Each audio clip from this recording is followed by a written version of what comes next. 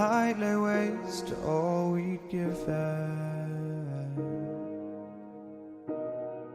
But honestly, you've gotta know that this ain't living. But we could run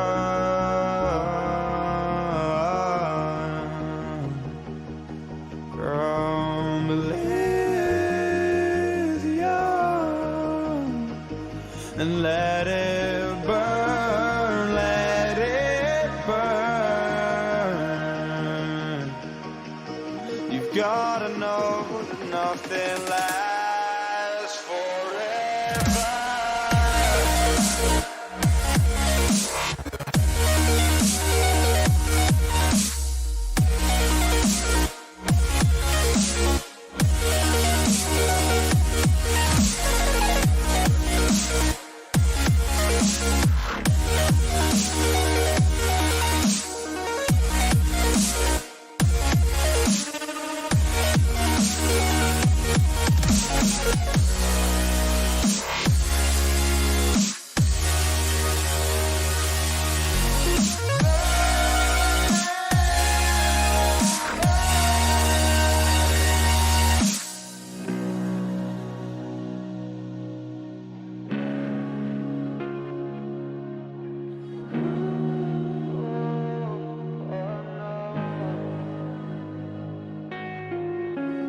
I can't believe myself. I never thought that this would be our end, but it's nothing new. And my lover's honesty, I can push it back down if I have to. If you want me to, 'cause we can run.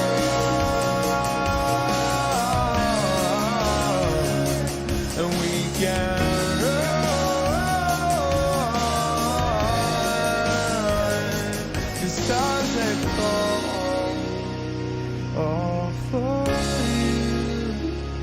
So tell me now, what's left to lose if we run?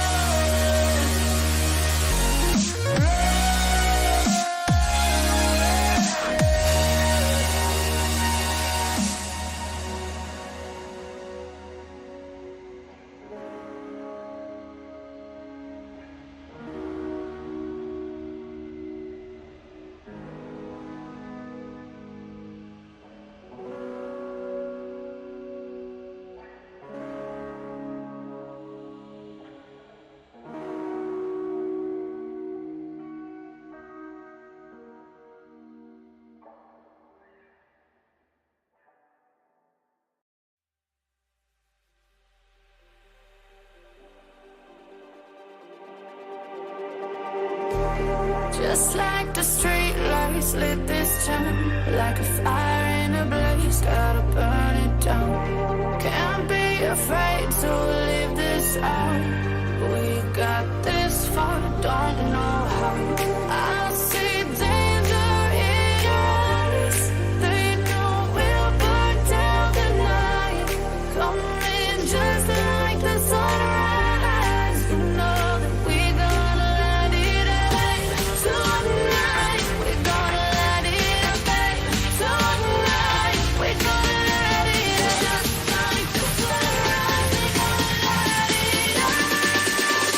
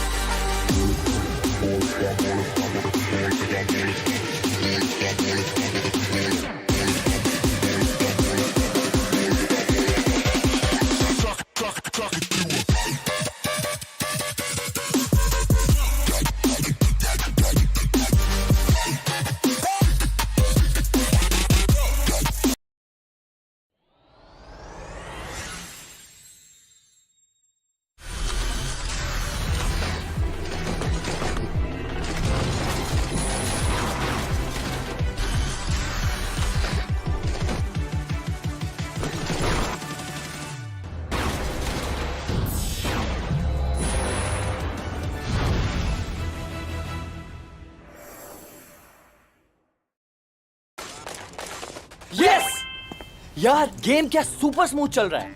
Asus gaming laptop, वो भी amazing deal के साथ. And I can pay आराम से with a 12-month no cost EMI. Crazy! कहाँ से लिया? Bro, JBL earbuds at 45% off. उसके ऊपर free Kindle and Audible subscriptions. Can you believe it? अब ये देख. Whoa. शांति. कहाँ से लिया?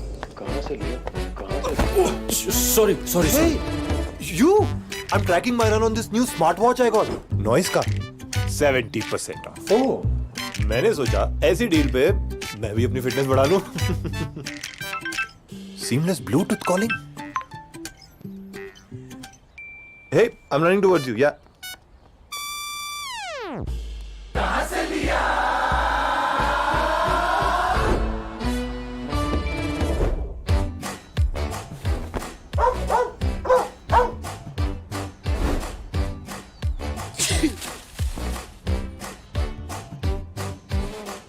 ये देख, I just got this Intel Evo laptop in exchange for my old one. 20,000 बच गए. बस 99 rupees में extended warranty. Plus 20% off भी मिल गया. Pretty sweet deal, right? Totally feel you, bro. This iPad was always on my wish list. Got the latest one at a great deal and saved $8,000 in exchange for my old phone.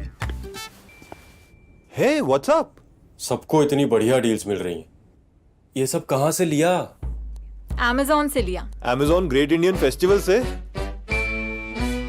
Amazon Great Indian Festival पर मिलेंगे electronics पर जबरदस्त deals, no cost EMI, exchange offer और same day delivery. अब India बोलेगा Amazon से लिया.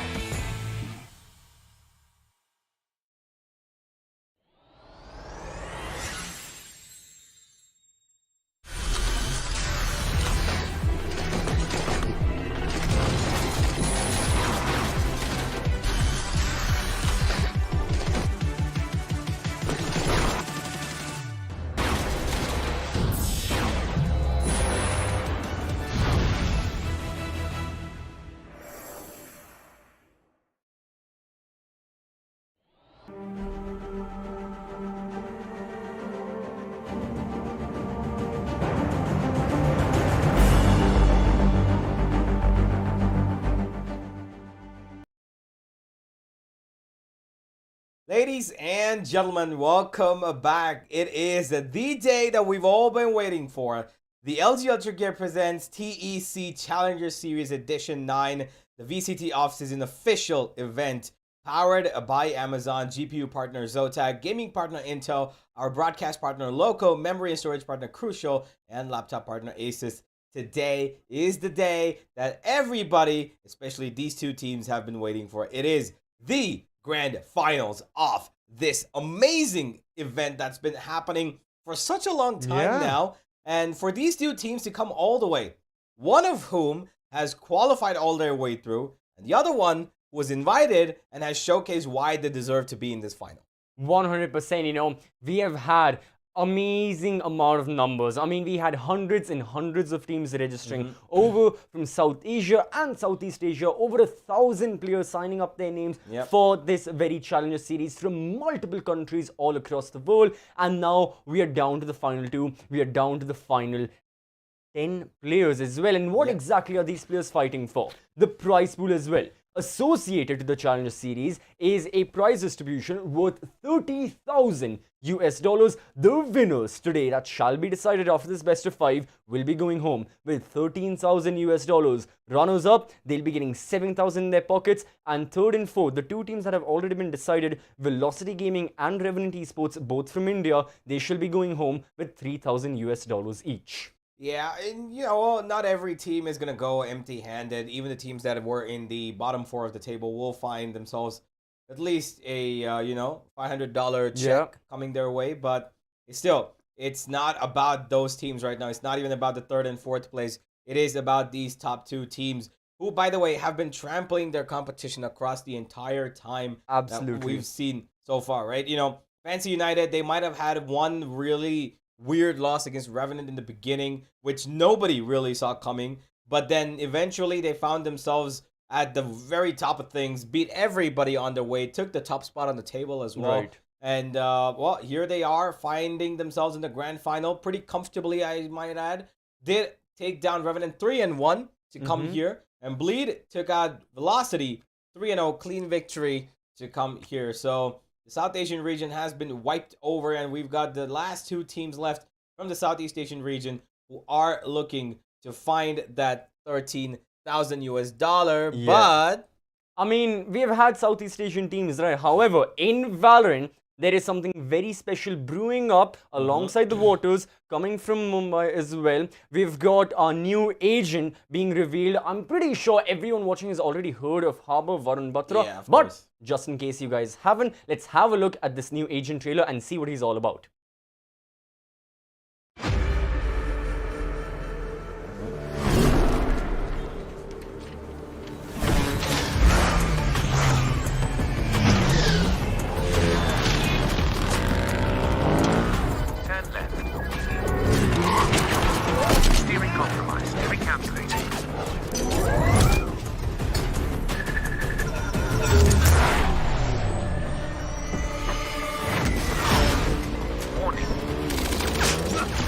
Change of plans.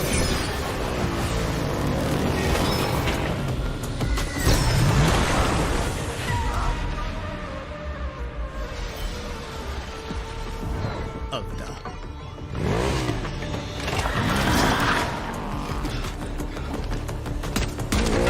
Damage detected. Recalculate.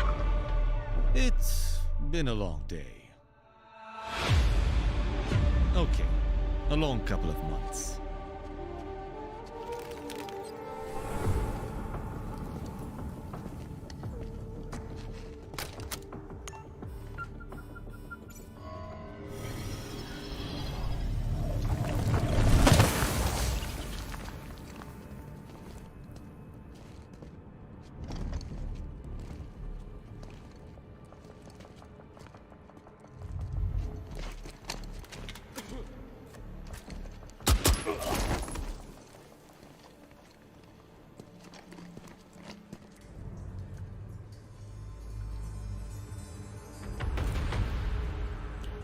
Relic secured. I've never seen anything like it.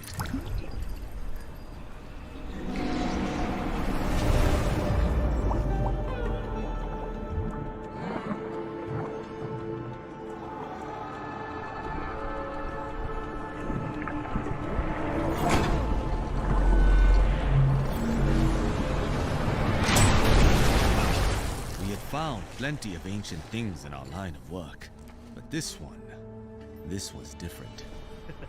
And he knew it. Sorry, Varun, but I'm gonna need that. Just give me the artifact, and you can go back to being the commander's errand boy. I won't ask again.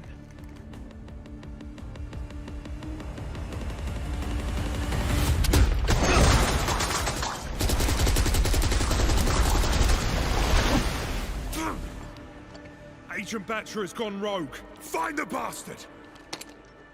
Now, instead of artifacts, Realm hunts me.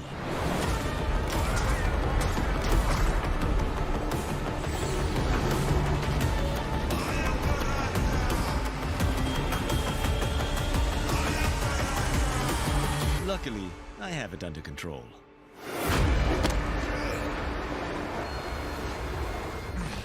You're late. Yeah, and you're heavy. Welcome to Valorant. Cello.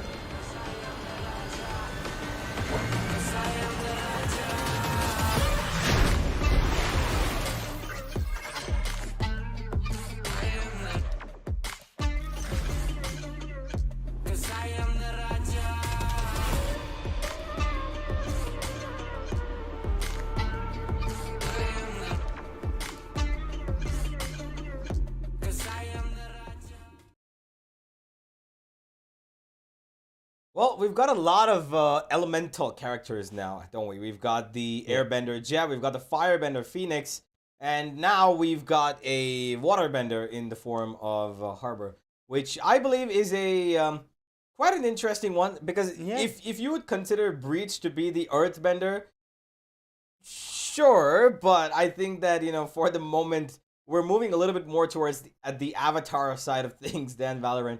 But I really find this guy to be really interesting and really, you know, good looking as well. But the point being that whilst he reminds me of, you know, Ranveer Singh, the point is that he's got abilities that clearly are really strong. That's the thing. That's the thing. Like, unlike some other agents who have been revealed and not been included in the meta, Yoru, the thing about Harbor is, as soon as you know, he'll be available for competitive play, he will be picked up, and that is for certain, considering the abilities this guy has got. You know, having the bulletproof walls, having smokes as well, just enables him to be in that no duelist meta and enter a no duelist composition and be one of the mainstays of it.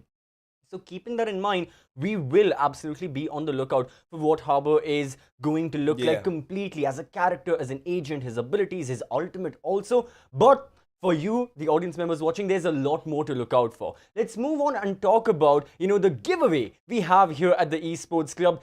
10 lucky winners will each be receiving 1000 Valorant points. Now, how do you register for this giveaway? You can check the pinned comment in the YouTube chat right now. You can get details, you can sign up, and make sure you are following the Esports Club on all our socials, Twitter and Instagram, because we will be announcing the winners there very, very shortly. Today's the day of the grand finals. Tomorrow, day after, the giveaway winners will be there. So sign up and make sure you get a chance to take some Valorant points for yourself and buy yourself some battle passes and skins. Yeah, well, if you can't see the pin chat, go down to the description. It's right there. And if you can see the pin chat, go ahead and click the link right there. You're gonna find yourself in a in a lucky spot if you're able to find this you know, giveaway coming to yourself, because you know, the Valorant points not only just gets you the battle pass if you save it for a little while longer, 6 days to be precise, 7 days, when the next act dimension starts. Right. You might be able to unlock you know, Harbor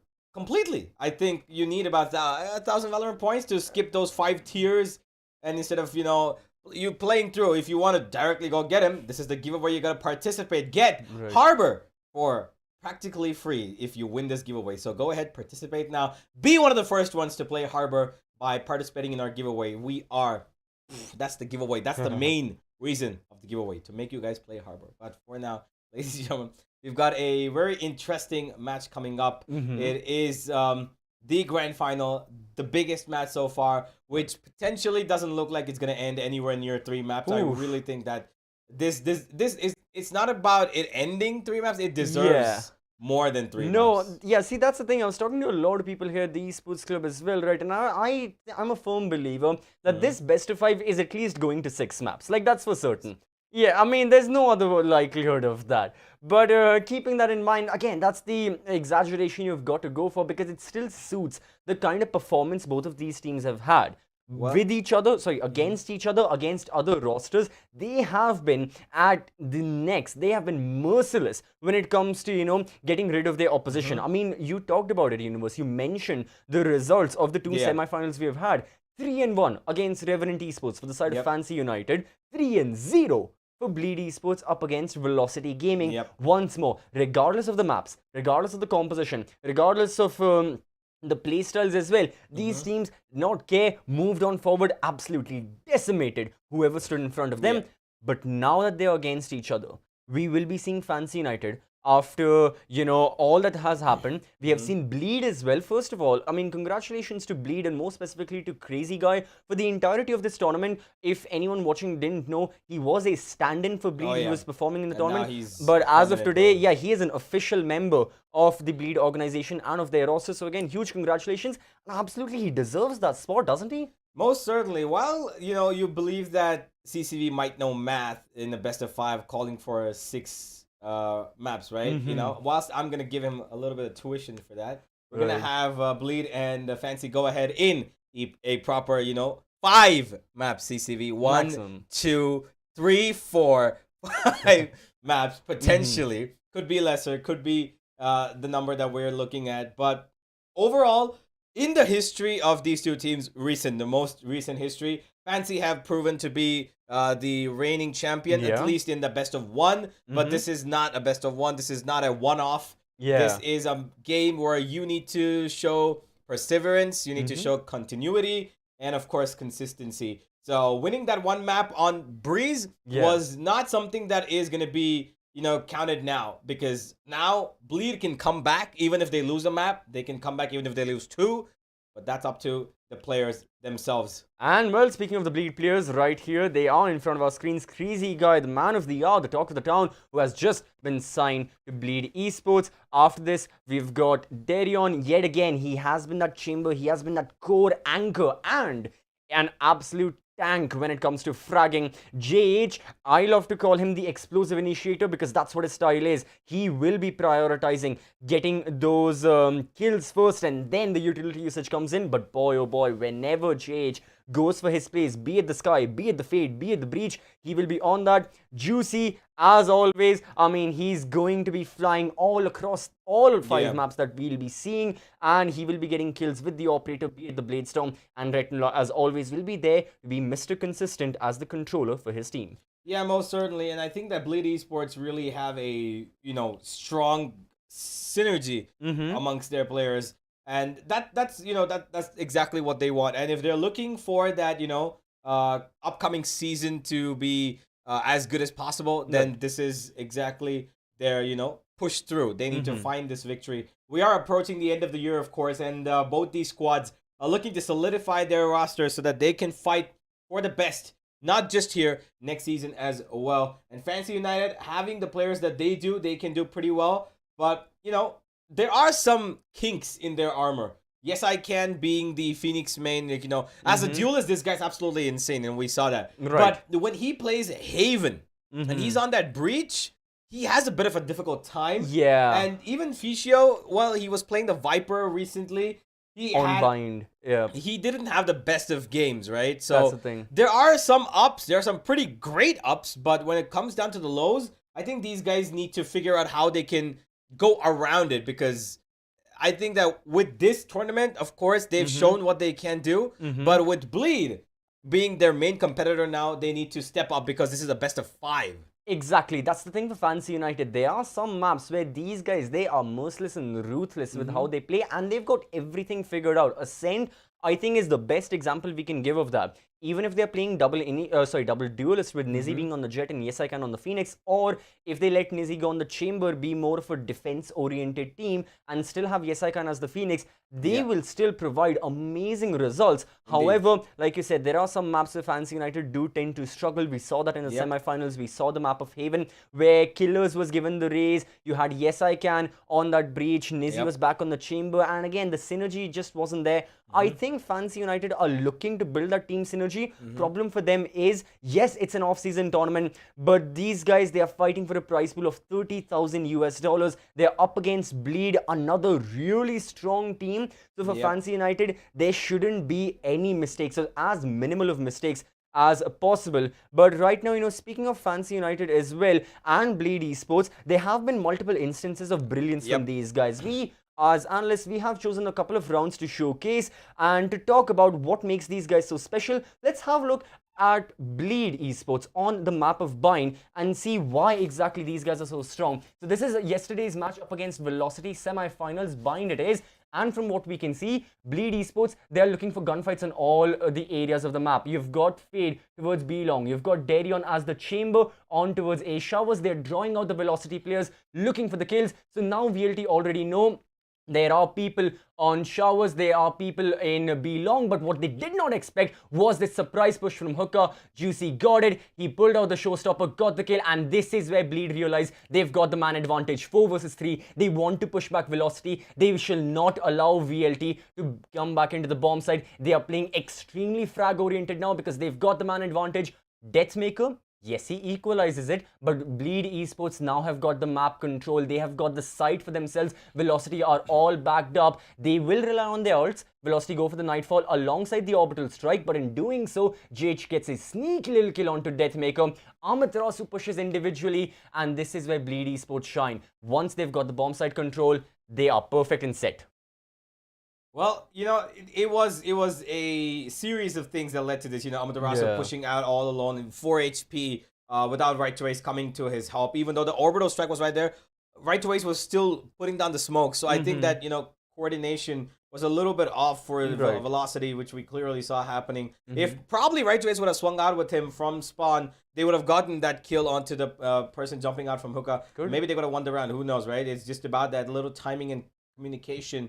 But yeah, now let's have a look at Fancy United, who did face off against Revenant. And again, on the map of Bind itself, what an amazing control play here. Throw in everything they can to just take control of the U-Haul position, and they make sure that they hold on to it for as long as possible. Backside, they forced him off by throwing in as much utility as possible. Revenant go back because they know they can't take this fight. But unfortunately for Fancy, for a couple of seconds, while they go and take a couple of fights, they're not able to hold them off at bay. Revenant take the side backward thanks to Paradox getting the first kill onto Killers. And now they try to double push towards U-Haul because they know that they can't do this. Blackhawk goes for an unnecessary 1-on-2 fight, not knowing how many players are there on the other side, and he just gets absolutely clobbered. Once that is done, there is a cataclysmic motion of things happening thanks to the Fade Out coming through. They're going to push them absolutely into the corners with low HP as well. So 1 bullet is all that's required. And Bad Love, it doesn't even matter that he's there in Showers. He can get as many kills as he wants, but his entire team has dropped to the floor. And Logi is left alone to clutch out a round that he possibly cannot even think to. And in this 1v3, he just waits for something to be given to him. But that Viper wall is so good. All 3 of them could just be standing behind it, and they can just pop right out, and they could kill him, but they want to play it safe. And with this, it was how the side of Fancy find a pretty great control play towards the A side of Bind. Yeah, that's the thing. Both of these two teams, when they're executing on attack, they want to prioritize just pushing back the defense as much as possible. And especially this tactic was used against their South Asian counterparts, more specifically Revenant and Velocity Gaming in their respective semi-finals on major maps. We saw this on Ascent as well, right? Where as defenders even, they're pushing forward and they're not giving any side control. What exactly was the showcase of this round was, even though Revenant got the first kill, Paradox was the guy to get, and I've mentioned this before, first kill, they don't care. Even though Killers fell down, you know, they held their ground. They're patient. They hold on. And having a look at what they want to achieve on the certain sites gives them the advantage of, that little bit of confidence that even if they're 4v5 down, they know how to get these kills. And that's exactly what happened thanks to the utility and that Fate Ultimate. Looking at Bleed Esports' recent games, they've played almost every single map except for Fracture. And it's been a little alright for them. A couple of games here and there having 100%, of course, everything. Breeze is the only game that they lost, and that was against Fancy United. Yep, 11-13. Haven is the most played map for them, and they've had a 50-50. Yeah, I mean, we saw that game of, Bleed versus Easter on Haven, and Bleed they didn't have the best of times. Easter absolutely, stormed over them. So keeping that in mind, Bleed, if Haven is chosen, they've got to be very careful with how they played. But on the same side, Ascent is going to be a firefight for both these rosters, even Bind to that certain extent. And we already know, if Breeze is there, considering the last time Bleed versus Fancy United played on Breeze, it was 13-11.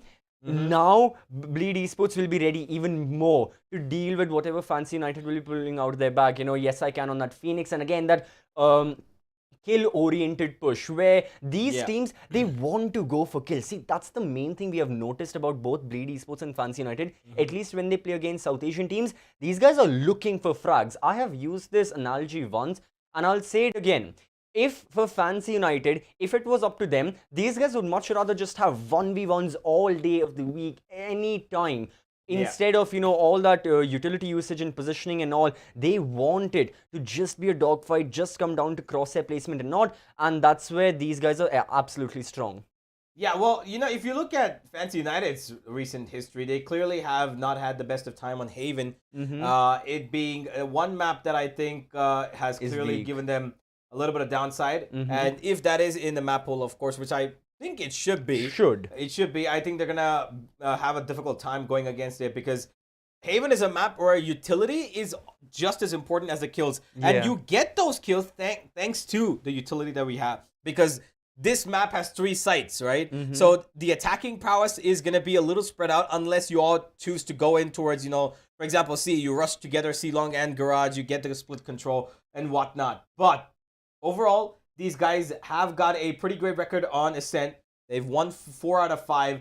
They've won everything that they've played on Breeze. They've won the one game that they played on Bind. These 4 maps, I think, are definitely going to be there in the pool. If not, at least Ascent, Haven, Bind are 100% going to be there in. And the one thing that I am going to be concerned about is out of the last 3 maps that are there, Fracture, Icebox, and Pearl, which they have not played, one of them is going to be there in this mix. And that is, I think, going to be really important. Should be Icebox, but again, that's the thing, maybe the map veto will make it a lot clearer for us where these teams want to head, in what order they want to play this best of 5 as well, because these teams, they are no strangers to best of 5, let's be honest.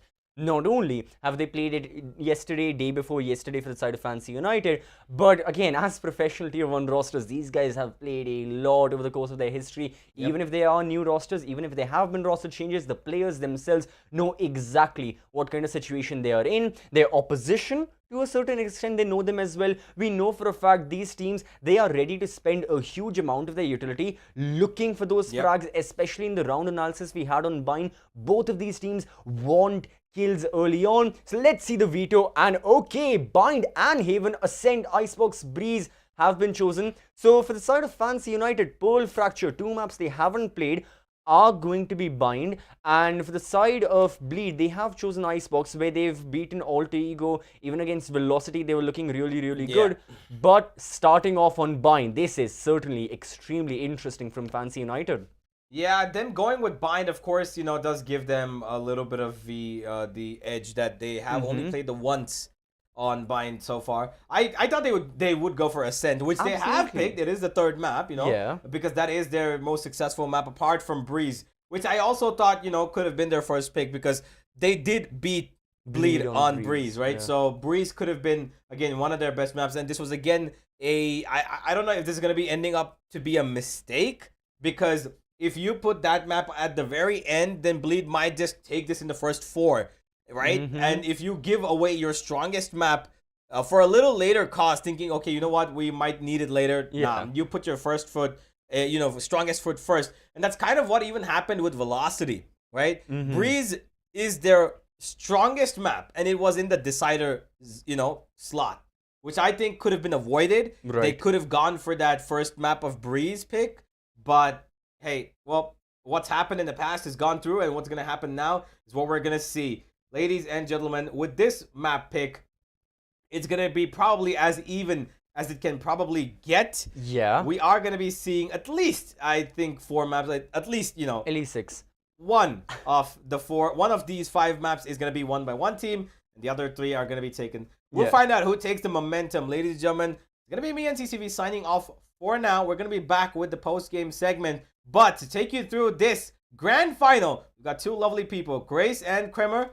Over to y'all.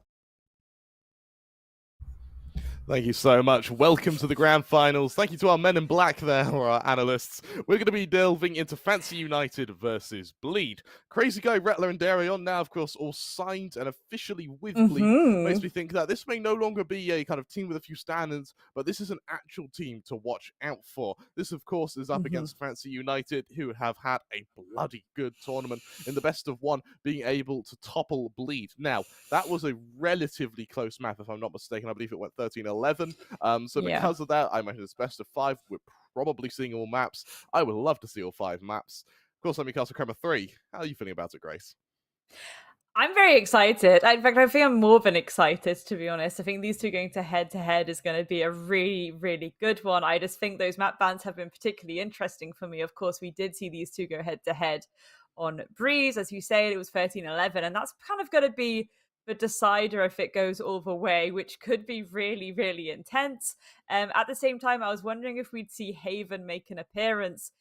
And that's where things get very, very interesting, because if Fancy United can't do Fancy United things on Bind, this is going to spiral out of control very, very quickly, in my opinion. So I think we have a certified barn burner on our hands, and I'm so excited to get into it. You're absolutely right. And of course, with it being a best of 5, we're going to be seeing kind of all the maps we'd expect to see. For me, I think Bind as a starter is a pretty good pacemaker. I quite like that we're not seeing Ascent till our 3rd map. It means that we have a little bit of a break from Ascent. However, I imagine, for me at least, I think that Ascent is going to be the deciding map. I think that Bind and Haven more than likely are going to go in favor of both Fancy then Bleed. And then for Icebox, Bleed have been very good on it in the past. With Breeze being a decider, yes, it's the decider, but I've seen, from what we've seen in the tournament, I think that Fancy probably take that. And so even though Ascent is the 3rd map, I see that as being the decider. Yeah, 100%. And I think, again, it's an interesting one because I personally feel like Bind will set the tone for me. Bind will set the tone, because I think both of these teams play a very, very, very good Bind. It's just, again, you've got 2 very aggressive teams that can really work those duo plays. But at the same time, I think with these 2, it's really going to come down to more mechanics, but also those 3-2-1s. So again, these moments where you're kind of waiting and you go 3-2-1, the util gets popped, everyone does what they are meant to do in that situation. I think everything needs to be absolutely on point.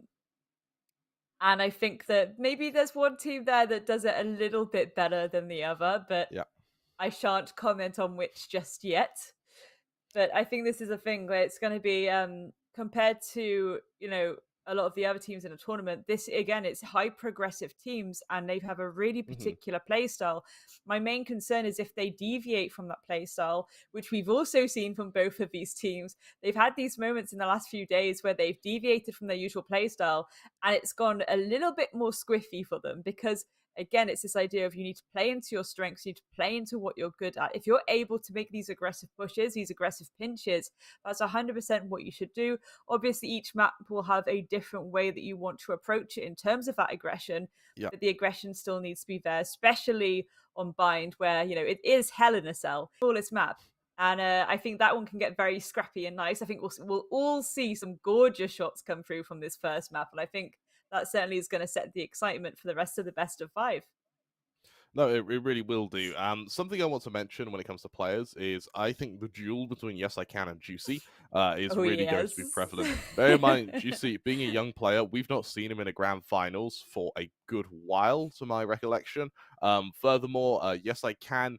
His Phoenix has been, at least in the game against Bleed, looked a little bit inconsistent. So you've got the new blood of Juicy versus the new strategies on Yes I Can, and I think whichever one prevails as well is going to make the lives considerably easier for both of these teams. But up until that point, Grace, can I get a prediction from you? Are you actually? You don't have to. You don't have to give map score if you don't want to. But I won't give map score, but I think that it could be more favourable towards Bleed. Slightly, I Slightly. imagine. Yeah. It's you say Bleed. I say Fancy. I think the big problem that I think Bleed face at the moment is that Rettler, when he's playing on agents like the Viper, he can't have as much impact as he does on, say, the Killjoy. Furthermore, when you see Darion have to sort of fall onto the chamber instead of the Jets, he can get a little bit over aggressive. He sort of plays the chamber like the Jet at times, as that can lead to a little bit of over peaking. Don't get me wrong. Let's be honest, Nizzy as well does suffer from a little bit of over peaking, but I think that for Fancy, when you also have the Phoenix in the mix, your Jet can be a little bit more reserved, with your Phoenix sort of being the first one onto the site. So as we get to what Agent Stage will see, will we be seeing this Phoenix? Will we be seeing that Viper on Rettler? And will we be seeing Darion on that chamber? There's only one way to find out. Let's head straight into this Agent Select. And Grace, is there anything here that sort of stands out to you? I thought you were going to say, Grace, what do your L5 see for some reason, which really indicates that I've been watching too much fantasy lately. But, I mean, in the meantime, it looks like we are going to see that aggressive combo of the kind of Fade and KO come through. Of course, we're seeing the Rays come through as well, the Viper on Physio. This is pretty similar to how these teams have really been playing it. But one thing I do want to point out is Darion there on that Reyna, because this is something that we did see yesterday, was the willingness to actually bring Reyna out, where we don't actually see her that much anymore. Yep, we don't, and I quite like the Reyna pick.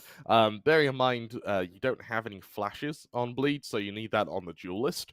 I quite like Rettler's Cypher. He has been pretty good on Bind in the past. Over on Fancy, the one thing that stands out to me is having Yes I Can over on the Astra. Now, we've seen him do very well on Astra. But against Bleed, I don't know if Yes I Can on Astra is going to have the is going to be able to wield Astra to the sort of aggression that he likes to show. For now, though, Killers for me is the one to keep your eye on. It's definitely the one to keep your eye on.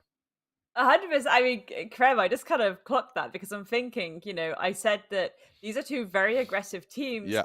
And they're going into Bind, which, as I said, Hell in a Cell is what I like to call it. It's small, it's scrappy. Those opening engagements come in so quickly. The fact that we're seeing the Astra and the Viper and all of this util that can cut off line of sight, yes, that's really important to have in your back pocket. But the kind of overcommitment there indicates to me that Fancy might actually play this a little bit slower than what they normally do. And that's where I am now slightly concerned for them. Because again, it's something we've seen in the last few days. These teams, when they try and deviate from their play style, I feel like it's not comfortable for them, because you can see that they probably want to just be like, I can literally swing this, but I'm being told by my IGL I'm not allowed to. And that can be an uncomfortable one, because you're kind of thinking, and then you start overthinking at that point. But it's again, that could be an interesting one, because either it works and they're able to cut off loads of line of sight, they're able to really shut down the aggression that Bleed might bring, or one of them will go into a kind of more pulled back kind of weird moment where they're like, okay, we're going to play this really passively, the timer starts burning out, and then it goes very clustered at the end, or they're both going to just go completely passive for no reason, and then it's kind of anyone's, because again, these are two aggressive teams and we want to see the aggression. I want to see the scrap right now, Krem. I think these are some incredible players on both sides. I think both these rosters are absolutely stacked to the nines. And I think this is going to be one of those incredible ones where you see just the most disturbing kills all across the board, and it's going to be glorious. No, it really will be. Something else to mention as well is when you play Breeze, Fancy, they like to have Nizzy on the Jet and Killers on the KO. Now that we're over on Bind, Nizzy then goes to the KO with Killers instead moving to the Rays. So really broad agent pools from Fancy here. And for Bleed, it's going to be a very fast hit over to this A or to this B site to kick things off. Instant opening as Darion shuts down Suka. There is a push coming from the flank though. Crazy Guy's anticipating it, but Yes I Can. It's just that bit quicker. Playing that Astra like it's a duelist with Nizzy also also holding elbow. Darion, good for a second of the round now. And as it falls into the 4 versus 3, yes, Fancy can use the 3-pronged attack here, but they need to win these Angels to make that possible. And for Yes I Can, and, well, now for Fisio, Darion's going to try and run him down here with that frenzy. That's his third of the round. Killers only good for 1, leaving it all onto Yes I Can. The Astra Duelist, let's see if it can be converted. Good for his second now. There's still 2 more to worry about. Remember, the low HP on Darion means that this is by all means doable. As he spots out the first, he hears the second as well. Suddenly, this is very doable now. A 3k from Yes I Can on the precipice of making it 4, but time doesn't favor him. Darion allows Yes I Can to be forced into his crosshair, making it 4 for our Reyna. And for our Duelist Astra, I tell you what, it was a bloody good attempt and a great way to set, as you mentioned, the tone, the color of our first map.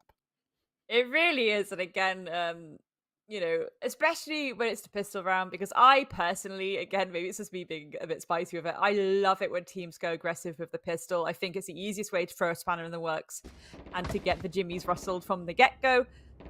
That's exactly what I want to see. The fact that Daryl's already on a 4k, again, cleaning up in that round is a very good sign as well, because, of course, if you are going to risk it for a chocolate biscuit and bring the Reyna in a meta where it's not really needed that much, I think you do have to be putting in the work in terms of frags, using that util that you have in pocket to just go for these aggressive swings, because that's exactly what Reyna's utility is meant to do. You're meant to be that aggressive entry that's just going to stampede towards them, get those opening picks under your belt, and let your team collapse around you. Really good stuff from Bleed so far. Fancy, however, as time goes on, they're going to get more util in their pocket too to kind of delay this. I love the fact as well that they're not immediately bringing the fight, but they're still not being too passive. You know, we did see Suka not immediately hold and try and overextend from Hookah. We saw them kind of holding the box by Hookah instead and just taking more of an angle there to try and use the util to do a bit of that aggression for them. So, again, I think both these players know what they're up against right now. Yeah. What's quite interesting for me is on Bleed, who's going to be using the op? I get, because Darion is usually the one who ops on Bleed. When he isn't doing it, sometimes Juicy can pick it up. But with Juicy on the Raze and Darion on the Reyna, who does? I mean, we have seen some weird hybrid op raises in the past. But does Juicy sort of supersede that operator to Darion? It's going to be interesting to see how that pans out. Same for Fancy. Does Killers pick it up? Do they even run an operator? Bearing in mind that behind is such a close quarters map, the shotgun operator can be a very uncomfortable weapon to wield for a lot of players. Furthermore, as we go into our second round here, we do apologise for the technical pause. Darion has been able to bring out a Vandal off the back of that 4K. Interestingly enough, you may be trying to rush that Empress as quick as possible. Yeah, I think that's going to be an interesting one. Again, though, I think that, you know, one thing we've seen throughout this tournament is a willingness to be a bit more creative with, certainly I think, strict and traditional roles within lineups and rosters. We've seen that from multiple teams.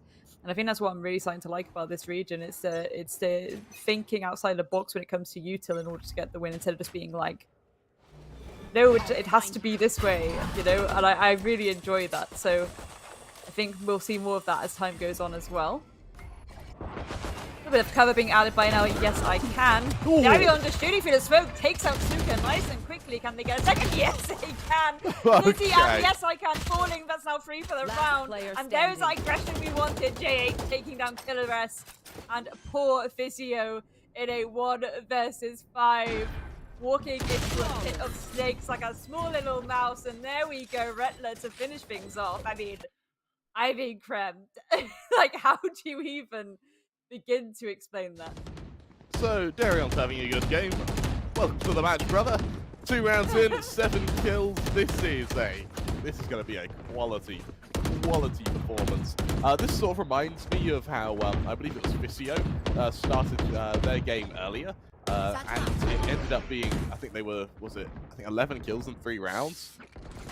It was disgusting, whatever it was. And now as we sort of get ready for what could potentially be a, dare I say, horrific position now for Fancy, especially if Darion's given a chance to run free. This could be very hard to counteract here. Especially with the Empress up now. That's going to be a little bit of a spicy one. We'll see what happens, though. And again, I think that Fancy are very much ready and waiting, trying to hold as many angles as they possibly can. Look at the more passive positions they're willing to hold, but it's still giving them chances at getting multiple crossfires. And I think that's the really important thing. They've set up in a way that, yes, it's a bit more passive than what they're used to. They're still able to hold those crossfires for when this aggression comes in. Crazy Guy getting a little bit of intel there through Hookah. As the rest of them start to push in from B long. And here we go. All the util coming out now. Suka's actually managing to shut down Crazy Guy. But here we go. Here is the Empress indeed being popped. And Juicy waiting for that flank to come through. Potentially going to have a little bit of an aggressive one against Suka here as well, who is held back even longer. And this is really unfortunate for Fancy, because think about how the timer is ticking for them now. All that util being used to just hold that approach from Hookah. Beautiful shot there by JH as well. Nizzy falling down. Officio, Viper of Fancy, looking to make it work, but Darion has something to say about it as well. Suka still having difficulty into this Hookah area, but there we go. They managed to get one there onto Juicy, and they get a few more. Not if Darion's at the back of sight. There's another one, and JH finishing it off. Rem, this is getting nasty. Darion is popping off right now, and what I love about how Bleed played that afterplant is even after they lost Hookah control on the initial execution, they allowed that spike to go down, and rather than sort of turn 180 to face Hookah, they just send Juicy into Hookah. That's all they have to do, is send Juicy into Hookah, and then they allow Darion to watch the swing from defenders spawn. They then allow the sort of hit squad of GH and Rettler to slowly maneuver themselves around elbow to catch out the odd player, to keep that man advantage. It's a really, really strong afterplant from them, and it forces Fancy into what is now just going to be a couple of Sheriffs and the odd Frenzy. Remember clearly, they were on the better buy there. That was the bonus from Bleed, and all of them now get to go up to Vandals against these Sheriffs. The Orbital Strike is ready for JH as well, which means that any post-plant is just going to become that bit stronger here. With no ults available for Fancy, this is going to be one difficult round. Smoked out of position, Yes I Can backs off. Vicio tries to make a bit of noise in elbow just to buy a bit of space, buy a bit of time, but nothing works as of yet. Yes I Can hits just a mere 20 HP, finish off through the smoke by Juicy, leaving the rest of Fancy for a retake now. Oh my. I 100% Prem. I think you just took the words out of all of our mouths. Oh my. That was look at this. I mean, win your ones, Darion, win your ones. That was disgusting. But the thing that I'm concerned about mostly there is that Fancy kind of tunneled there. 3 of them pushed through there instead of maybe one going to heaven. I think that's the issue. It's such a tiny choke point. You need to split up a bit, you know? Bear in mind for Darion, all he had to do there was just bounce around that smoke. It garnered him such a well-placed position to sort of fight out of. And here's the thing for Fancy, you know, Darion's swinging into 3 players there. It feels like, yes, Fancy are missing their shots, but they're in the right position to miss them. As for Bleed now, yes, they go into what initially would have been their bonus. Now it's just a sort of attempt for a 5th round. All of them now, their money is thriving. The only economy they're struggling in a little bit is the ult management, but with Darion about to get another Empress, JH as well also ready with their Orbital Strike. They're going up against the Cosmic Divide, which will probably be used to the retake on Fancy, as well as Suka, who's about to get that Nightfall unlocked. Now, for that Nightfall, you have to really be careful for Bleed, because if the Brimstone's hit by that Nightfall, the chances of being able to use that Orbital Strike in the retake or the afterplant becomes much, much harder. If you're on Fancy, though, I mean, hey, you've got good reason to be scared. Oh, 100%. Yeah. They do have the Cosmic Divide, which may enable them a little bit. But again, it's this idea of the way that Bleed are playing, and this is very similar to how it was a bit yesterday, to be honest, in terms of like the actual, so utility aside, positioning aside, angles aside, pinches aside, maps aside, the actual mechanical skill behind Bleed is just something else sometimes. It actually makes me just a little bit stunned, shocked. And I have to kind of get out some little fan to wave myself with. No. It's just one of those things where it's just, they are just constantly landing their shots, and that's a really promising sign for a roster. There we go. There's another one. Miller desperately trying to get a bit aggressive there. Vizio is able to trade it back out, though. Retler falling down. Bit of Prowler going out just to off even more as they pull back a little bit. So that's already a bit of a better start here for Fancy, but they've instead been able to take this A site because they've been so busy trying to contest that push around B. Now it's a very uncomfortable retake, but they do have an extra player, so this could be better. Just holding at those angles and trying to make these gunfights work for them. You're absolutely right. Awful Strike gets suspended. That's going to buy even more space now for Bleed, who at this point actually can just run for the time. With the molly going down as well, it's going to continue buying so much space for Bleed here. Over in heaven, Suka tries to finish off Darion, unable to do so just yet. And Darion, realizing that time is the real objective here, is backing up and saying for time. It's all on Juicy. 1, 2, 3, on for the fourth, and he lands it! Bleed!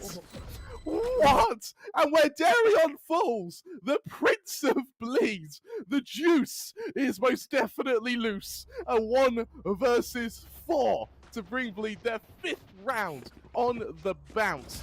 Finally, Fancy, they kill Darion. They finally do it. Darion's dead. That's the round, right? No, that's just where Juicy rolls up his sleeves. Oh, Fancy. What do they do? That's that moment where, like, you think you've killed a boss, but then a second boss appears, and it just turns out it was just a phase. Like that animation. Yeah. And you're like, oh no, okay. That's pretty much how Fancy are feeling right now.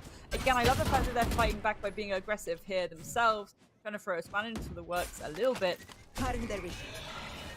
This is not working out yet. I think, again, these duo swings need to come in thick and fast. The Prowler goes out, but the aggression there is immediately shut down by the lines of sight being held by JH and Retler. There's another one for Retler. Vizio falling down.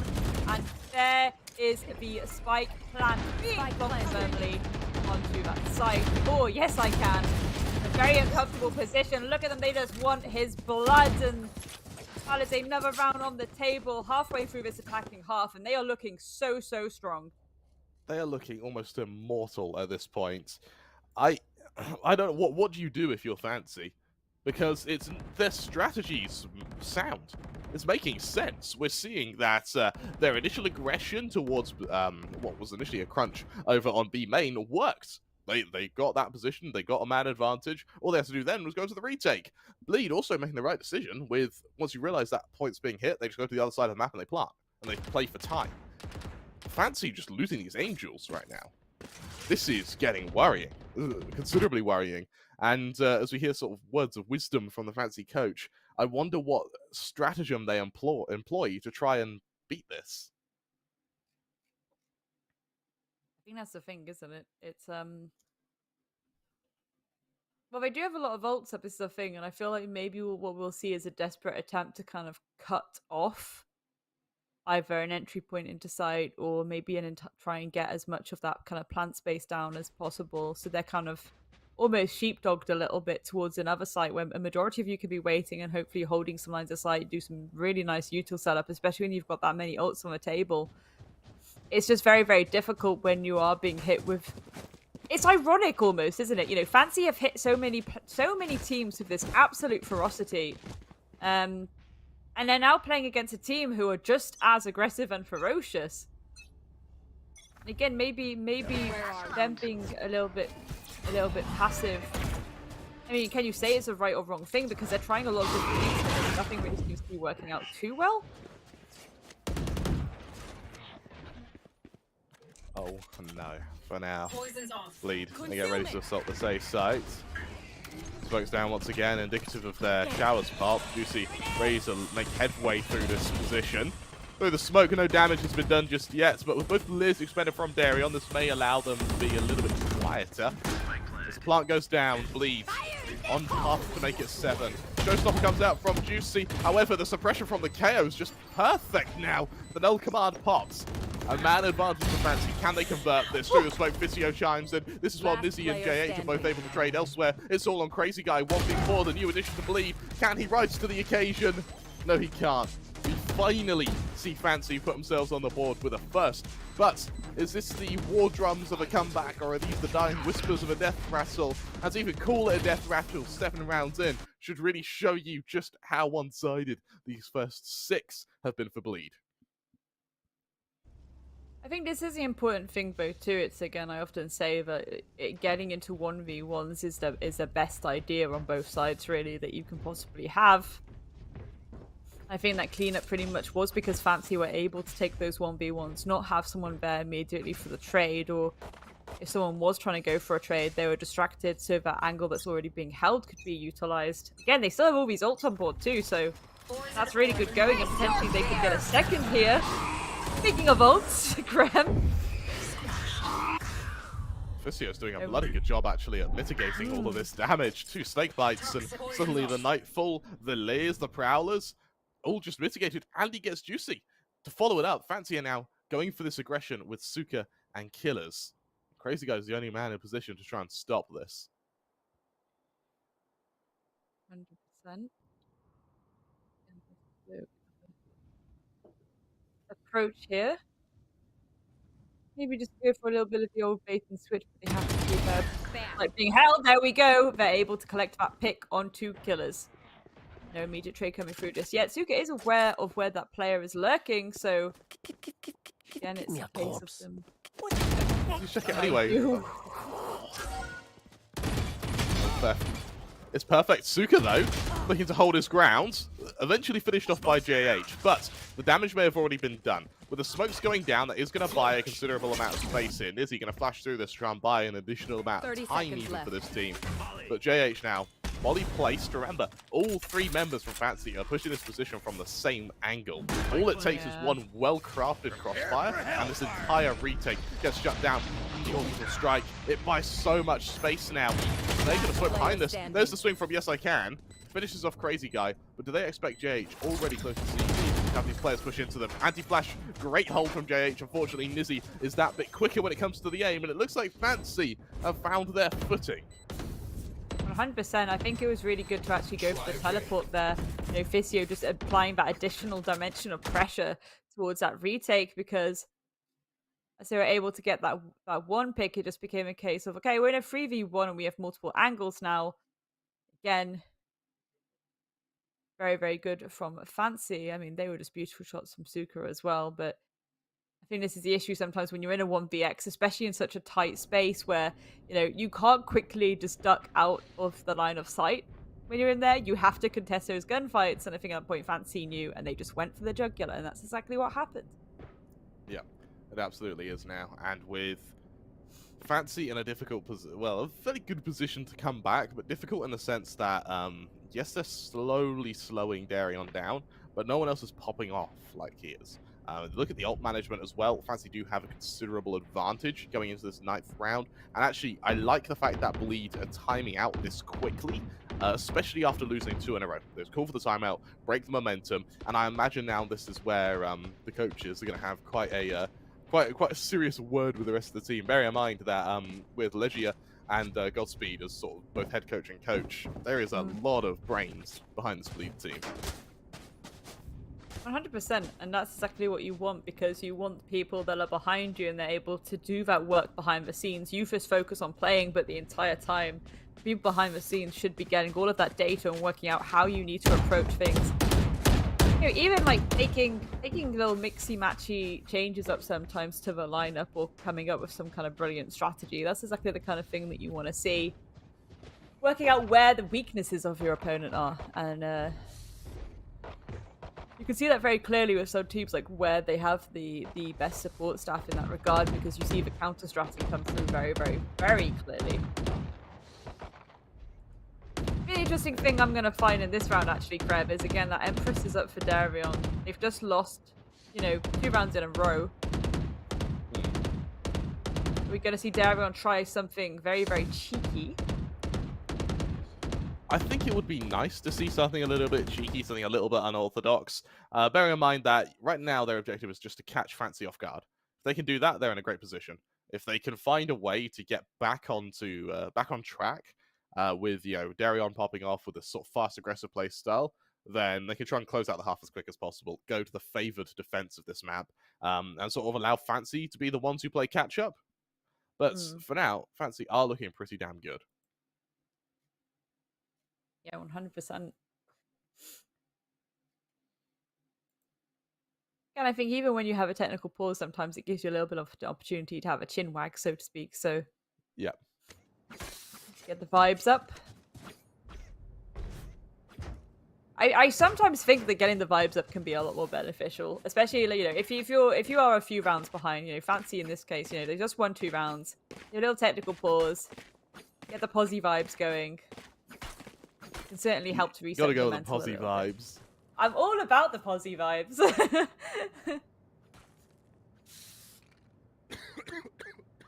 I'm just curious again, I'm not scared, so to speak, because that sounds very extreme, but I think given how Bleed have come into this map, and I kind of said, this would dictate it for me, really. Granted, Fancy have come back with a breath of fresh life, but it's I think Haven is where I'm a bit worried, really. But let's see if Fancy can scrap it out even more and bring this back to 6-6. We are playing quite a bleak picture, let's be honest. Right now, Fancy are still only a couple rounds in. I mean, hey, Killers may have found a stride. Darion and GH, the 2 top fraggers from Bleed being removed. That's a great start now, with Suka chiming in onto Juicy. Suddenly, Crazy Guy and Rettler, they're the last ones left standing, and there's still a good 80 seconds left of this round. Rettler's got Physio to worry about, though, for the time being. And this opening could allow Bleed to rotate, but with both players so far apart, trying to get through these positions is going to be a nightmare for Bleed. Let's try to take a little bit of a cheeky one, maybe go for neutral bait. That could be quite decent. Maybe get a few free frags. So there we go. At least both players are aware of where each other is, but gonna see a fast rotation there as they do try. Oh my goodness, a 2k there for Rettler, just cleaning up shop like there's no tomorrow, but that was a little bit silly. Sausages, Nizzy ready and waiting, is gonna collect that kill for free. And now poor Crazy Guy is in a 1 versus 2 post plan. There we go. Easily done. Suka shuts it down. And I mean, I respect the aggression, but I think in that situation you kind of need to hold yourself a little bit closer to where your teammates are. Especially when there's only 2 of you left. I quite like how Suka played that round, bearing in mind that his entire his philosophy to that round was just to support his support Killers, then go back support the afterplant, and then the second he saw Nizzy get that kill towards defender spawn, he just guns it to the flank. So that Crazy Guy has to fight on 2 fronts at the same time. Really, really smart round from Fancy, and they played that round without having to expend any of their ults. They still have so much to work with going into this next round, and as we sort of hit the 10th here, bear in mind, Bleed with 6, by all means not safe. This could very well be a 6-6-R, but suddenly everything sort of turns on its head. Darion is good for Physio, able to avoid the snake bites. But for Yes I Can, what can he now do in Showers, a position which Bleed have sort of realised is where Fancy like to hide a couple of players. 100%, that rotate's going to come in thick and fast as that plant goes down, so get another retake situation right now, but certainly plants are in a bit more of a favourable position.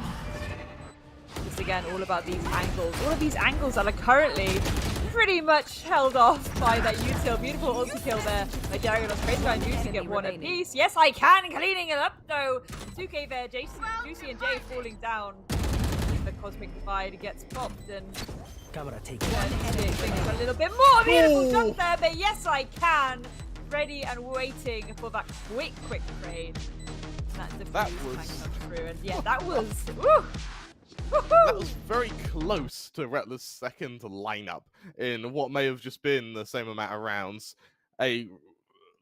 Fancy need to be careful. They really need to be careful about handing positions over to Bleed, because, as we've seen, they are going to be more than happy to exploit them. Luckily for Yes I Can, sort of 2 quick kills off the back of the showstopper really allows them to even and sort of restore balance to the round.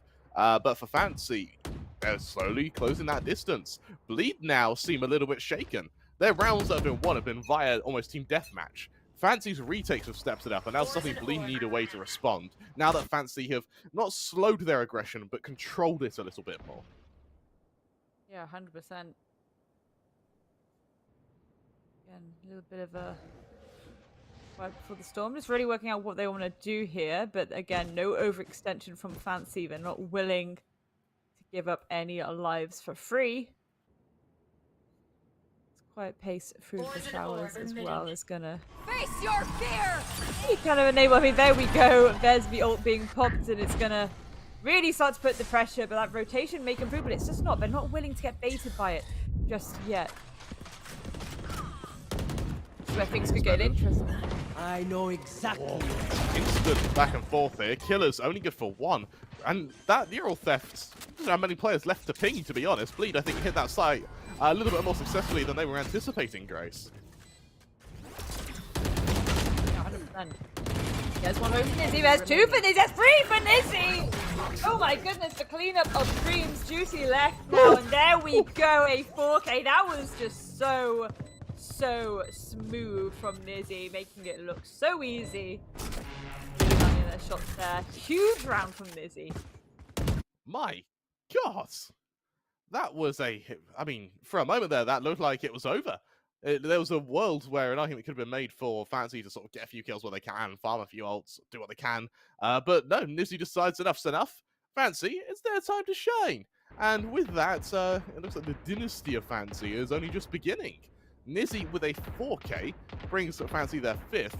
Over on Bleed, yes, Darion is still top fragging, but almost all of those kills came within that first sort of 6 rounds of dash from Bleed. Now that Fancy are fighting back, Darion has really slowed it down here with a very, very well-placed dagger here. I'm going to extrapolate that actually, Bleed may have their gazes set to either, well, now be shorts or showers. And with that knowledge, look how every member of Fancy, especially on B long, have sort of positioned themselves. Yes, I can, in more of an info gather role. Spots out 2 players, backs off. Remember, one of those players who spots out is the spike. There's the rotation through the teleporter, and it's going to be an absolute slaughter. Fisio and Nizzy good for 2, as well as Darion and Juicy. JH now has to hold this position alone. 4 bullets, 50 HP, 1 player to find, and a bullet to end his dreams, with Crazy Guy being the lone soldier in this 1 versus 2, and the Viper's Pit gets expended. Crazy Guy now on for the 1 versus 1. The Prowler! Oh my God! The first bullet through that Viper's Pit eradicates Fisio, and usually the sort of grey, green, and greasy ooze should be the final say in the matter, the full stop to end the half. But for Crazy Guy, oh no, it's just a comma. It's the Prowler to give that final sentence half and life ender to Fisio. 7-5. That's the most unlucky timing for Zuka there as well. Can I just point out, you know, the teleport sound goes through, and as the Viper's Pit gets nice and open, but you're still making your way out of the teleporter. So you just basically become a walking target at that point, because you gotta feel for him. But no, that was really well played there. Really well played. And I mean, look at this head-to-head already. Darion versus Suka. Honestly, it's a hard head-to-head to make, isn't it? It is. Yeah. They're on different. They are playing different roles at the moment, and it feels like Suka's definitely got better as the half has gone on. Darion sort of opened incredibly and has now been simmering a little bit. I'm curious to see how this pans out now as we get ready to go into what will be a grand old position for Fancy on the second half. I think this is the thing, right? It's how much, again, I know throughout this tournament I've started to sound like I'm the #1 Fade fan that ever lived, but like I really do think the Fade util can be used so well on players who are willing to take gunfights. And even if you're looking to get those opening engagements in your pocket, that can certainly work well. And it's sometimes it doesn't surprise me if a Fade player, granted it's not a duelist, but if a Fade player is at the top, I'm just like, yeah, okay. You know, I guess it is a bit concerning that Killers isn't as high, but at the same time, I really think that Suka is able to play around that utility really well. It's something we see often again with Fade. You know, we did just see that amazing clutch come through by Crazy Guy. So it's like, yeah, that okay, maybe I am a #1 Fade fangirl, okay? Like, maybe I am. You may be the number one Fade fangirl, but I may be the number one Nizzy fanboy because Nizzy right now on the KO. Oh my goodness, yeah. I for one am really a big advocator to my sort of theory on how the meta is going to slowly evolve is I see duelists actually having less of an impact as time goes on, as everyone's aim just gets better. And so I think that agents like the KO who have a self flash and some very decent maneuverability are going to really come into favor. And looking at how Nizzy has been playing this KO, especially once he pops that null command, he just runs in there, just guns it to try and force out duels. It makes, even when he isn't getting these kills, he makes so much space for Fancy. He's really, really doing them justice right now. For Bleed, though, going to their defense, Fancy on the attack, set themselves up for a bit of a default, try and craft a pick where they can and when they can, while the rest of Bleed looks to sit back, let the Prowlers do the majority of the info, and awaits to see how Bleed are going to, or how Fancy even, are going to assault them. And this is a thing, they're so spread out right now that they're really just testing the waters, so to speak. But when they finally decide what execute they want to commit to, that's when things may get a little bit more chaotic, because if they give too much breathing space to Bleed, I think that's where things might go horribly wrong. Again, we want to see loads of util now on both sides being sent across the board. Going to see Suga come behind, potentially pick up the spike, and now we're going to know where they're planning to go. So it does look like they're going to head towards B. A little bit of the old bait and switch, though, as Physio is going to be holding on to this A site for as long as possible, potentially just to monitor that teleporter more than anything, potentially. Well, Physio in his own smoke actually gets caught out by the sea, so that's going to give a bit of information to Bleed here, but it's a false positive, because the rest of Fancy are getting ready to assault this B site. Retler in the Nebulas is going to have to back off. It's actually Jay to swing out a mad dash to try and get an opening, and while he is good for one, Nizzy, our hero KO, is good for a second now. Darion, he spotted out Physio. He knows he can outflank this position. And in fact, knowing about this, he knows that Fancy are going to have less defenders on this site. Retler tries to push forward as aggressive as he can. Darion now good for one of his own now. So to Nizzy and Physio. Physio from the flank, good for a first. Nizzy's able to chime in as well. Down to the 2 versus 2. Retler on the follow-up leaves it all onto Nizzy. He's overwhelmed. Crazy Guy delivers that killing blow. And for Bleed, that will extend their lead to an 8-5 circumstance, and for Fancy, that's got to really sting, bearing in mind how incredible their comeback was on the first half. Remember, it was only to 5 rounds, but when you take into account how well Darion was playing, it was a great recovery. I think this is where the issue is. I think they need to just from the get-go commit to where they want to go, regardless of what's set up there. Again, granted, that can be difficult, but I think spreading out, it's a very safe way to approach maps sometimes, I find, but sometimes I don't find it as effective, especially in the current meta. I'm just going to have to kind of go for it and really go for that commitment, which is now what they're finally deciding to do. It looks like they're focusing more towards this A site, so Child's control being snuffled up very quickly by Suka. Retler ready and waiting. Potentially might go for a swing. There's one. Juicy gets 1-2. Crazy Guy gets Suka as well. Physio falls and Killer S trades that back out. But before I can even get the rest of my words out, that was a very swift cleanup from Bleed. And again, just the importance of the utility there and how it can really not allow you the breathing room to hold the angles and get that spacing correctly. Again, another conga line being set up there for that swing out to just work perfectly for Retler. We've seen this happen a few times with many teams thus far, and it's so unfortunate. You've got to really be mindful of where your positioning is. Yes, play in those duos, but don't stay too close together. Make them work for it. Yes.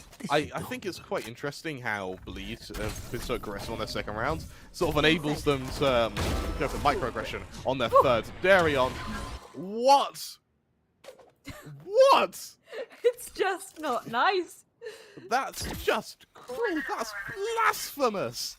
He just... And this is with JH, they just back off. Why not? Just get an entry, and off they trot.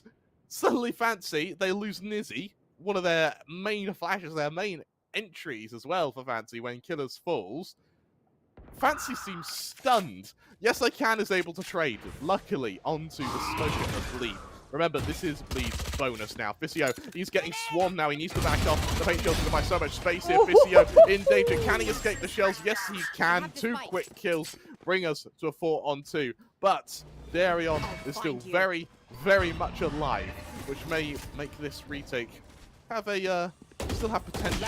Darion swings out, spots out Suka, who will quickly lay him low, dispatching of the headless huntsman of Bleed. And now all onto one Spectre, 4 players to fight for Rattler. Bear in mind he's got the Neurals left next round anyway, so there's going to be no virtue in these exit kills here. The only thing he may be able to achieve is damaging the economy of Fancy. The Fancy are being mighty disciplined in this after plant. Rattler not even given an inch here. And as he backs off, he sort of ums and ahs about a flank, but no help, no lifelines being thrown to him. He's going to have to swing into all of them. He's quickly taken down. Yes, I Can will be the one to deliver that killing blow, as Fancy show that, yes, you may have some cheeky entries, as Darion was able to demonstrate. It's the overarching plan. It's not battles that win wars, it's strategy. That was very profound, Krem. Very, very profound. I feel like a really interesting thing that we might start to see is just the fact that they are able to, you know, maintain the pressure as time goes on. As soon as they get the feelers out and they realize what they're dealing with, that's when Fancy can be like, okay, that's what kind of game it's going to be on this half. So we'll allow that. We'll allow you the breathing space, but then we're going to try and go for it ourselves. And I think that's exactly what they need to do. Again, this is 2 hyper-aggressive teams, and I'm really, really hoping that Fancy bring that thunder that Bleed did, because they 100% can. This is a thing. They have it in them. We've seen them do it before multiple times. Hit them hard. So that's exactly what I want to see here. And again, it's a perfect first map for these two to be kind of going head to head on. As I say, it is the Hell in a Cell. It is that tiniest map in the map pool.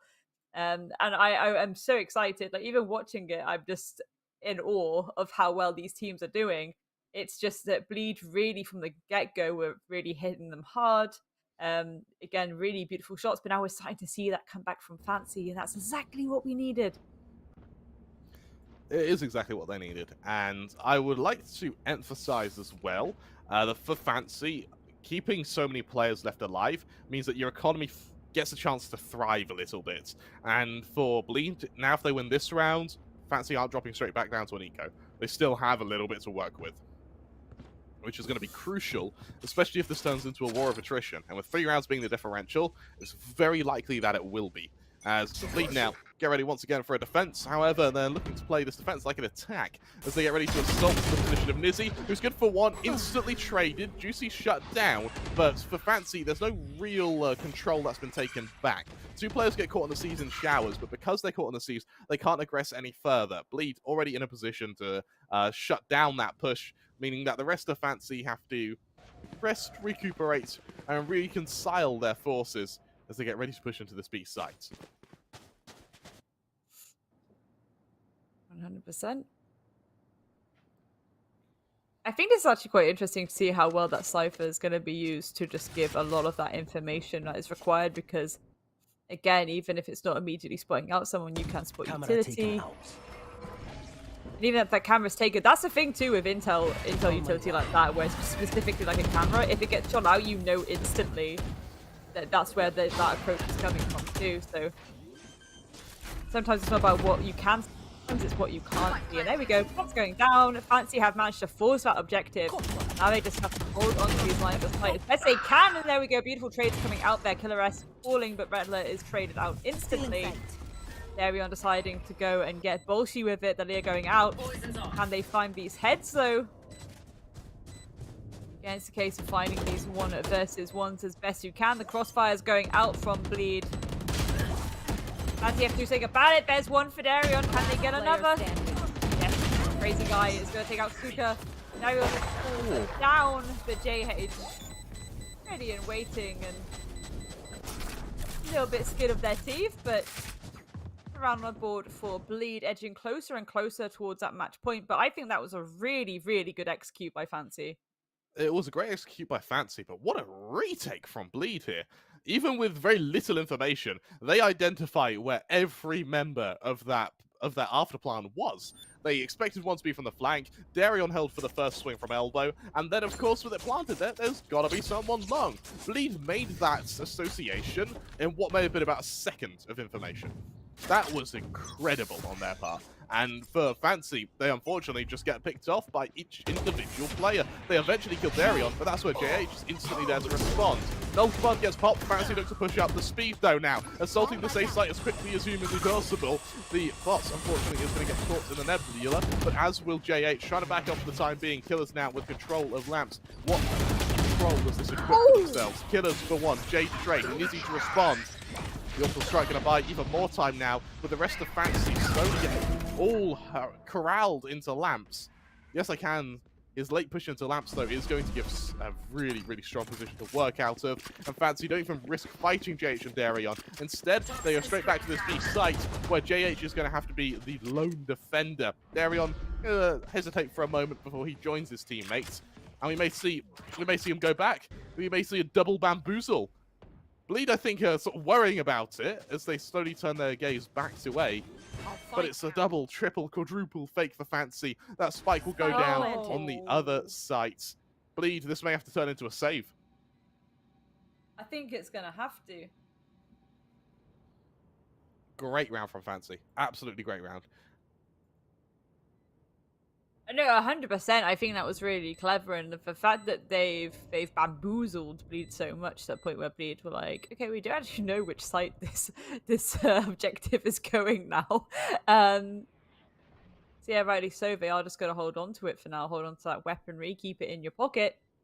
That was really, really clever from Fancy, and again, I think they can comfortably assume that they've got that one in the bag now. So we're going to see them shimmy away into that teleporter. All the way to safety. A really, really strong round from Fancy, as we say, but some really nice shots coming through as well. Again, the bit of the ruckus that was happening as well when it came to that initial, what we thought was going to be the collapse onto A. On both sides, really, but again, just Fancy really landing their shots. Yeah, absolutely perfect. What I think was pretty strong as well is they were able to go into that site take in positions without the best of weapons, but they were able to trade one another in such a clean manner that for Bleed, there was no real... They weren't even given a space to breathe. Eventually, you know, they split their players, they have to send some into showers, but Fancy just expect this. They sort of send Yes I Can as a late lurker, catches off Bleed completely. And for Bleed, yes, they had a couple of weapons sort of tucked away, but look at that buy now. Juicy, he's only on a Sheriff. He's one away from a Showstopper. Rattler with a Neural Theft. Crazy Guy, one from the Nightfall. This is up against Fancy, who already have their key ultimates. They do indeed, and this could be massive when it comes to them trying to go for that final collapse if they manage to get that down again. See Fisio kind of lurking a little bit towards market, just making sure that rotation doesn't come through, but that Viper's Pit in pocket could certainly be beneficial. This is where I do get worried because Fancy, sometimes when they delay that approach a bit too long is when they start to get pinched out a little bit because of how much they tend to spread out. So again, love the fact that they've been a bit passive to actually just not want to contest that push from showers right now. I think that's really decent. We also see Yes I Can trying to push a little bit more towards that B, really just testing the waters to see what's set up there. But the time it is ticking, we're now 35 on the clock. And Darion, of all people, is ready and waiting for this collapse to come into B. And this could be a little bit of a... Well, I say that, but no, Nizzy is going to shut down any potential of a bloodbath. There we go. The pick going in favor of them. That collapse is coming in thick and fast onto B as Fisio gets a pick down today as well. Renner's able to get one for the rest falling down. Crazy Guy gets Nizzy. And before we know it, it is a 1 versus 3 for poor Shinka. There we go. That's absolutely criminal that Rettler's allowed to survive for that long. I quite like the premise of the lurking Viper. It works, you know, JH falls, Rettler's left alone on site. He's alone for a good 5-10 seconds there. But he gets the first, understandable, they're dropping on him. The fact Fancy aren't able to trade at sort of the snap of their fingers there was something that was just instantly exploited. We had kills from the Sheriff, we had the follow-up once the Vandals have been retrieved. Bleed, a round they had very little equity in, is going to be their 11th. Fancy, on the flip side, yes they buy, but there's not much left in the in the bank with, and the old bank still thriving. The Showstopper, Viper's Pits, Cosmic Divide, soon to be the Nightfall as well. Fancy have everything they need to at least convert this round. But if they don't, Bleed, they're going to hit map point while simultaneously resetting Fancy's economy. And there frankly isn't a better position to be in than that. Yeah, 100%. I'm just again thinking though, Visio still does have that Viper's Pit, so again though, is it really worth kind of trying to cheese that objective by just going for a bit of an ult dump? We do have Yes I Can with the Cosmic Divide as well, so again it's this idea of just cutting off those lines of sight, cutting off those angles that Bleed may be using against you, especially if they can go for maybe a bit of the old bait and switch initially. That could be quite an interesting one. Or even actually, Krem, what would happen if they use that util to bait in the first place, you know? I wonder if we see Juicy go for one of these sort of fast, aggressive rounds with that Showstopper just to try and remove potentially Visio or Yes I Can from having these sort of big round sculpting abilities. Nizzy is where things get interesting because he has been flawless when it comes to preventing Juicy from actually shooting these Showstoppers. I think it's twice now he's caught him with a suppression. And now for Bleed, as they get ready for some shower control, Darion's going to be going aggressive. Misses the Seeds and the paint shells. The boom bot is also going to be removed here. Darion, he's got so much utility to contend with. He knows this is a hurt push straight through this Cosmic Divide, but with the Nightfall and the Seeds landing on Killers, he's not going to be able to use this Showstopper if he's not careful. Yeah, he doesn't have a chance to. Forced out of position, has to back off now, and Bleed, they're playing for time. Killers will get that spike down into the Viper's Pit. You're right, Grace, it is an ult dump. The question for Bleed now is how do they get through this? How do they respond to the ult dump? Crazy Guy has so much to worry about, especially lurking inside that pit. It's more than just a Viper. It's a Viper and his friends. Baretla, ready to aggress through short. Out goes the Horn. We're going to try and buy a bit of space. Unable to do so, though. Through the box, it's going to be Killers, who does get harassed a little bit. But Crazy Guy, he's got no flash unless Daryon decides to push through as well. There's super good for the first. Showstopper on the beauty, finished off Visio. There goes that Viper's Pit. The trades are perfect. It's a back and forth, though. Nizzy, ready to flash through the smoke. On the low ground, he's got to be careful. And instead, it doesn't get half. I think timing may be enough.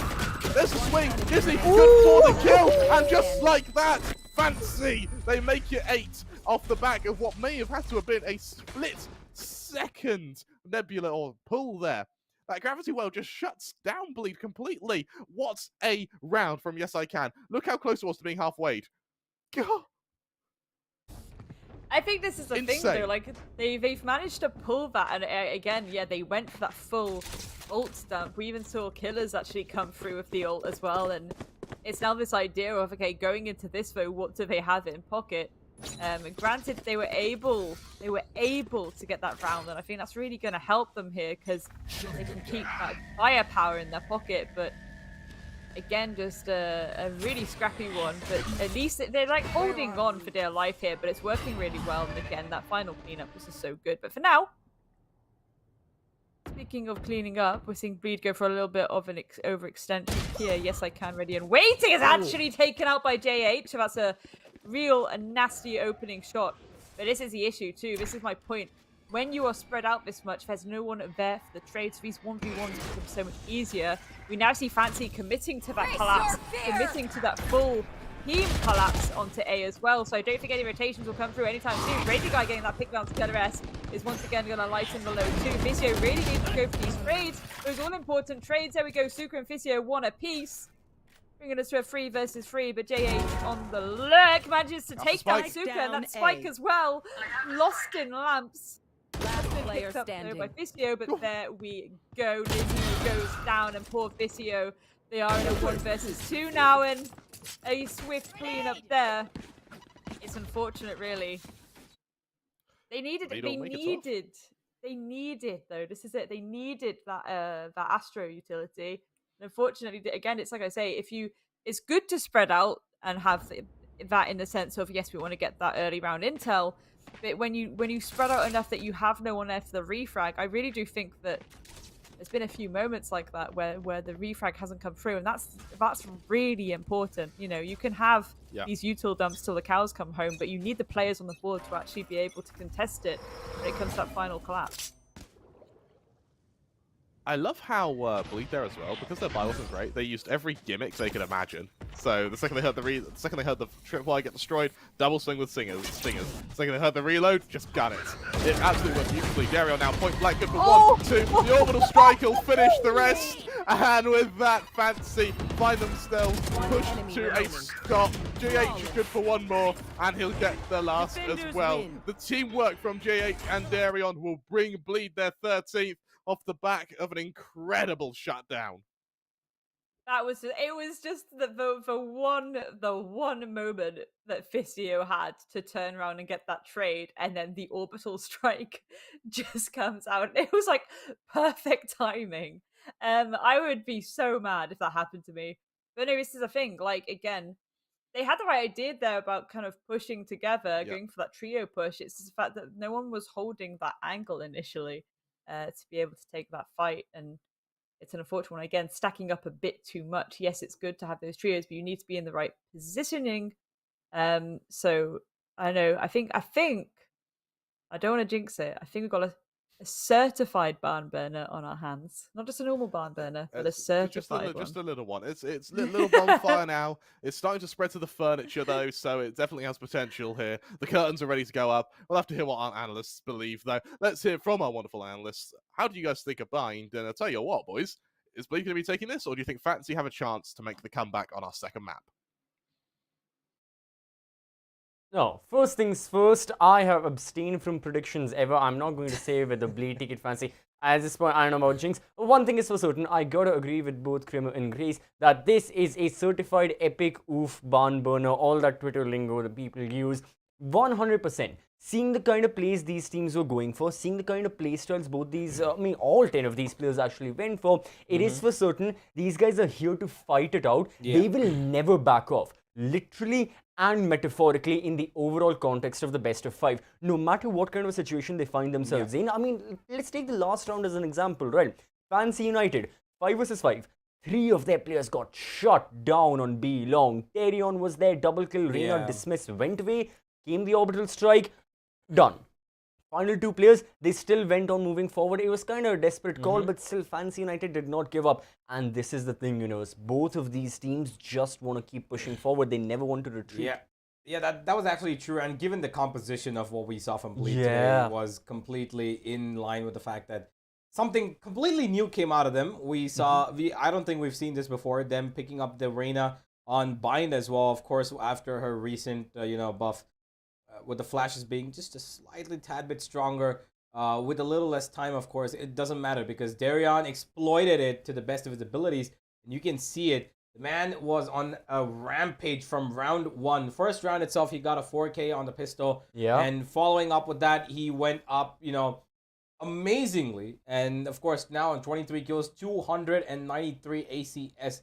This guy clearly showcased how that Reyna can be used because my God, he's amazing on this agent. 100%. I mean, we started off, right, and this is overall for Bleed. They thought that what happened yesterday against Velocity would happen today as well.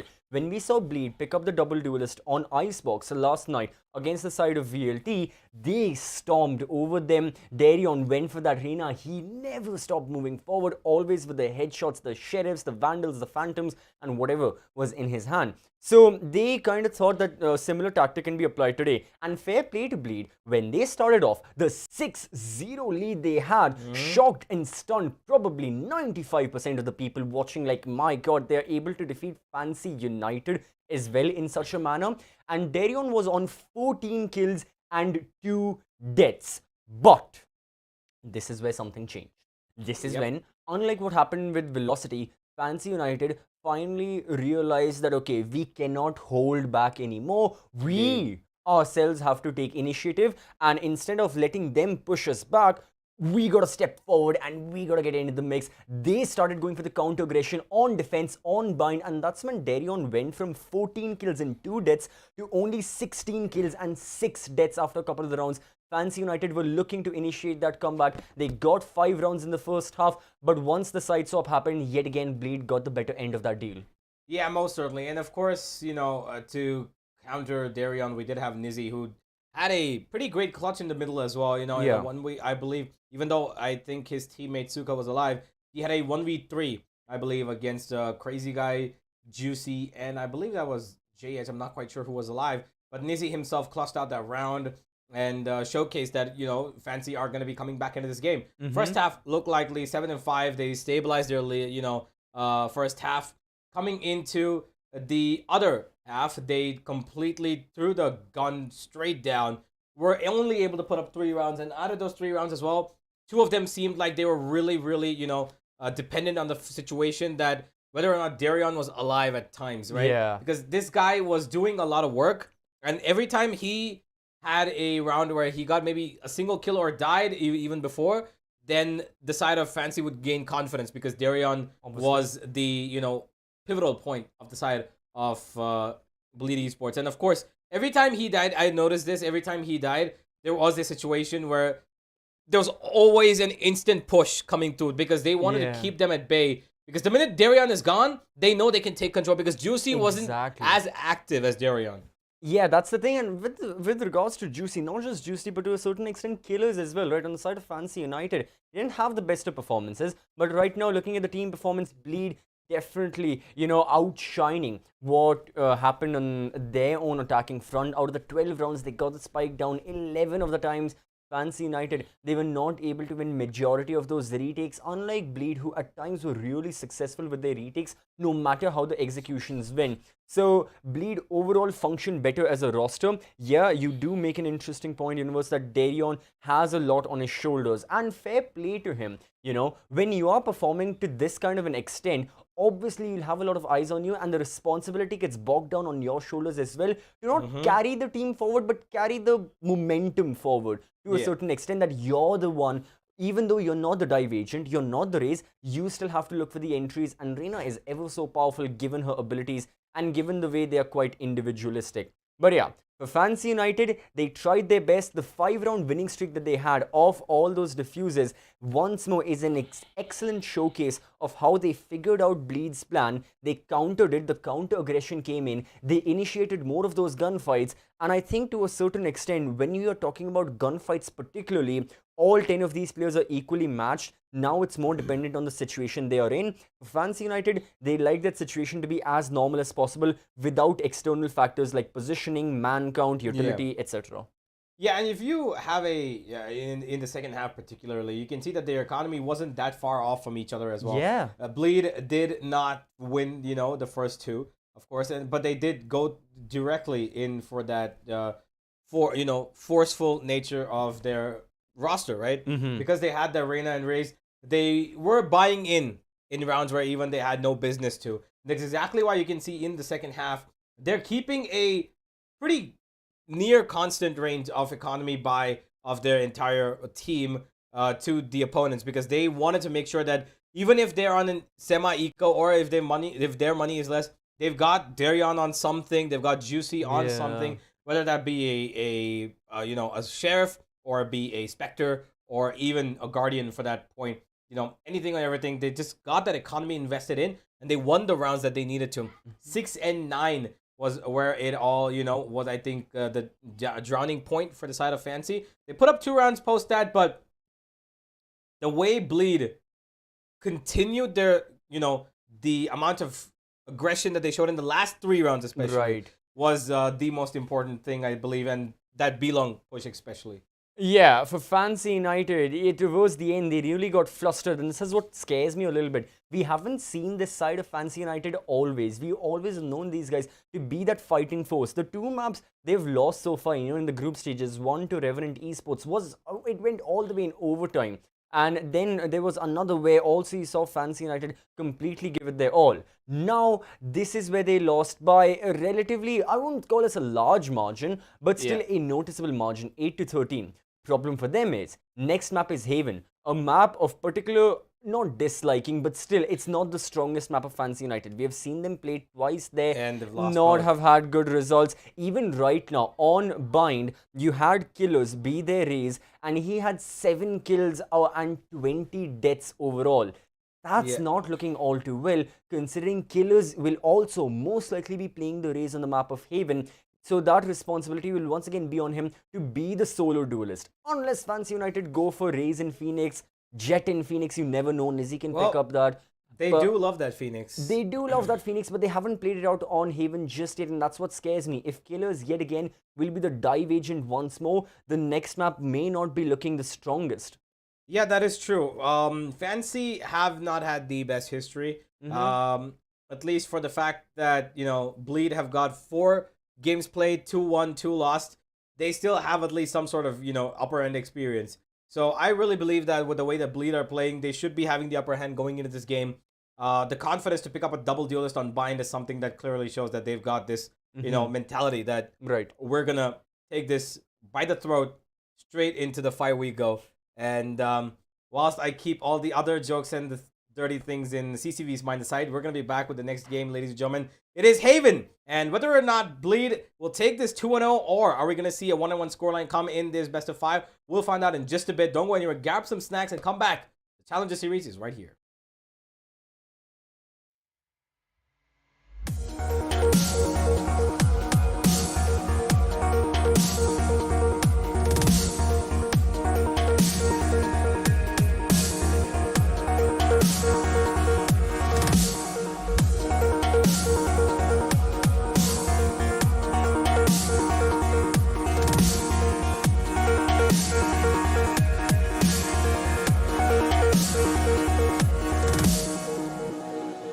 I can't believe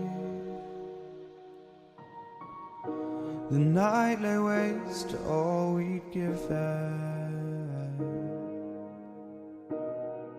But honestly, you've gotta know that this ain't living. But we could run from Elysium and let it burn, let it burn. You've gotta know that nothing lasts forever.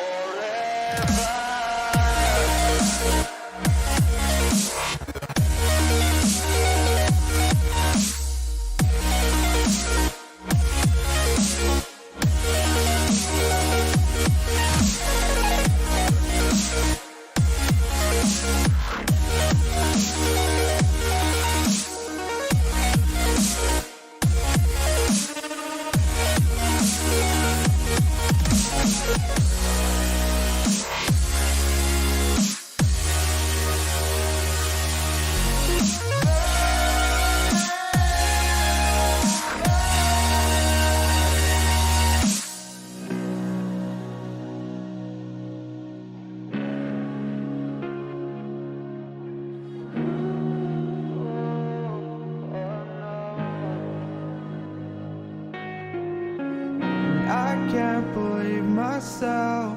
I never thought that this would be our end, but it's nothing new. And my lover's honesty, I could push it back down if I have to. If you want me to, 'cause we can run.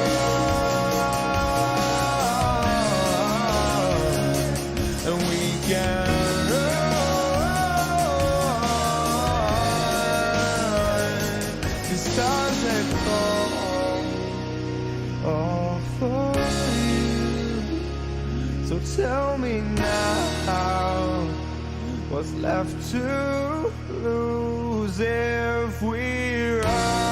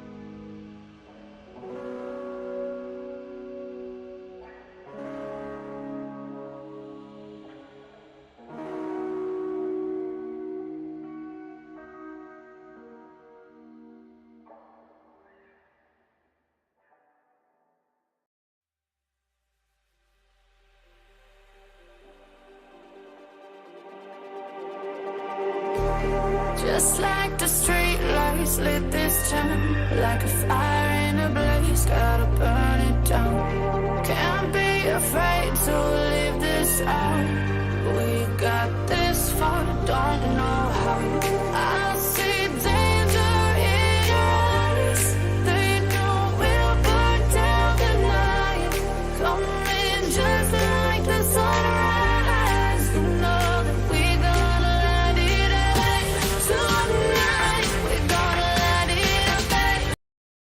Welcome back everyone to LG Ultragear presents the Esports Club Challenger Series Edition 9, an official off-season event of the Valorant Champions Tour. This right here are the grand finals, and this entire event has been powered by Amazon.in. We've got our GPU partner Zotac, gaming partner Intel, memory and storage partner Crucial. We've got laptop partner Asus, and as always, broadcast partner Loco, broadcasting the Hindi stream. This right here is the English analyst panel. I'm CCV, now joined alongside Elka, and we are bringing to you the best of 5 between the two best teams currently in Southeast Asia and South Asia overall. Technically, we have got Fancy United Esports from Vietnam up against Bleed Esports from Singapore, and Elika, map 1 was intense for both of them. Yes, I've been watching it in the back end. Oh my god, I was expecting so much from Fancy United. And I think there is one reason why, you know, Bleed Esports got that victory so well is Darion picking up that Reyna. Yeah. And as I told you, Reyna and Neon were two more agents which were not played at all in the throughout the series of VCT off season. And it was a really good decision coming in from Bleed Esports by picking up that Reyna because self-heal, and I believe that it gave multiple frag ability to Darion. Exactly. But coming back, he did carry over with the MVP of more than 20 kills. But I should say, the first match was really, really chaotic. As I said, it was bloodshed throughout the map of fight. But moving forward, I think we've got a second map. There's a lot to talk about the second map, CCV, because it comes down to be a very balanced map between both the teams. Both the teams have 50% win rate. Yeah, that is true. And they've had their ups, they've had their downs as well, but they have been different reasons for each of their victory and losses, right? For the side of Bleed Esports, when we last saw them on Haven against the like of East and all the way back in the group stages, I know recently as well there's been a lot, but when we saw them up against Eastar, the thing was they were going for many of these double pincer attacks and they were trying to eliminate the Eastar members. However, Eastar kept on fighting back, and the positioning, because of the structural nature that Haven already has, 3 bomb sites vertically as well, it's quite evenly divided. It's a proper square map, you know, kind of like some other FPS shooters have had the 3-lane map. It has a similar structure. Keeping that in mind, Eastar played that to their advantage. They held their ground, they had the levels, different levels to their own attack, their post plants, their defense as well, and Bleed just couldn't break through. Fancy United, we just saw these guys up against the likes of Revenant Esports, and even there, Fancy United suffered more of like compositional differences, and they just weren't feeling themselves, and that to a certain extent is what I fear. Because let's have a look at the map results, right? If anyone is just tuning into the broadcast, we have seen the map of Bind, and there Bleed ended up, you know, taking the win 13-8. So Fancy United are already a map down, and now on top of this, they've got to play the map of Haven, which Bleed have selected. So Bleed obviously will rectify their mistakes. Thing is, what are Fancy United looking to do different? I mean, I don't know. I think Fancy United has a really different agent composition when it comes to the map of Haven. They have a combination of Breach, Chamber, Fade, Omen and Raze, which is quite very different. Because you don't have any fast agents like Jet or someone who can, you know, at least use the teleport. I mean, we've got Omen definitely, which is a +1 for flashes, I should say. But Omen and Breach combination is very, very strong altogether. And I should say, Fancy United, if you are going with this combo, I mean, you should be really careful because on the opposite, you have Bleed Esports, and Bleed Esports are the one to choose this map. And since you already have a loss on your own map, it should be very tough for you to get this map. And I should say, they already have 2 losses in the map of Haven in TEC Challenger Series 9 itself. So they have to be really careful. Yeah, I gotta say that for the side of Fancy United, the problems look to be stacked, but that's what usually happens with championship winning teams. Like, problems will always be in front of them. It's their job to conquer over. But now we have a look at Bleed Esports and their heat map. And usually in heat map, especially in team heat maps, we know for a fact, there are heat maps and there are markers all across the entire graphic. However, this time it paints a very, very, very obvious picture that Bleed Esports, they are looking for that A and B side. They are looking for a lot of kills within the bomb site as well. That's what Bleed are known for. They will hard hold a bomb site if push comes to shove, or they want to extend even further. They want to make sure that they're looking for more kills, and that's just kind of what happened on Bind as well, right? Bleed Esports on their defense, we always saw them push out of B long, push towards showers. Somewhere along those lines, look for that initial entry kill even as defenders, and this is what is the driving force of both of these teams. It's a power dynamic. This is just as much a mental battle between Bleed and Fancy United as it's a physical in the server battle when it comes to round winning. They are looking to, how I describe it, they are looking to ask the questions. Bleed want to be the team who are like, okay, we will push you, what are you going to do? Fancy United are like, no, we will push forward, we will ask the questions, what is your response, how will you retaliate? It's that power dynamic that's constantly driving them. And as for Bind, Bleed ended up winning that. Darion started off on the strongest foot forward. Fancy United were finally able to overcome their fears and, take this challenge head on, defeat Bleed with the 5-round winning streak that they had, ultimately ending in a 5-7 half. But still, overall, it did not end too well. Haven, maybe some things change. Yes, maybe something's changed, but we have to know our opponent before we even judge them. And we have Fancy United right now in their heat map on the map of Haven. And it pretty much explains that they have, map awareness throughout Haven. And there's not even a single corner that is left, unseen. And I should say, they pay attention to most of the sites, where if you ask me, I think their most contested bomb site is over towards A.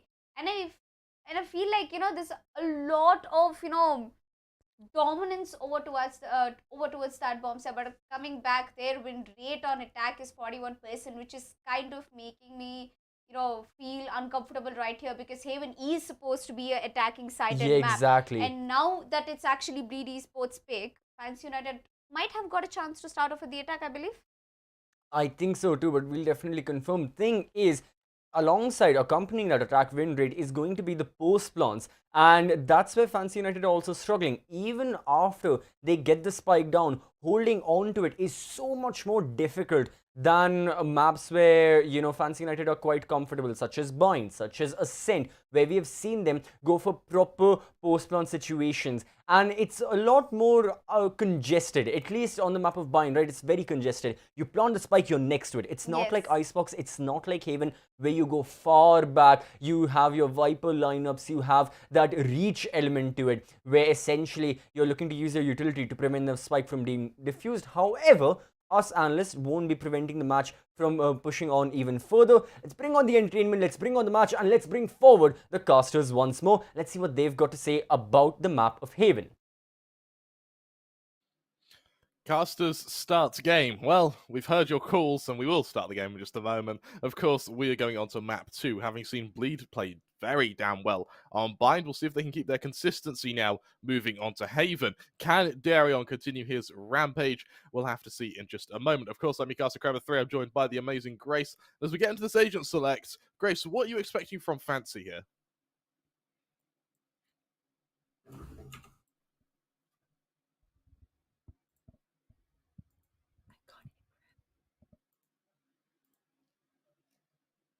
We'll have to see what they can do in just a moment. However, interestingly enough, as Fancy get ready for what is going to be a difficult position, at least in terms of sort of getting into a comfortable position. I wonder if Fancy are going to be able to get Killers sort of online. It feels like when we saw Ascent, Killers were sort of playing catch-up to Darion. Now Darion moves over to the Astra, similarly to how Yes I Can did on Bind. We get ready for what's going to be a big engage, a big battle, you could say, between the breaches of JH and Yes I Can. Starting on this attack again, this is certainly more favorable for the attackers in terms of map selection. You know, you've got 3 sites to choose from. The defense is perfectly spread out. We've got some nice util there in pocket as well to really make that work in your favor. Again, you can go for these nice little lines of sight cutoffs, and that's going to be pretty nice to see as well. I do kind of feel like this is going to be an interesting one because I for some reason, I thought that Fancy would be starting on the defense. But of course, it makes more sense for them to actually pick that attacking side to start on. So that's going to be a lot nicer for them. And as we saw from the heat maps actually earlier, I think Fancy are willing to use every single part of this map. They're willing to kind of get the feelers out a little bit more, whereas Bleed can go for a little bit more of a tunnel vision, at least historically. Again, we might see something completely different now. We might have seen that data analysis come through from the support staff, so let's see how this goes.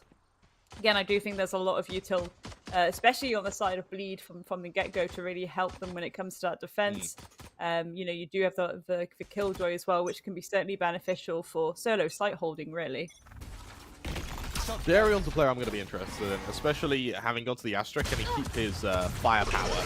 But now, Juicy going to try and aggress through mid. Has to back off, though. Lowered to just 8 HP. However, that won't stop Darion, who's going to continue his foray, being able to get that recall up in mid. There's no trademark either to figure out how he's pushing here. JH falls, and is he really getting some impacts now? Does he expect Darion in window? I don't think he does now. Hovering outside a garage, there is an alarm bot there placed by Rettler. But for the rest of Fancy, because they all set up over in, or at least for now, outside of A, this is all a distraction. Izzy will be finished off by Darion, setting his gaze back to window. The rest of Fancy, they actually don't care about him. They just go for their straight hits away. Execution comes forth. Crazy Guy in heaven is the only one who can stop this. Shock darts lined up to potentially buy a bit of time. First one goes out, going to at least wound the planter. Suka now on just a mere 25 HP. However, as is Juicy, low on HP. And a relatively even retake now, with 3 members of Bleed getting ready to push through defenders spawn here. At point blank, Juicy able to recover on the Fisio. This is shine back. Both players able to recover it. Yes, I can. Left against Rettler. The frenzy at point blank is a weapon you do not want to underestimate, as Bleed put themselves on the board with the first round. Yes, indeed, the first round, but that was an incredible approach from the side of Fancy. It's just, again, the importance of watching for those flanks. Only round number 1, but I could already tell this is going to be another certified barn burner, so let's get into it. I mean, again, the cleanup here from Bleed was just really, really lovely, but then we had Killer S and Yes I Can kind of holding those crossfires together as well. Good duo plays on both sides thus far as well, which is a promising sign for how this map will go. Could be potentially very, very close. Fancy now. Ooh, I like this. Second round Force Spy. So they can potentially catch Bleed off guard here. Juicy's only got a Sheriff. He's just about able to avoid the C's. It's a lovely shot onto Suka. Instead tries to stay for one more. Won't be able to land that shot. Backs off. Suka now low on HP. He's the only member with a frenzy though, so the lack of firepower won't be hit too hard here. However, he starts to try and buy a bit of space. There's that shot start to deliver that first kill. Juicy caught out in trade though. The pre-fire from Crazy Guy, good for Nizzy. Killers gets the follow-up though. Rettler continues fighting though, but it's going to be Yes I Can to chime in. Rettler once again being the rock of Bleed, as he's the one to hold firm on that site. A 3k will bring Bleed their second, as Fancy now have to drop to just 1 eco. Absolutely. I mean, do you know what? I said that Killjoy can be really good for holding down sites, but I didn't mean like that.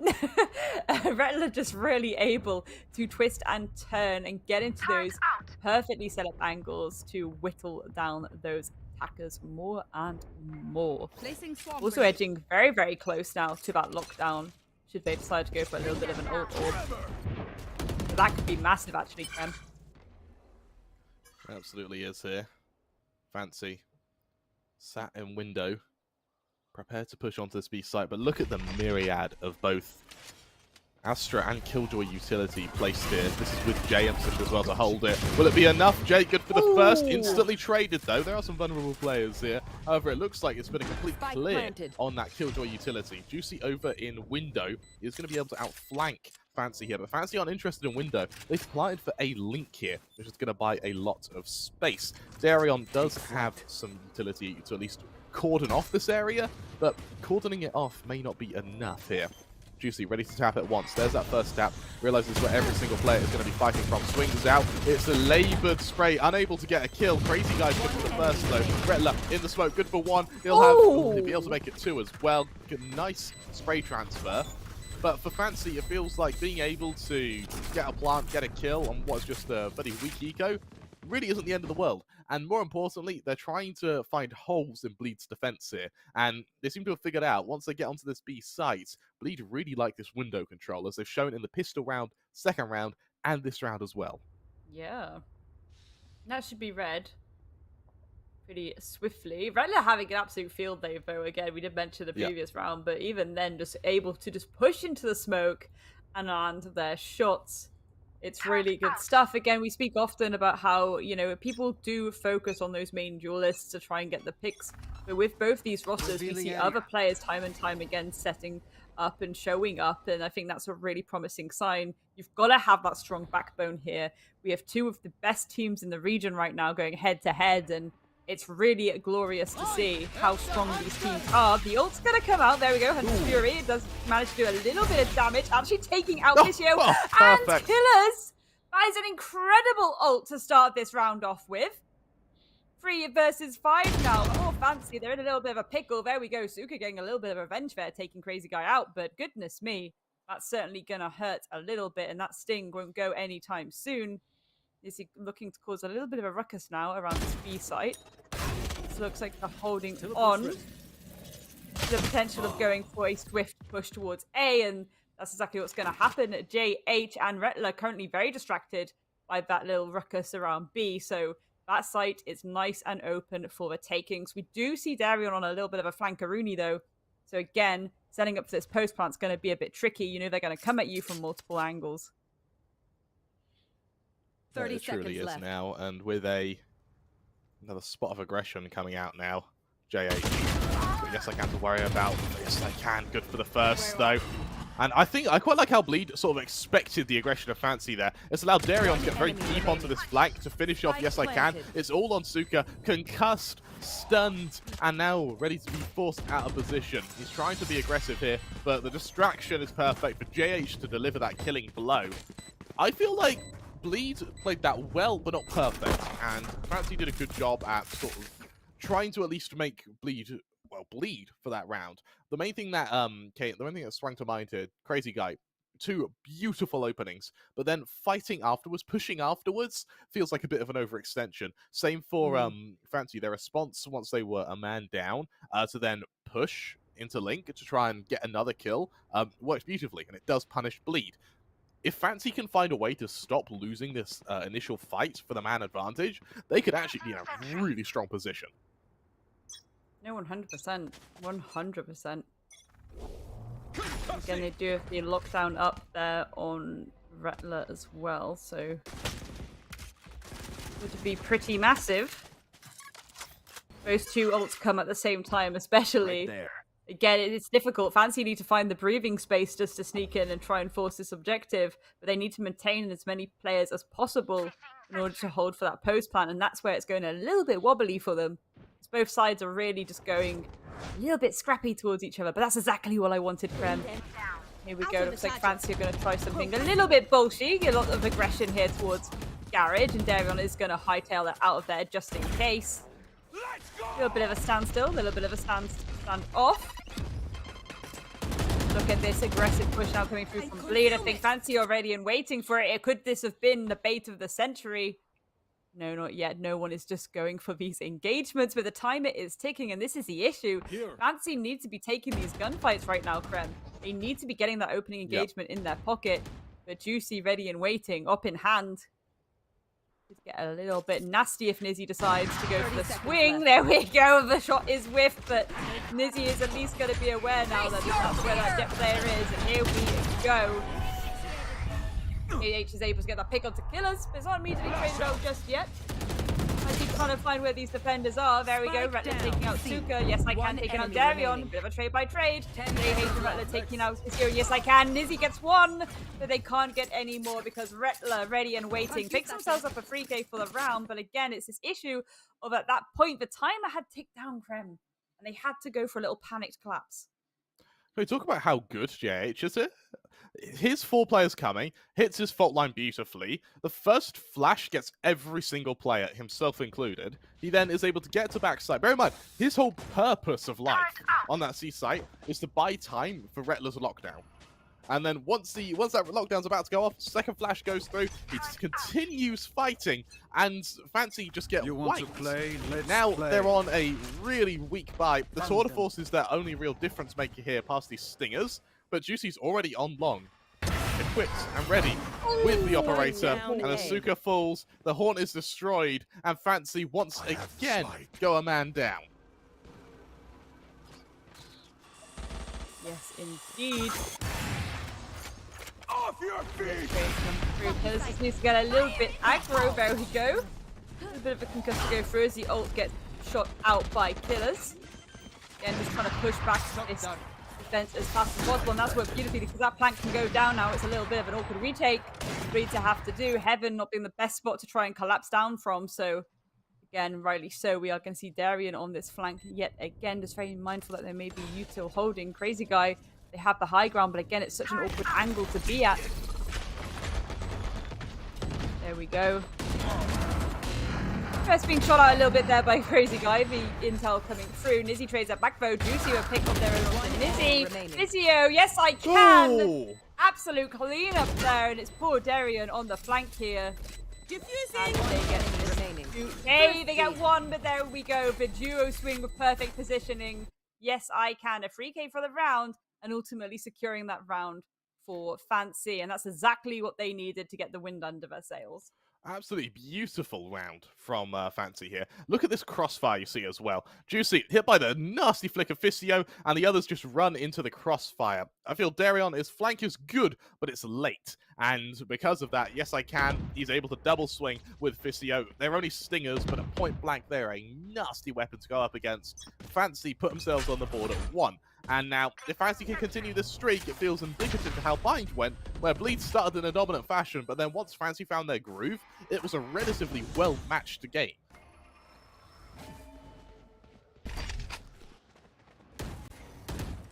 Here we go. A bit of a quiet before the storm. Suka gets that pick there onto Juicy, and no immediate trade-off comes through just yet. Crazy Guy looking to take that engagement, but no one's wanting to risk it for a chocolate biscuit. Darion flanking around yet again. Actually joined by Rettler this time too, so you might see a little bit of duo action here, but yes, it's the right way to make it, because Nizzy, for some reason, has found their way onto C site, fully aware of the fact that C is empty, so we're going to see that spike get shimmied and shuttled all across the bottom of this map, and are they aware of their positioning? There's one, but they are able to get the trade off, and here we go. The rotate's going to come through, Krem. Not your best. Nizzy springs the trap, and with that now, the Killjoy is on the flank, but right now, Rettler, he has to do incredible work on this flank, and he's already got the Omen to worry about.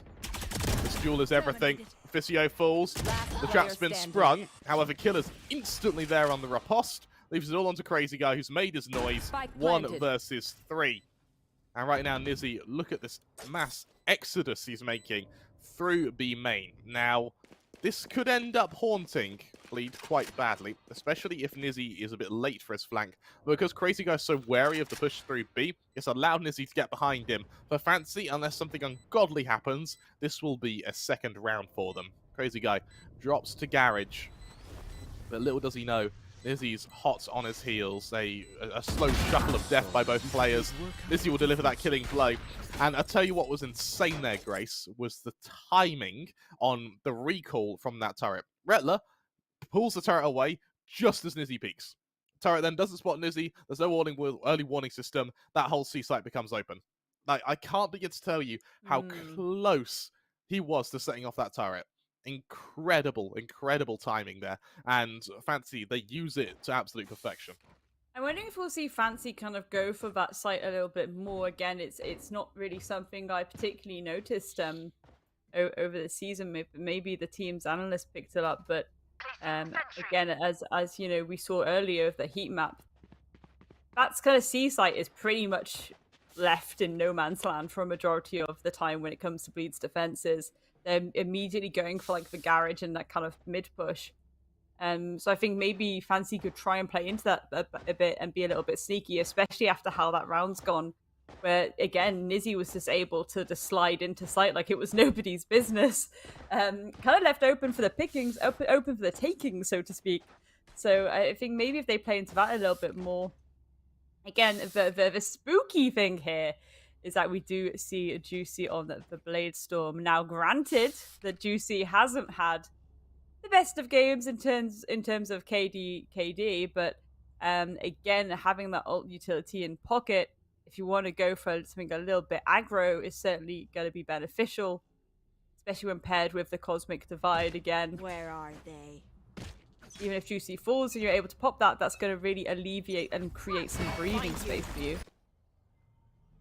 Here we go. Oh, actually, Nizzy is going to shut that down from the get-go, Krem. How'd you like those apples? That's a hell of an opening. That's exactly what Fancy have needed. They found their rhythm, and they are looking much better now.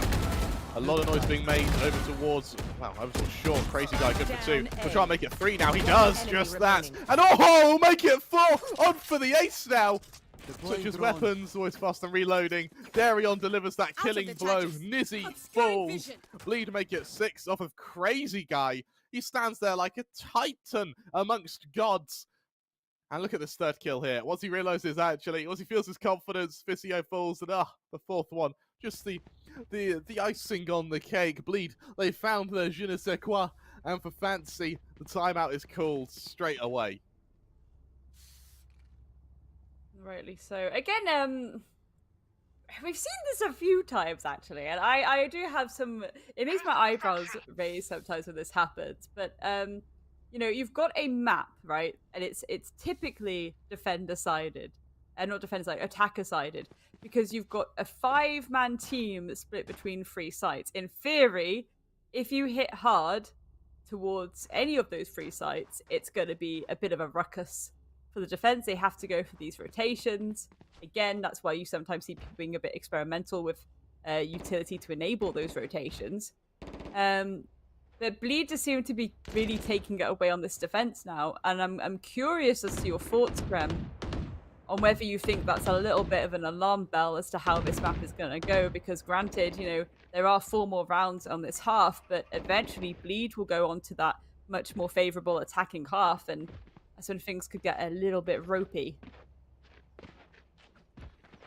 Yeah, on the topic of things getting a bit ropey, you need to remember that the win rate's almost identical. 1% separates them. And as you look over to how Fancy have been playing their attack, bear in mind, this is an attacker-sided map. Not significantly, but it is. And I think that for Bleed, 6 rounds on their defense is all you need. Anything more is bonus. In fact, to be honest, 6 itself is bonus now at this point. Fancy, they need to find their footing. They need to find their footing fast. Once again, they sort of set up towards a lobby with the Chamber taking a more lurking role. But Juicy's going for a late peek, and this could really ruin the day of Fancy if they're not careful. Oh, there it is. Down A. Suga falling down. Nizzy is going to fall too, and again, no immediate trades coming through, Krem. A little bit dicey with it already. 1 minute to go. There's still a lot of time to work with Darion going for this aggressive push here. Physio actually shuts him down, but Redler's there with the pinch also.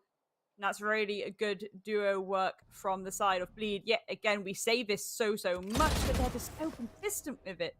Speaking of duo work, Gillers and Yes I Can making their way through Garage now. Looks like they are going to try and contest this C site, so it's a case of sending in all the util that they possibly can to make this work. For JH has util of his own, and here we go, a little bit of ruckus, Killer Best taking down Rettler, but JH is there to trade it back out again. And for Yes I Can, they get one. Can they get the second? Only time will tell. I think they're aware of Juicy flanking from the back, so they're going to be holding that angle. I think they're sticking the flank frem. There we go. Beautiful there from Crazy Guy to finish that off. Remember, Crazy Guy is one of the new official additions to Bleed, and he is playing so damn well. So damn well. And I like how, especially considering he is for this Sova, his role at the moment is just damaging planters, going for the info gather. We're not seeing him play it like a duelist. And I think that's the trap that a lot of Sovas do fall into. They try and aggress off their own information, and sometimes that leads to them getting killed. Crazy Guy is a lot more reserved, and it's paying off for him. 13 and 5, a great game so far. And once again, identifying that fancy, like to say, lobby control, goes for the early shock darts. However, it's going to be the Killjoy utility to be pressured on B, while Fancy make a lot of noise in mid, and subsequently towards Garage, where Rettler will be the player to be tested. 100%. Oh, beautiful job there by Killer S. That's going to shut down the aggression of a Rettler. Throw a little bit of a spanner in the works, so to speak, but Crazy Guy ready and waiting. Shuts down Nizzy. Where things start to get a bit chaotic on both sides. A 4 versus 4. Lots of util in pocket to work with. We've also got the ults on Yes I Can, Suka, and Fisio. Off your feet! Go to see if we see that come through. There we go, Darian ready and waiting. There's a second one on to Suka. Crazy Guy gets another one. Darian gets a third, I guess. And again, before I can even get my words out, how many times has this happened? The amount of kills that just happen in such quick succession. The issue sometimes with collapses like that, you're just all kind of lining up a little bit. What's interesting is that Bleed's kills there. Yes, Darren has a great round, but the last 3 players, all of them were stunned. JH already 10 assists in 10 rounds. That his reach is so damn good, and even though his kills aren't, they don't come in many, his setup for his teammates has been perfect. And now for Fancy. 2 rounds to their name as we go into our 11th. The ping is perfect. Juicy now already on the forwarded angle. Hoping for timing here. Doesn't quite get it. It's going to be tanked a little bit here, as is Killers. Juicy's able to get away. He's got the cover fire from his teammates.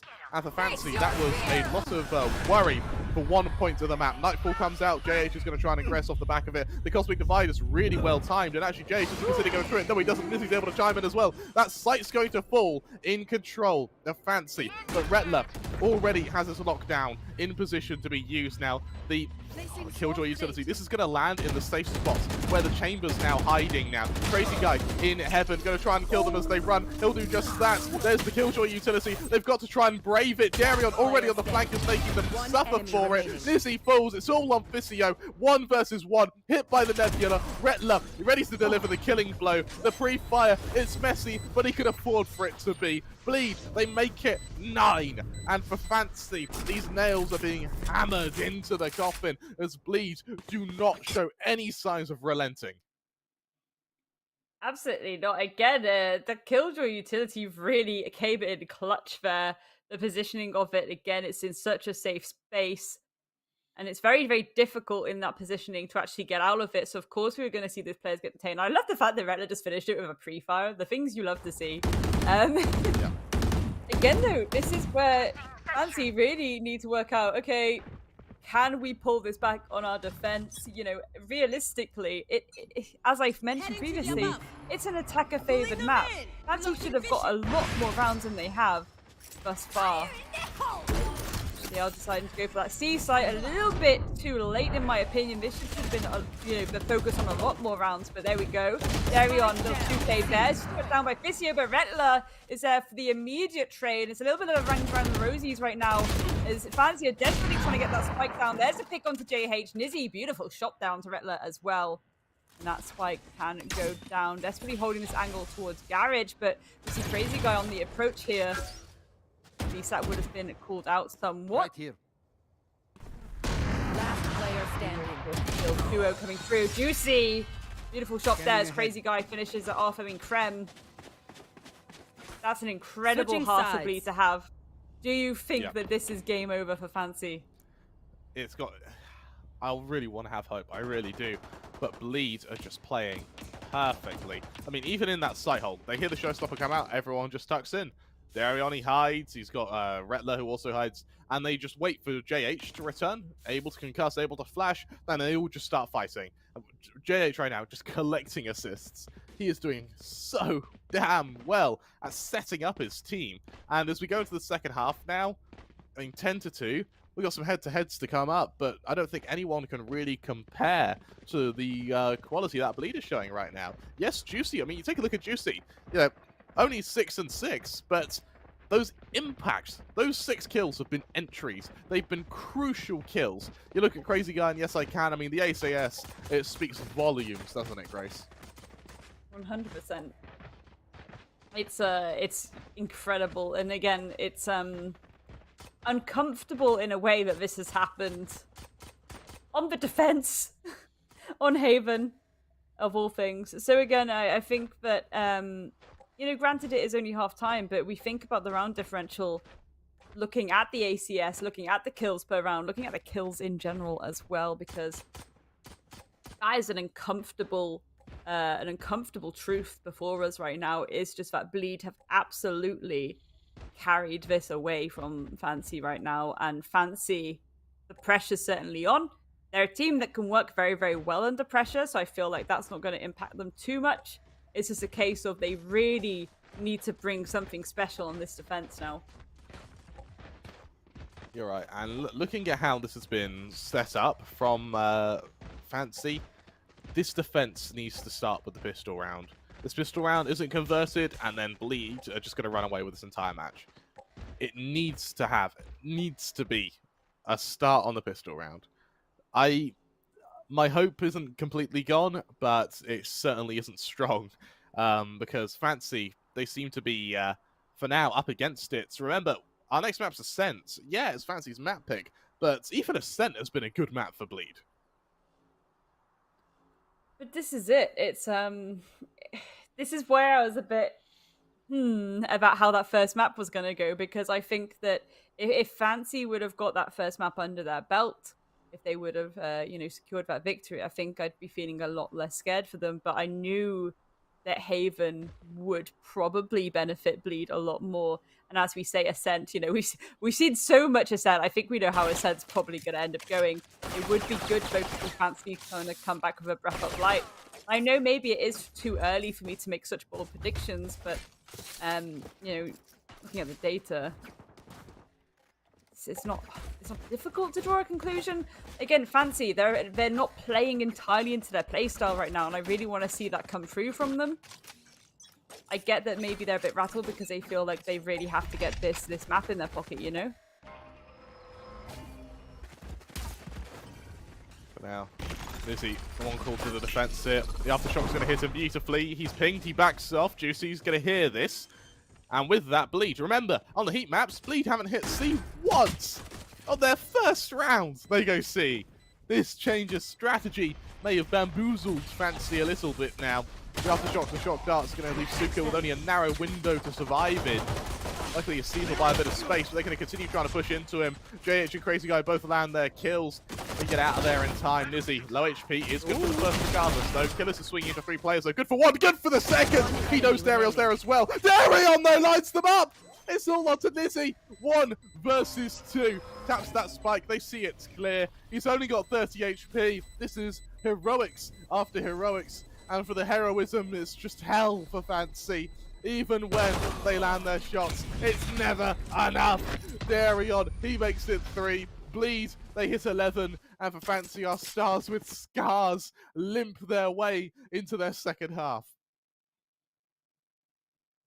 You want to see the comeback, though. This is the thing. It's almost stressful to watch. Again, I think Nizzy was stuck in a situation there where it was like, well, do I actually try and just stick this defuse, or do I try and go for those exit kills? Ultimately, they chose to try and go for the exit kills, but again, it's an awkward position to be in, especially when you're edging closer and closer to that match point. Got the Fancy chat surely be trying to send as much of their energy as they can right now. Look at all this util being dumped out though by Fancy. That's going to really hold back this approach. Crazy Guy taking out Suka as well, though. A little bit of a, I guess you could call it a trade-off, because again, if Fancy were able to maintain and delay that control so well on both sides. I would see that as an amazing start to the round, to be honest. Yeah. For me, Bleed, it's like these strategies, these like dark designs of twisted minds are leaving Fancy with very little space to work with. And the anti-strats don't matter because Bleed haven't been following the norm. Rettler, he'll fall to killers with an initial pick. But as Fancy slowly disengage, they sort of try to extrapolate how Bleed are reacting. Bleed have just gone quiet. They want to bait Fancy into continued aggression. Look how low on HP the members of Bleed are. The recipe is here for Fancy to strike back. Losing this would not just break the mental for the rest of this map, but it would break the mental for Ascent as well. Darion, the only player with HP, is able to shut down Nizzy, reduce it to a 4v4, and look at the exodus that Fancy are making from this C site. This was Bleed's strategy all along. 100%, a little bit of the old bait and switch. Again, it's still a bit of a quiet before the storm. Bleed are on a lot of unfortunate levels of HP, I will say. There we go. Yes, I can. Cleaning up Jay. Darion gets a plate on Claresso, and they're being nicely cleaned up now by Fancy. This is exactly what they needed. Can they just shut down Crazy Guy, who is going to hightail it out of there? No, he's not going to. Well, there we go. That is, granted, there's still a long way to go. But that was a lot better from the side of Fancy. Again, that initial delay and how impactful that is and how important that is. Yeah. Because Bleed have read into this exactly how they should have. Bleed are like, we're an aggressive team. We're on attack. There's free sites. They can't constantly control those free sites from the get-go. Let's just go for a full team execute immediately. Go aggressive. And Fancy were able to delay that. And that really put a spanner in the works. Of charges.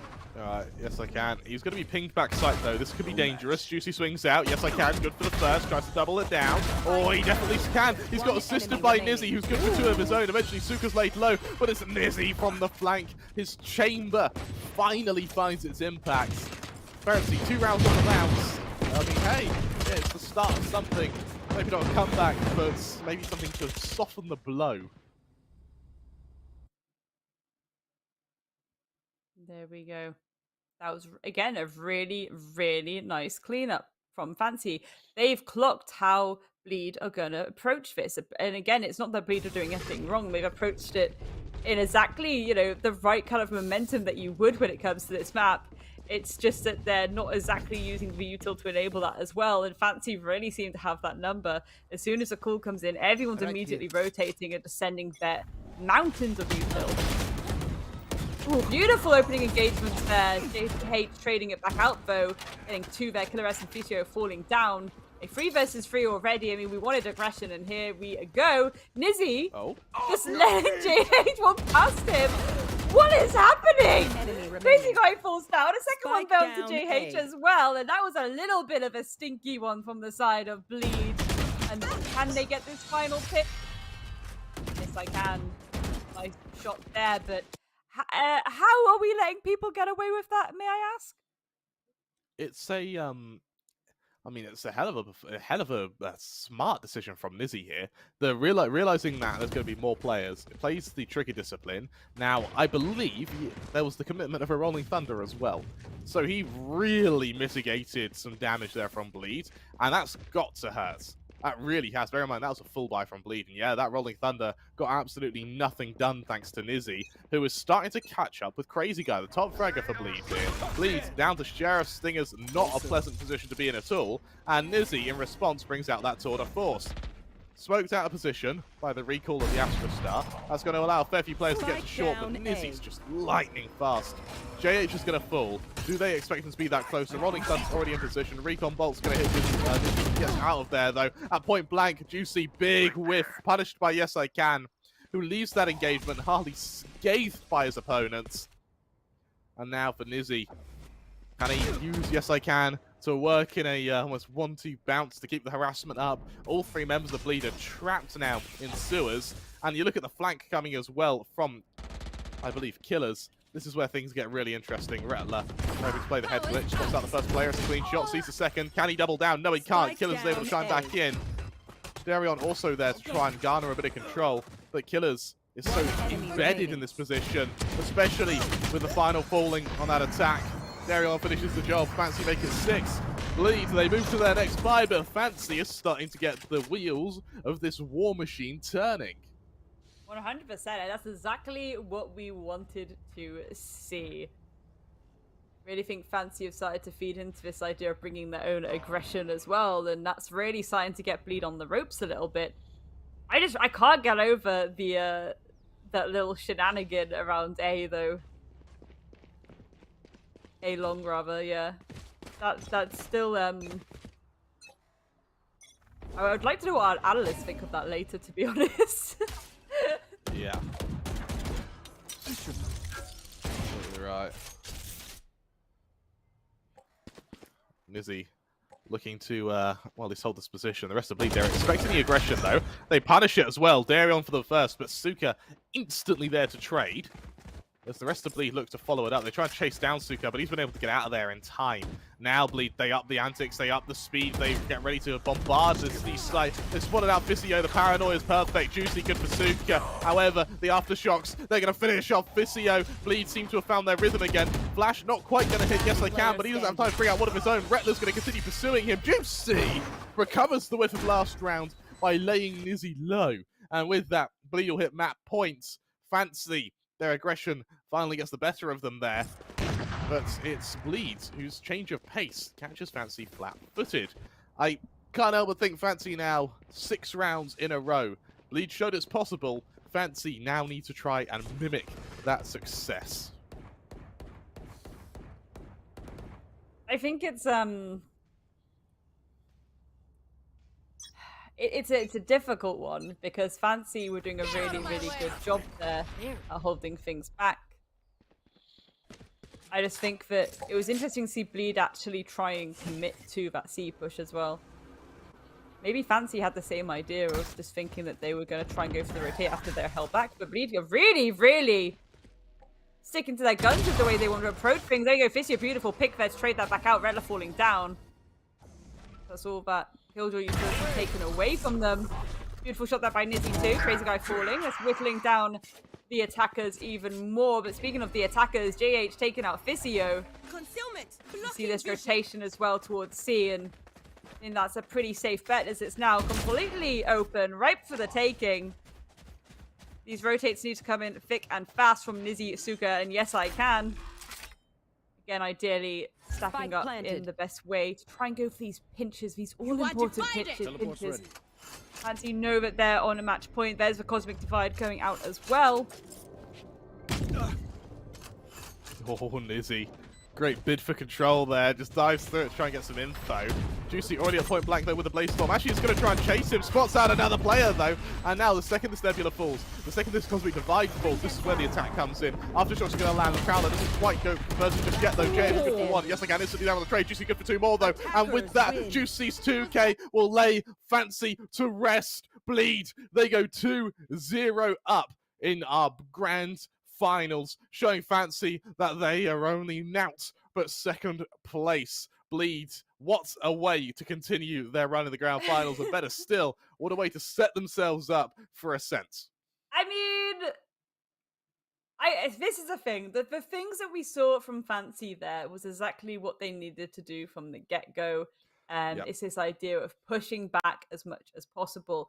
When they were on that attack themselves, they should have just gone for the jugular. They kind of faffed about a little bit. And I think, again, if the work behind the scenes would have been done properly, they'd know how probably not easy the C site would have been to take, but how quickly they could have baited to get into that C for them. And I think that's something that potentially they weren't fully prepared for. Again, maybe they weren't expecting Haven until later in the series, but it's just it's a really unfortunate one because I really feel like they should have. The comeback was there. We could all taste it. It was there. It just didn't materialize in the end. Obviously, it is a long slog to go through to try and get to that point where you are back on that even Stevens and potentially pushing it to overtime. And sometimes you just can't do it. It is a very tough battle to do. But speaking of tough battles, let's have the analysts break this one down because I really want to know what they thought about it. Well, I should say that was a quick match coming in from Bleed Esports, and I almost believe that Fancy United had that comeback in their hands until the very last moment. The most important round, which was a match point for Bleed Esports, and Fancy United left the C side for the retake, which is definitely affecting them right now. The loss is hard. It's the second map going into the favor of Bleed Esports and Fancy United.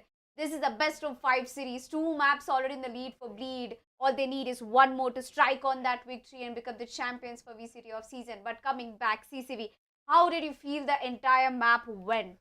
This, yet again, kind of like yesterday, Velocity up against Bleed on Ascent was a map about adaptation.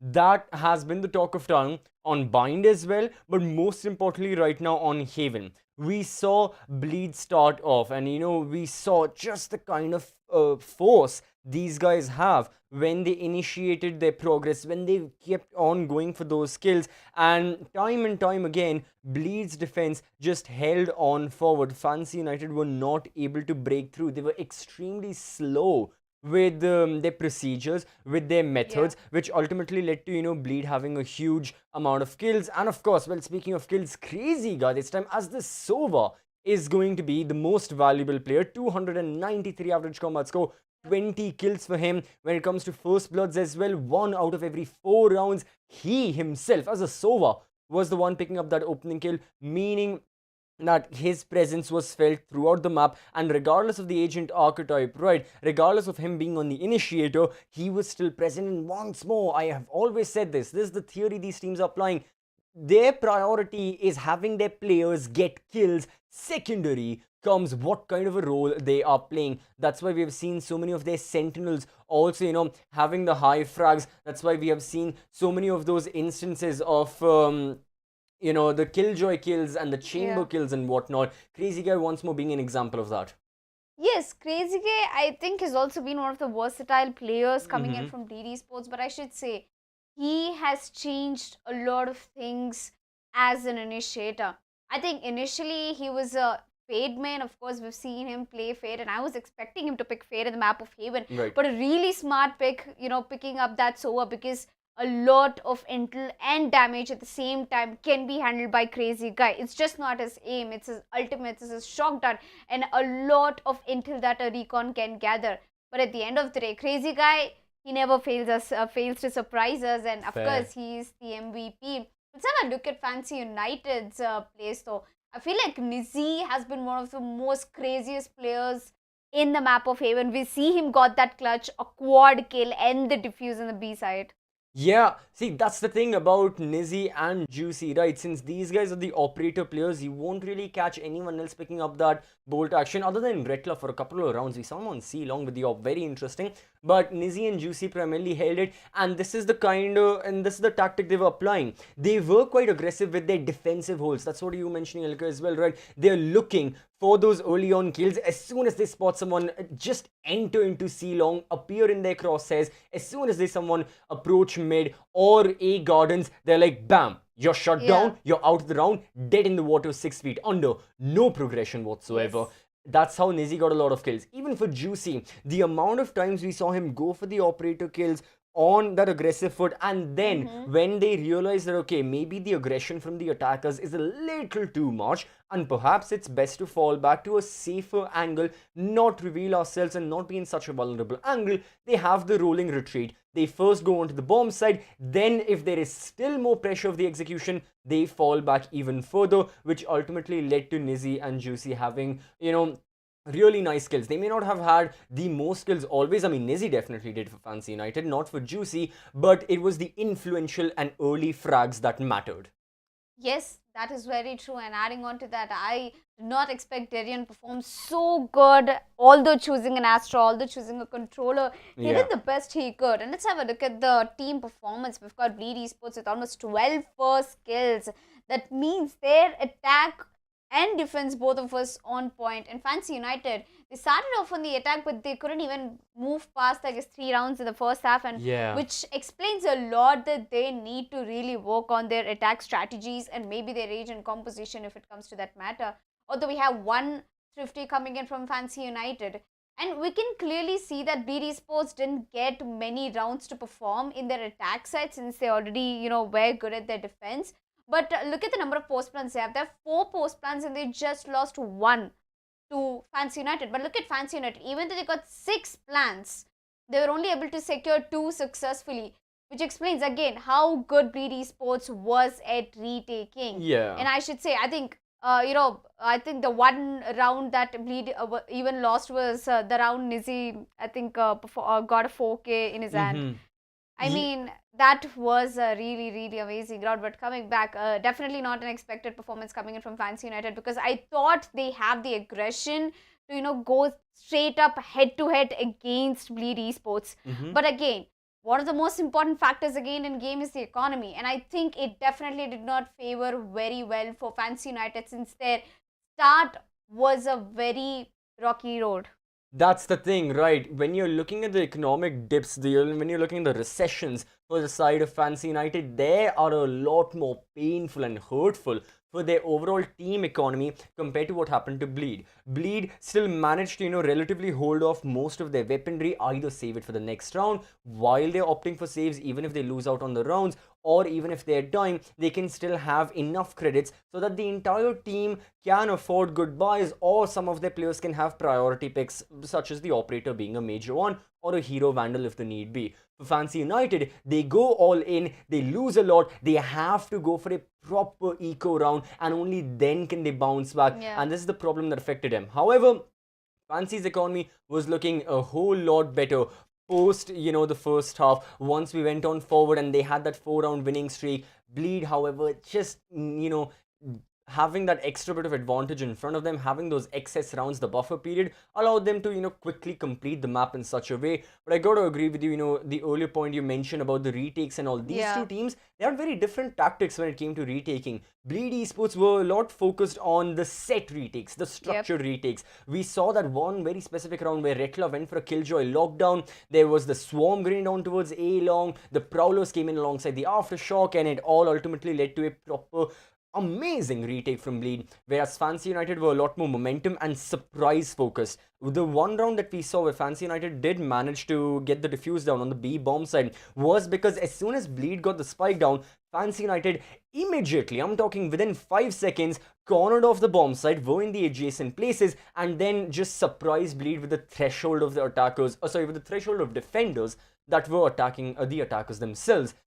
However, ultimately, Bleed managed to counter that, and again, they adapted to this surprise strategy of retaking from the side of Fancy United, defeated them, won out the map of Haven, and currently, like you had said, have a 2-0 lead, which means Fancy this time, for one of the very few times, have got their backs up against the wall. This is not the Fancy United they were against Revenant Esports. Back then, they were looking very, very confident. Right now, Bleed, just like yesterday, hold all the advantage. However, as we'll be having discussions about map number 3, you, the viewer, hold all the advantage when it comes to getting massive saves and discounts on your favorite gaming peripherals and discounts. How? You can go down the description, you can check out the Amazon Great Indian Festival sale, where you can get massive discounts, like I mentioned, on your favorite gaming retailers, be it mice, keyboard, headsets, monitors, processors, graphic cards, anything and everything is there because it is Amazon. And also you can use the code Amazon Gaming for another additional 5% off.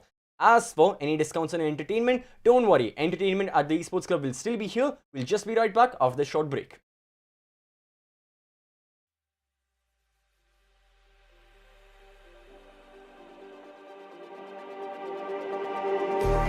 Just like the street lights lit this town, like a fire in a blaze, gotta burn it down. Can't be afraid to leave this out.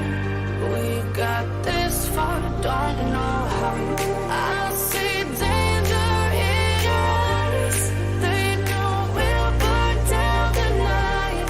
Coming just like the sunrise. You know that we're gonna let it out.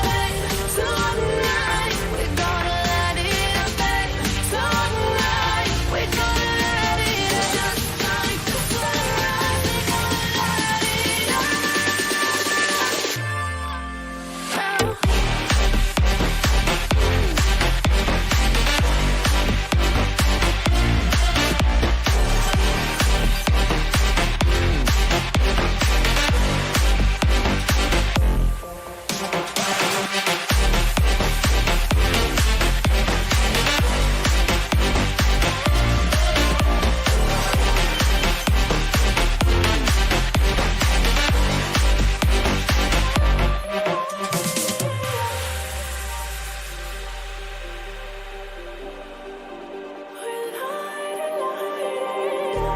Just like a spark that's breaking out.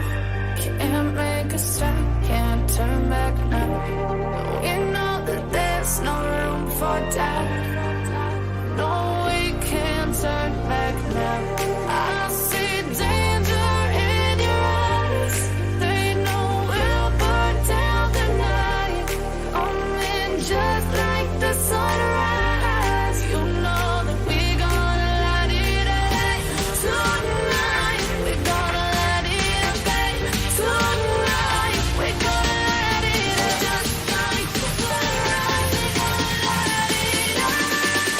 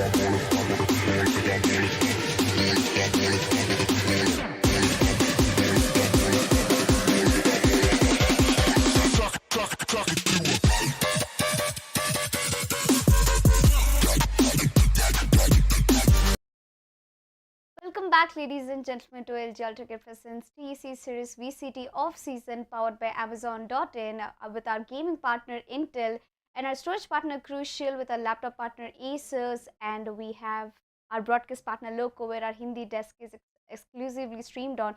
And right now with me joining on the desk is Universe. And Universe, you did the first game and straight up you came down to this map.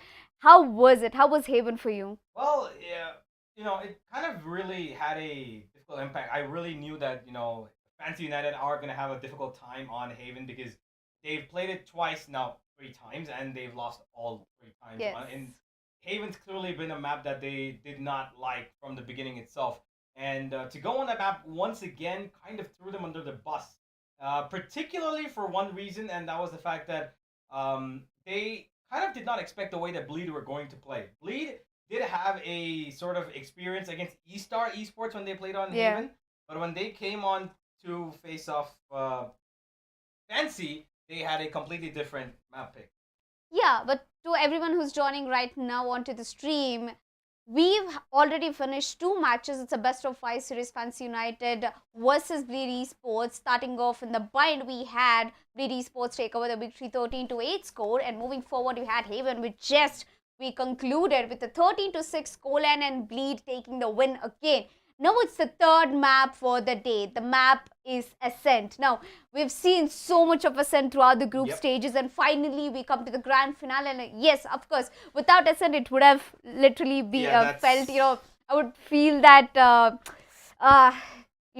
hollowness in my heart. But coming back, Ascent is definitely one of the strongest maps when it comes to Bleed. And let me tell you, it's just not Bleed. Fancy United also has a very strong set of duelist setup when it comes to Ascent. Now, I really want to see Fisher on that Phoenix. And this composition, this agent composition that Fancy United has been carrying in the map of Ascent with a double duelist has been in really their favor. Unless, when it comes to teams against Bleed, which they kind of shake on. But if you ask me, Fancy United might actually have this map in their favor, and it's their pick. Yeah, it is their pick. I'm not going to disagree with that. But the fact that, first of all, ladies and gentlemen, like she said, like Elika mentioned, that without Ascent, this would not be, a Challenger Series game. So here we are celebrating the Silver Jubilee. 25th time, I believe, we are seeing Ascent in this tournament. And funnily, I feel like if Bleed Esports win this might actually be the last map of the VCT off-season, ending with Ascent. Of course, that's the true love story that we're looking for, unless Fancy United have other plans to take us, to further maps. But, ladies and gentlemen, for now, we've got Ascent underway. A really interesting composition on both teams, of course. Fancy loves to play that Phoenix if at all need be. They go for the double duelist at times. And on the other side, Bleed, they love to mess around with the Chamber, of course, and let Juicy do the work with the Jet. But it depends on the opponent, I believe.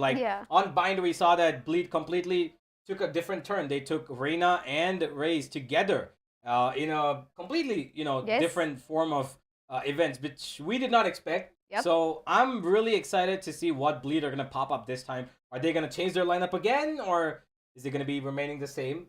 But so far, Fancy have had a better record on Ascent. They've had 5 games, but they won 4 out of them, Fancy. So looking for their 5th and hopefully for the 4th map of this series. Let's have a look at the Heat map, though, as we have a little bit closer look of what has been going down with Bleed on this game, on this map of Ascent. Clearly, they have a overall statistical, disparate across both sites, but I'd say there's more of a discourse towards the B site than the A site. I think a lot of aggression, and I think concentration has been put on towards the B entrance, B first lane, and of course the second lane as well. But overall, I feel like Bleed had a good run throughout Ascent. I mean, you can see they have a total attack win rate of 71%. Now that is, I think, highest even compared to Fancy United. Even Fancy United had a really, I think, around 40% attack win rate back in Haven. And of course, they were not able to pick up rounds at all. And moving forward, they'll be starting off on, I think, Fancy will be starting off on attack again with Bleed on defense, which already gives an ace up their sleeve for Bleed. And if you ask me, Darren has been performing like crazy. In the first match, he took away that MVP with Reyna. In the second map, we saw him perform almost, I think he came the second of the scorecard after we had our MVP Crazy Guy. And in the third map, he's going to be playing Chamber, if I'm not wrong, Dayan, in the map of Ascent. Yes. He could go towards that Reyna direction. Again, you never know. He could truly, completely. And the most interesting part is Juicy hasn't been able to perform since the first map. I mean, we saw the last map. I think he barely had like 15 to 18 kills, and we had Crazy Guy as the MVP. So I think there might be a change if Juicy is not feeling it a day as he's not feeling it as Jet. But I definitely think, Bleed will be sticking to their default lineup. But when it comes to Fancy United, such an interesting lineup to talk about. They've got Jet and Phoenix, two of the best combinations. Now, back when Valorant launched, it was one of the most famous combinations before Jet got nerfed and stuff. But now with Phoenix coming back into the play, I think, Fancy United is the only team which is utilizing it to the 100%. Yeah, Yes I Can has been doing an amazing job talking about him. Let's talk about the team as well. Of course, oh my god, that is such a heavy combination of kills everywhere. They have a lot of attacking prowess, which they have gone for. but not as much as Bleed, because they definitely have that 22 post plants out of 27. They've won a lot more, and their attack win rate is, of course, lower than what we saw from Bleed. But clearly, because Fancy have played Ascent more, they've got a lot more, experience in the entire game.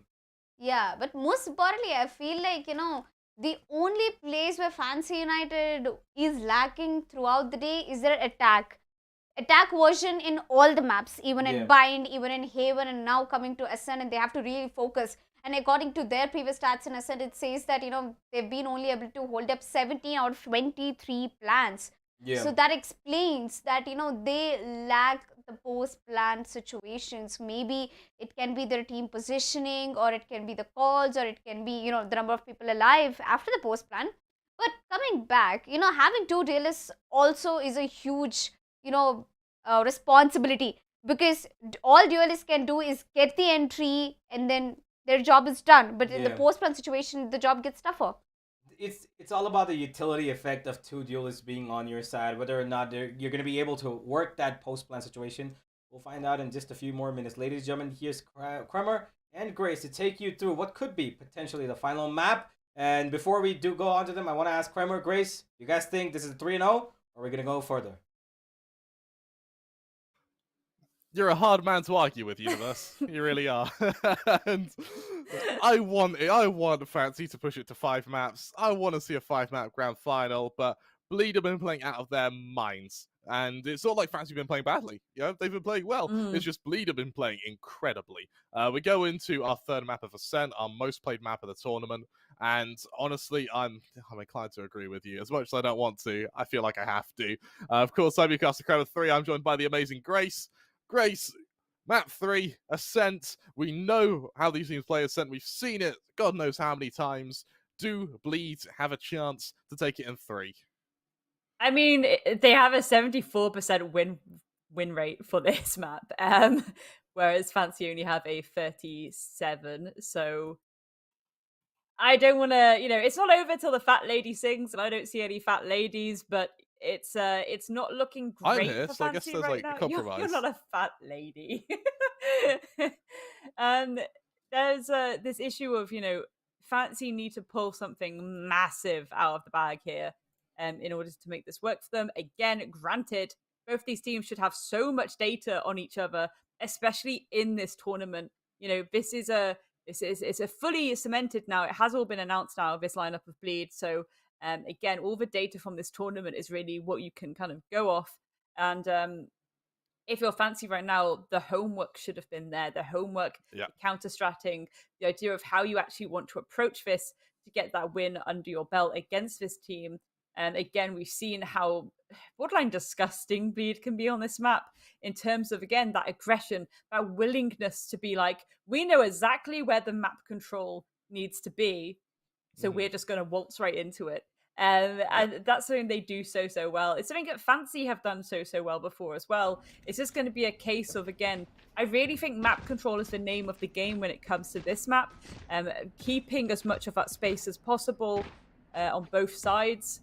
So that's really what we want to be looking at. Again, the tiny choke points into both these sites. You've got kind of that runway into A, and how aggressive we've seen both of these teams be. The little ratty plays that we've seen throughout this tournament as well. It's a good playing field for this to happen on right now. And here we go from the get-go.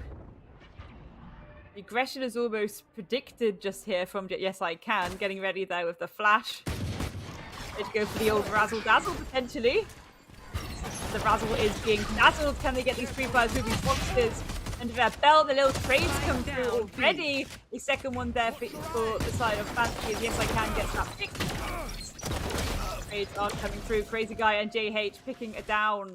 Killer S and Yes I Can. Nizzy ready and waiting for a beautiful 2K to clutch that out. And okay, this is gonna be scrappy. I'm calling it now. This is going to be very scrappy indeed. You're absolutely right. And the duel I really want to focus on here is between Nizzy and Darion. For Nizzy, this is a hell of a start. Maybe the gauntlet has been thrown to Darion. Let's see if you can repeat what you're able to do on Bind. You can do it here. on Ascent up against Yes I Can's Phoenix as well. Juicy as well over on Haven. Yes, he didn't have many kills. The impact was quite high. I think it needs to be vice versa here. Juicy needs to be getting these huge entries and consistently once he gets this operator out on this jet. Bleed once again tries to make their way over to this B site. However, with all of them pinged, Killers tucked into wood is going to have a merry old time with what is only a ghost now, supported by Nizzy's Vandal. Indeed, I'm really surprised we're not seeing more action around mid just yet. I guess people want to have the utility and pocket to do that, so maybe the next round. For now, though, I've kind of almost jinxed it because Nizzy was looking for initial engagements there. I think, again, that's really going to highlight the fact that Bleed are having to stick to this execute. They are sticking to this full push through Fish. Nizzy once again ready and waiting for it. So hungry for it. He's so willing to take this fight to them. And this is what I love to see.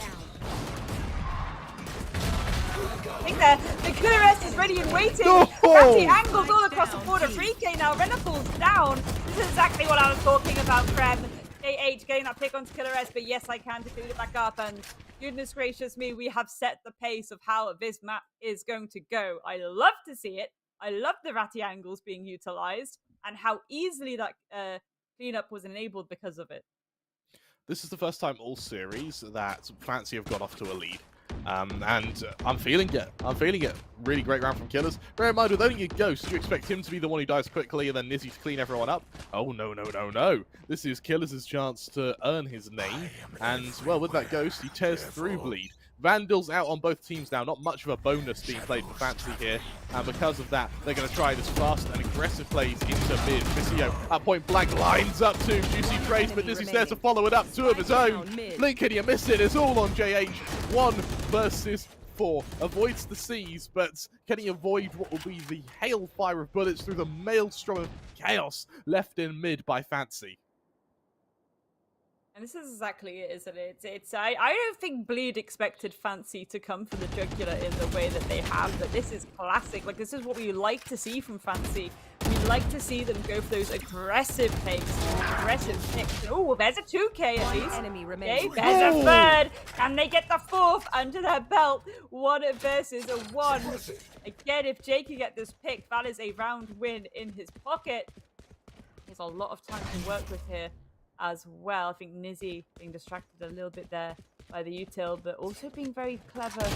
No, there we go! A 3K for the round, but that was so well played by JH. Yeah, that went from what was an absolute wipe from Fancy into a hard-fought round there. Really, really strong damage done by JH there. And a nice recovery from Bleed. Yes, you don't win the round, but you do enough damage to almost make it worthwhile. JH actually almost won that as well. He was moments away from shutting down Nizzy, but pulls out his knife. Grace. And so for Bleed, they move into their sort of half-buy here, Sheriff's Singers. They have a null commands to work with, as does Killers. I doubt we'll see it used unless we see some entries from Bleed or a retake required for Fancy. As Bleed once again attempt this mid-control, something they were unable to do last round. They'll try it again, this time with a mad dash towards control of Tree and Short. Suka, Vandal in hand, the first point of contact, has a headhunter to worry about, and for Rettler, there's the opening, they know the second's there. Overwhelmed is Suka as Juicy gets the next kill. JH in mid, finishes off Vizio, and now for Nizzy and Killers, they're suddenly running out of players. Planted. Absolutely. Spike is firmly plonked down. Bit of a rusty retake to have to do. They have decided to push it together though, which is a promising sign. Again, it is a 5 versus 2. You need to bait out these 1v1s, and I don't think Bleed are going to let themselves be baited too easily. There's at least 1 for Killers. Last player standing. He's raiding back out, and there we go. JH to the final blow. As Bleed finally getting a round on the board. Really strong round indeed. And for Bleed, what I think was quite impressive there is the change of pace. They just push straight into Fancy and it works out. They overwhelm the opposition. They overwhelm the defense. Fancy though, go for the... Oh, do they not even reinvest here? Because of the damage JH was able to do in the 3rd round, now that they've lost the 4th, there's no money. Killers goes for the hero Vandal, but that's it in superior firepower to Fancy. Bleed, really, really nice attempt at a recovery here.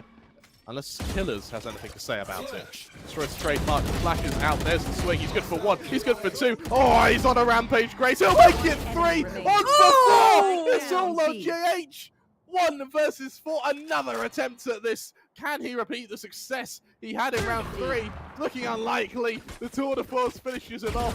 And Killers now is going to be the monolith, the beacon to Fancy to show there is still hope in this series. And that is just incredible plays. Again, it's fighting fire with fire. Bringing that aggression. And this is exactly what I wanted to see from map number 1. I wanted to see these two really have each other on the ropes a little bit, to be honest. I wanted to see the aggression come through so well. It's mostly just been coming from Bleed, but now Fancy have gone, yeah, let's actually bring the thunder here. Let's absolutely go for it. Let's bring these gunfights to them. Let's get those opening picks under our belt. And again, Killers is actually absolutely winning his ones right now. Yeah, we can't emphasize that enough. There have been some amazing plays coming from that player, and Nizzy too, just to clean up the side of Bleed, and that's really been beneficial. Again, think about how much the objectives really been touched over these rounds. And again, how much that spike's actually gone down. And, you know, we're starting to see these rounds where the opposition aren't even getting into sight now, and that's promising. Really is. Bleed, they go for the timeout here. Sorry, I said maybe shaken a little bit, to be honest, as Fancy seem to have found their mojo. They found their missing link. The one thing that does go in favor of Bleed here is that they do have a lot of ults about to come online. They already have their Null Command and the Blade Storm. Crazy Guy's about to bring out his Nightfall, as is Retlef with his From the Shadows. Killers now, they're going to be saying his name a lot, I feel, this map, has that Null Command, which is going to mitigate all of that, provided he can get it off. And for Bleed, when they do change their pace, they are very good at overwhelming Fancy. The question, though, is how frequently can this overwhelming strategy work? Another Vandal buy to work with. Fancy is going for the standard mid-control they've been showing in round 3 now. And this time, Bleed have gone quiet off the back of it. They want Fancy to overextend here. They have, and this is quite interesting. It's a change of pace for Bleed, for sure. Trying to bait out some of these engagements, and again, the positioning, just the way that they're willing to space out, so if any additional aggressive push came through from the get-go, no one was there to kind of line up for them, so that's very clever thinking, and they can just yeet themselves into B uncontested. That is very smart indeed. Again, Suka kind of being held off slightly there. The rotation from Market is going to come through. That spike needs to be committed, though, to at least put this into a post-plant. Killers, once again, on a little bit of a tear. JH falling down. Saving their approach. Yes, I can as well. Powerful duo to try and contest with when you're trying to hold for the post-plant. There we go. Crazy Guy getting that pick, but it was indeed the runner back. At least they're going to be aware of that. That's at least going to let Yuto off the table. ECO taking out Crazy Guy as well. No immediate trade coming through just yet. There's so much cover on both sides being utilized right now. Try and hold this back. There we go. Yes, I can. Falling down. Dizzy as well. Trades across the board. Asuka and Killers, of course, Killers are able to get that retake firmly under their belts. For yet another round for Fancy. Yet another round. That B site turns into a blighted bog of bodies, with every single member trading off one another, flashing off one another. The utility dump is perfect, but Fancy, they have the superior numbers, and it works beautifully. You look over to Bleed now, who seem to have been almost stunned by this response of Fancy. They have a Blade Storm, they have every ult they could ever want readily available. That Null Command of Killers prevented them from bringing them out last round. Now they have this plethora, this Blade Storm and Tour de Force. They are ready to hit this ace site. Will it be shut down? Will we see the opening from Darion here? Hunting for the close angle. Blade Storm's going to miss. I think he expects Visio to be on this close angle, though. And at point blank, Juicy gets that first kill. Retler's there for the follow-up. And now the push is starting to work well. Out comes the Null Command. Suka's good for 1, but he's tagged in the process. An instant plant from Bleed. And here's that change of pace, which works so well for them on their first eco. Darion holding this very tight angle as well. Mindful of the approach from Heaven. But also be mindful that they don't want to be caught out a little bit too much again. Oh, well, that's a beautiful shot, and a certainly impactful shot as well. Nizzy trades it immediately. Backbow up in hand. A 3 versus 2. Suka and Nizzy desperately trying to find the heads of Bleed. Will this be Bleed's first attacking round into their pocket? Or second attacking round, rather. Suka. The head. Nizzy going for a pop shot around the corner, but JH and Metler, they're able to secure it.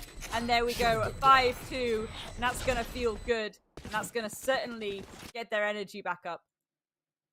It really is. And I think that, bear in mind, these fast rounds for Bleed have been so damn effective. But the issue I have with fast rounds like these is how often can they work? How frequently can you execute these? Bear in mind, they committed 4 ults into that endeavor.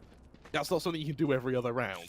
And when it comes to the default sort of early frags, trading, and minor utility, this is where Fancy are winning. And so for Bleed, they need a more founded response. Darion holds the push of Nizzy. Operator in hand. Nizzy pre-firing as best he can. Darion trying to invite the opposing chamber into a duel, but no one's obliging him just yet. JH in mid as well. Has to back off, avoids the dagger. But Darion chimes in as well. There's the trades. Bleed, they knew the aggression was coming, and it's a slaughter around the map. Fancy, and they broken, beaten, and blue from bruises. On the topic of blue, it's the LED glow from Killers on his KO in a 1 versus 5. Juicy, the first to fall.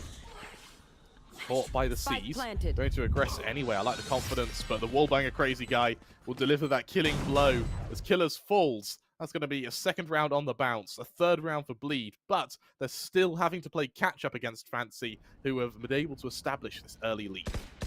No, indeed, but my, what a game we have on our hands right now, Kreb. I mean, a 5-3 isn't bad going. Again, if this ends up in an even split for this half, this could certainly make it interesting. Do I smell overtime in the air? I think it's a bit early to say. Here's hoping. Here's hoping. I would love to see overtime. I really would. I actually don't think it's happening. For now, there's some aggression that is going to be planned here. Whew. Juicy finishes off Yes I Can, and look how far back Nizzy's had to retreat. Remember, this is a bad buy for Fancy, so they're only aiming for damage. But the Headhunter yet to draw a casualty. Eventually finishes off Juicy, but only good for 1. Suka through the smoke, shuts down JH. Oh, and he's good for another. Darion trades onto Suka, but now Bleed, they're down to a 2 versus 2. That spike isn't down yet either. The aggression to try and shut out Physio already has Killers expecting the swing. Retler finishes the job. They double swing onto Physio, shutting him down. But here's the thing, Grace. Bleed, they were against an eco, and it had to come down to a 2v2. They retrieved the operator for Darion. He's going to be able to have another crack at this. But, I mean, hey, Fancy, they're looking deadly right now. Getting a little bit ropey on both sides, I will say. A little bit scrappy, so to speak. But this is exactly what I wanted to see. Again, Fancy are doing a phenomenal job on this defense at the moment. They are really, as you say, on an eco, but still able to get it to a 2v2. That's very good going. Once again, Bleed still in this position where they're kind of held back. They don't want to commit to anything too early. They don't want to go aggressive. They know these overextensions are happening and have been happening. They're just going to try and bait out some of this positioning, some of these engagements, get some of these audio cues in their pocket. Retler on a really passive angle here. Bleed, they've just completely 180'd their pace. They want Fancy to extend, but Fancy also seems to have found their adjustments now. Yes, I Can. Just on the shoulder peak. Very little land grabs for information here from Fancy. They're trying to just figure out how Bleed have been playing this defense. There's that utility combo. It's just been avoided, though, which means that it's all going to be on Physio to hold this position. Up on Heaven, flashed off the initial angle. Still passive for the time being. His shoulder wasn't spotted by Juicy. No, it wasn't. Jay's just good for the first. Physio chimes in, but it's Retler to show there's an Omen diff. That plant will go down. Now Juicy's aggression finishes off Suka, gets away in time. But Killers is alive, meaning there's a chance for Fancy. Crazy guy on the flank. He's affected by Killers. Yes, he is. There's that opening. Be able to break that door as well. Awaiting a follow-up. Run it back, gets deployed by Yes I Can. Flashing himself out. Every player in anti-flash is going to have Juicy shutting him down. Darion reveals the op. And for Yes I Can, no money in the bank of Fancy. He'll back off. He'll save that Vandal. He'll live to fight another day. But Bleed, they equalize at 5-5. 5-5 indeed. 2 more rounds to go before that side switch, and that was really, really good for them side of Bleed. Again, just really maintaining their composure. I think this is starting to shift up a little bit now again. But again, they're kind of delaying push out. I think Fancy have started to read the fact that these pushes aren't coming in aggressively. So now Bleed have kind of counteracted that by being like, okay, well, we're just going to have this quiet before the storm moment now, where we let you overextend if you want to. But then Fancy aren't overextending, so having this really awkward kind of moment where both teams are kind of thinking like, okay, we have to take a gamble essentially. And I love that. They're really in each other's heads right now.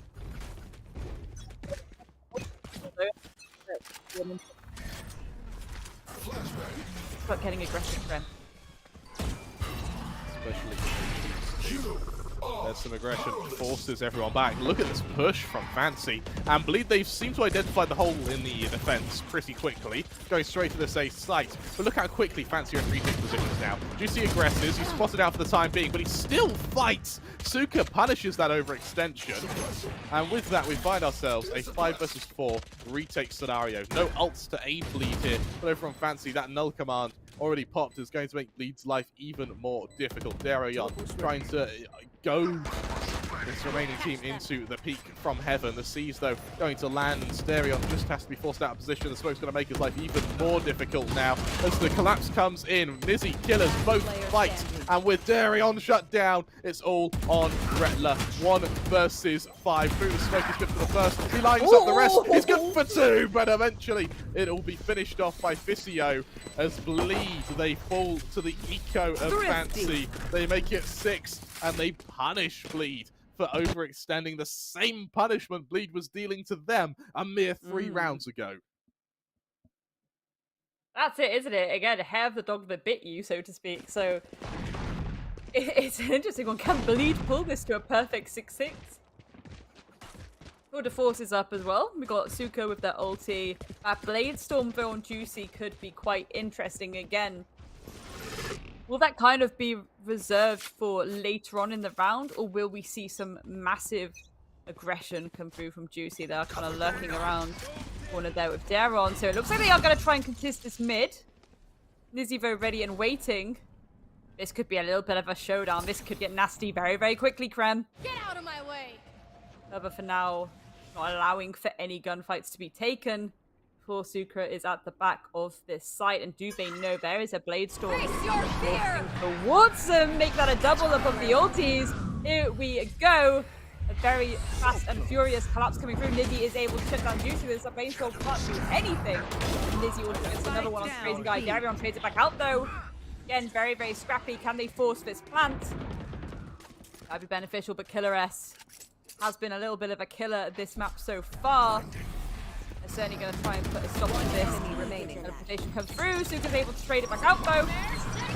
Both Omens falling down. A little bit scrappy on both sides. Darion falls down too. And that's Fancy taking the lead on this half, but only by a margin. Again, starting to get very, very scrappy on both sides now. And goodness me. Goodness me. I love the fact that, you know, we saw a lot of ult investment. Of course, it was the last round and a half. But the fact that they were able to kind of shut down a lot of those ults that actually happened, or the ults didn't really enable much breathing space anyway, because again, so many lines of sight were cut off at that point, that it just became very chaotic and a kind of bit, a little bit of a spray and pray. A little bit of spray and pray in times. Interestingly enough, I think that for Killers against JH, Killers has just been outclassing JH fundamentally on every single aspect. JH over for our first 2 maps when he was playing Breach, when he was on KO the first time, absolutely incredible. But Killers has just had a lights out performance. Moved off the duelist onto the KO. You'd expect him to be a little bit worse, at least in fragging power. It's the other way round. Killers has something clicked inside him, and now he's, you know, it wasn't a fracture from how quickly he's been flicking, but no, something clicked in his brain and he realized, okay, this is how you play, and he's just been running circles around not just JH but Bleed. with a lead, though, can Fancy hold it as we go into our second half? I would love to see Fancy win this map and keep the grand finals going. But you need to remember, and we said this in our pre-game, whoever wins Ascent, in my opinion, is probably winning the series. And so for Fancy, this could be a very, very strong omen if they can take Ascent. Especially with Icebox and Breeze being our final 2 maps. Yeah, 100%. I think that Icebox would be spicy. Breeze, again, you know, the last time we saw these two go head-to-head was on Breeze, and it was a very, very close one again. So, yeah, that will be certainly scrappy. And I think, again, if this map is anything to go by as time goes on, you know, if Fancy are able to win out this map, it's going to get really, really nasty on both sides. And I'm 100% here for it. I'm 100% here for it.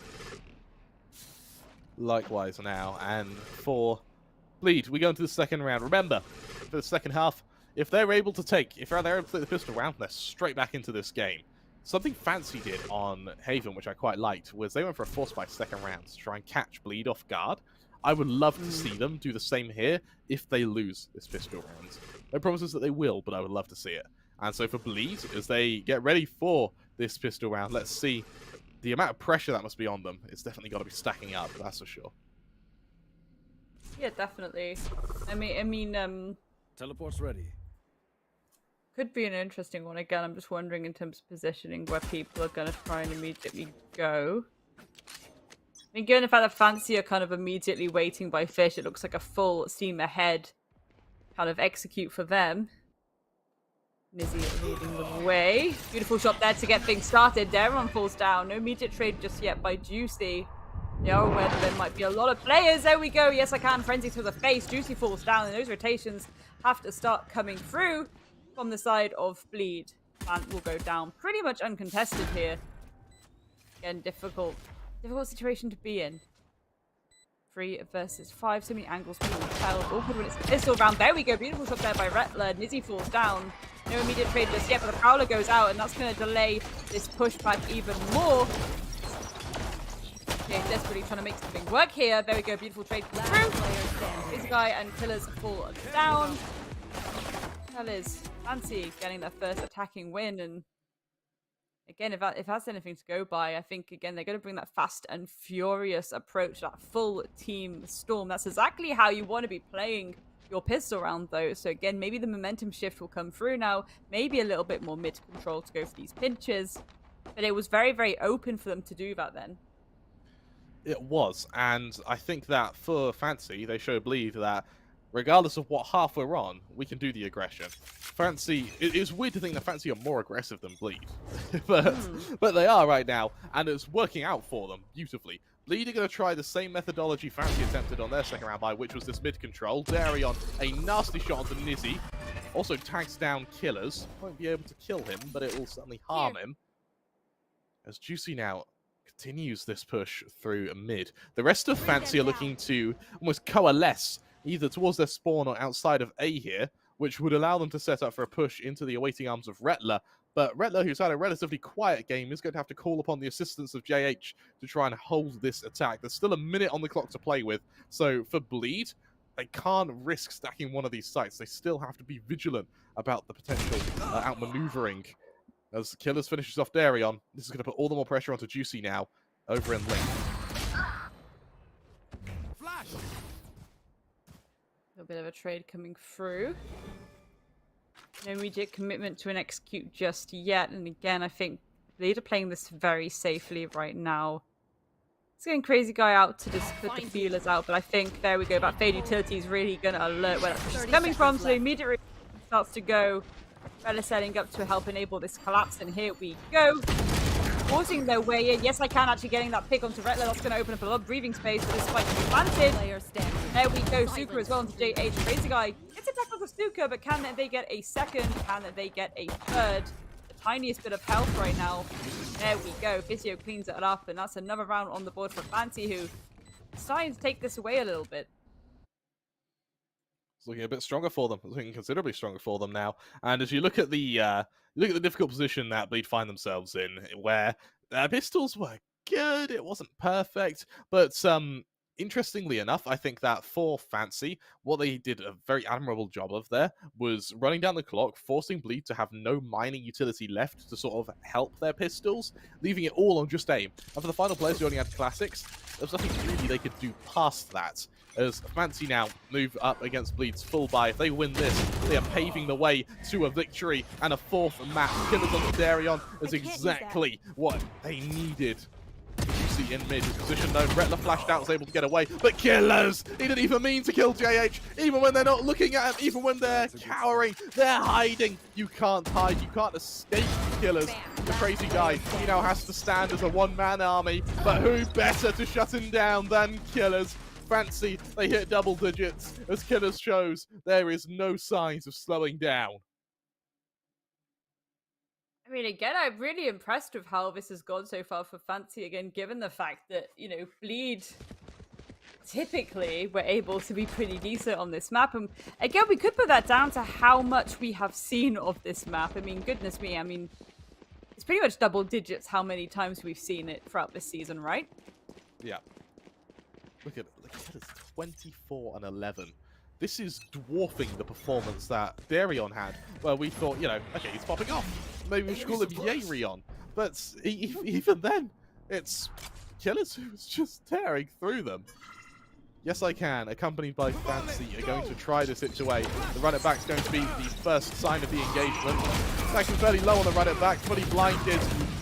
They will finish him off. They will actually get a second as well, but they're just stacking up these kills. Killers! Another 3K! Oh my god! I mean, at this point, like, regardless of how the rest of the series goes, if I was Killer's teammate, I'd be like, you know what, tonight, pizza's on me. You've done an incredible job there. That is insane work. Totally insane. Juicy just probably waiting to get a few of these exit frags under their belt. Again, no point really in pushing it too aggressively, just waiting for someone to make a mistake so you can take some of that util away from them. Like, how do you stop Killers? Because right now he is looking formidable, and if Killers keeps this up, Fancy have won the series. I'll say it now, because I'll stick to my guns. Whoever wins Ascent wins. And Fancy, right now, making Bleed look silly on Ascent. 2 rounds away from a victory. Bleed, they would need a monumental comeback if they want to restore order here. But Killers, I mean, 27 and 11. What? It is nuts. It is nuts.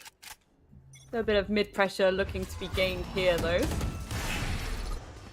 Yeah, and we see Bleed going for an aggressive push through Fish. Now just try and cause some ruckus. There we go. That's exactly the ruckus they needed. And that is the slight extension that they needed to start to apply more pressure onto the side of Fancy.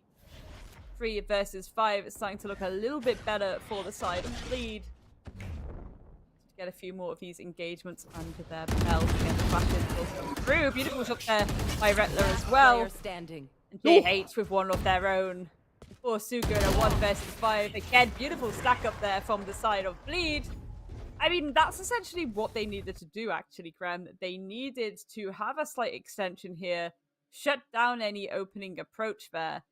I think Bleed needs to start playing to their playstyle of aggression as well. I think this is the thing. Both sides are aggressive teams, and we need to see that from both of them. I think sometimes people can get a little bit too rattled, and that's when they decide to go a bit passive. But if it's worked for you time and time again, because again, we speak of the mechanical gifts of both of these sides, they are able to land their shots. They are so on it when it comes to landing those shots that I think they should just go for it on both sides, really. Just absolutely go for an all-out frag fest. That's exactly what I want to see. Again, lots of ultis up on the board now for Bleed as well. So I'm curious to see how that's going to go. Obviously, ideally, Juicy's Bladestorm won't be shut down again, and that's going to hopefully create some breathing room.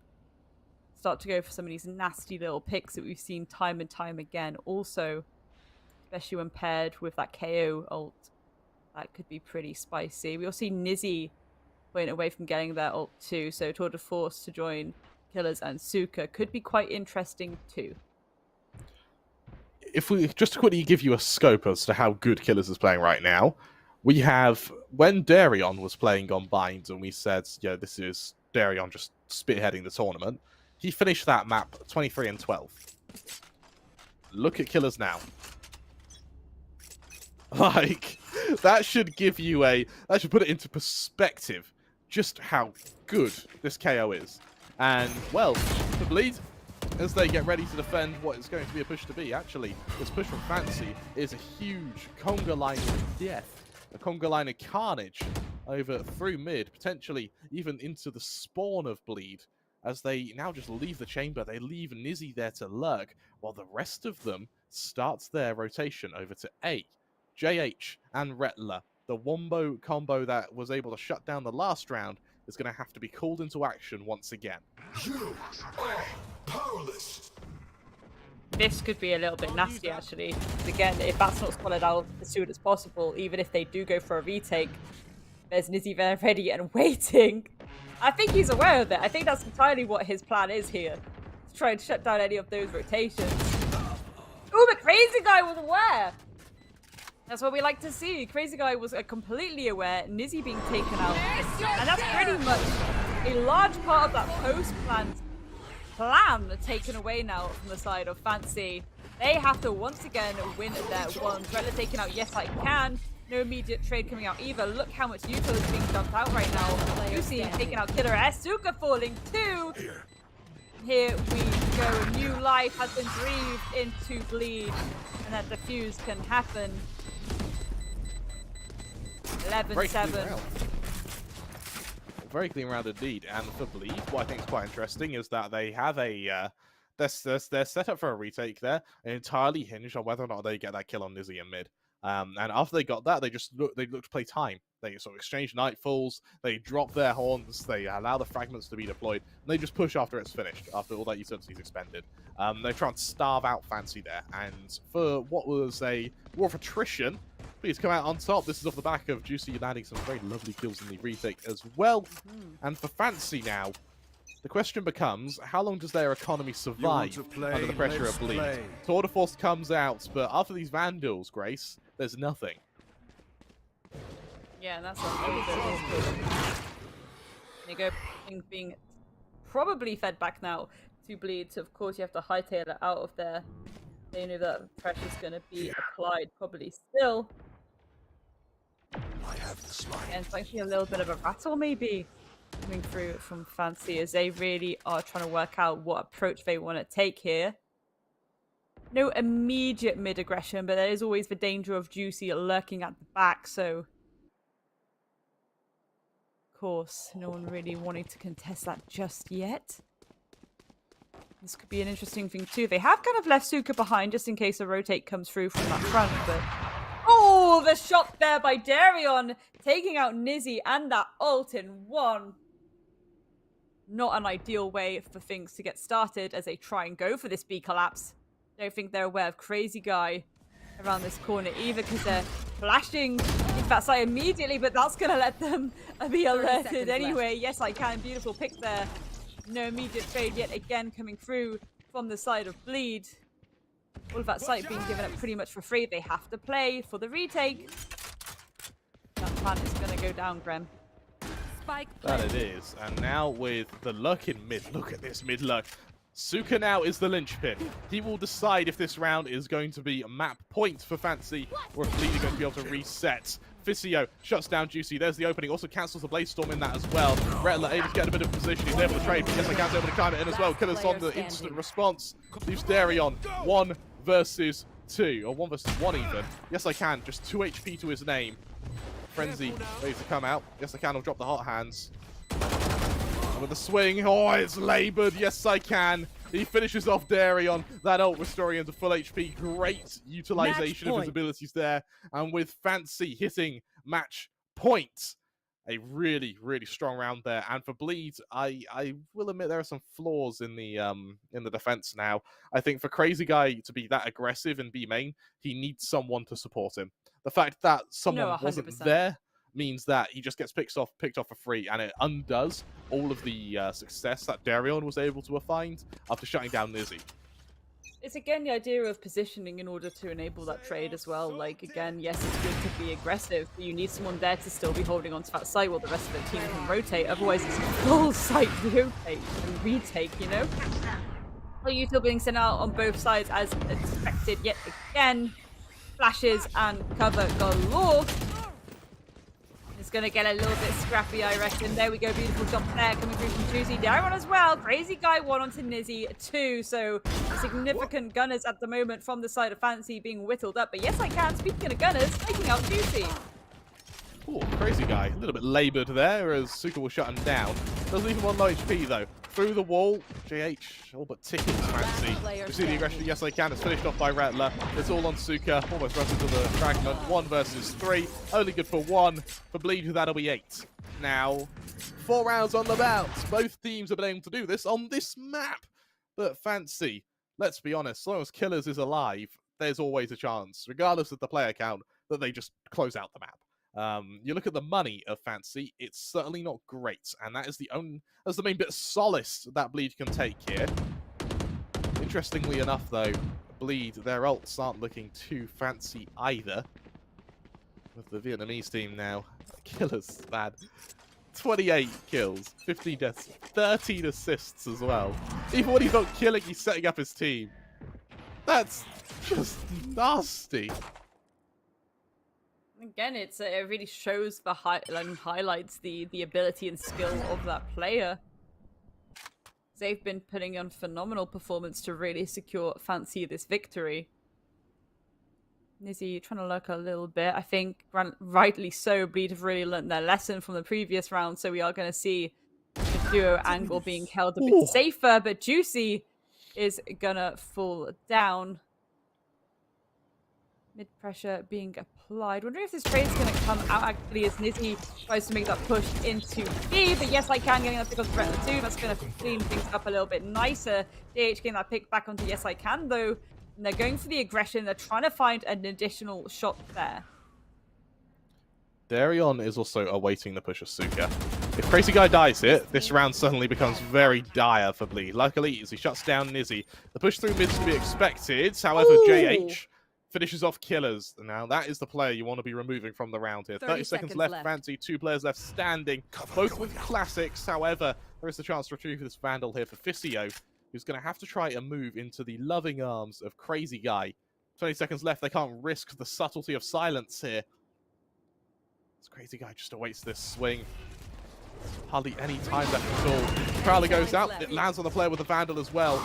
Do they risk pushing off the back of it? No, they don't. Suka instead is going to buy time and space. With that, the spike goes down. Flash out for Bleed. They push through this though. Close has been cleared. Suka good for the first. Can't quite trade it yet. Still only 28 HP to his name, but he's really getting the mileage despite that. Fisio chimes in. Do Fancy convert this in a round? Do they convert it on the eco? JH in a 1 versus 2. Hardly any ammo to his name as well.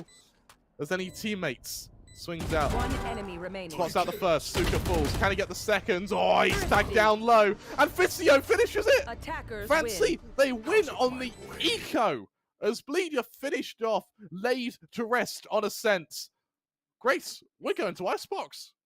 We are indeed going to Icebox. I mean, again, just being able to pick up that weaponry certainly had a benefit. Then both Fisio and Suka able to collect a little bit more than those tiny little pistols in hand. So that was, I mean, this is the thing. I really thought Bleed had it in the bag then. I thought they were going to be able to go for the retake, but ultimately, there can only be one winner when it comes to these gunfights, and the fact that, again, you're trying to bait out these 1 versus 1s, but you don't quite have the angle. You don't quite have the right angle to know where that other player is going to be. I mean, that was phenomenal from the side of Fancy, and I'm hoping and I'm assuming that certainly brought their energy back up as we go into this next map, and that's going to be an interesting one, because that's the kind of, in my opinion, maybe a little bit of a wild card, to be honest.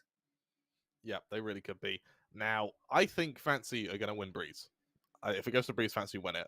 Which means the only chance Bleed have now comes to Icebox. Now, Bleed are bloody good on Icebox. Yeah. But can they beat Fancy? Can they beat Killers? Who, right now, if he can keep the consistency on Ascent, then Bleed may very well be in trouble when it comes to trying to match that performance. And this is it. It's the idea of how impactful Killers was on that map, in my opinion. Like, again, imagine if, he didn't show up in the way he did. Would that have been a different story? Again, we could sit here and put our heads together and think about it, or we could just send it over to the analysts who've been thinking all game about it. Take it over, guys. Well, yep, there is a lot to think about and a lot to talk about, Grace, definitely, because this was an unexpected comeback coming in from Fancy United. Comparing their stats at Ascent, which were not looking great previously, but with sheer dominance, they take this map down into their favor by defeating Bleed Esports to a 13-8 scoreline.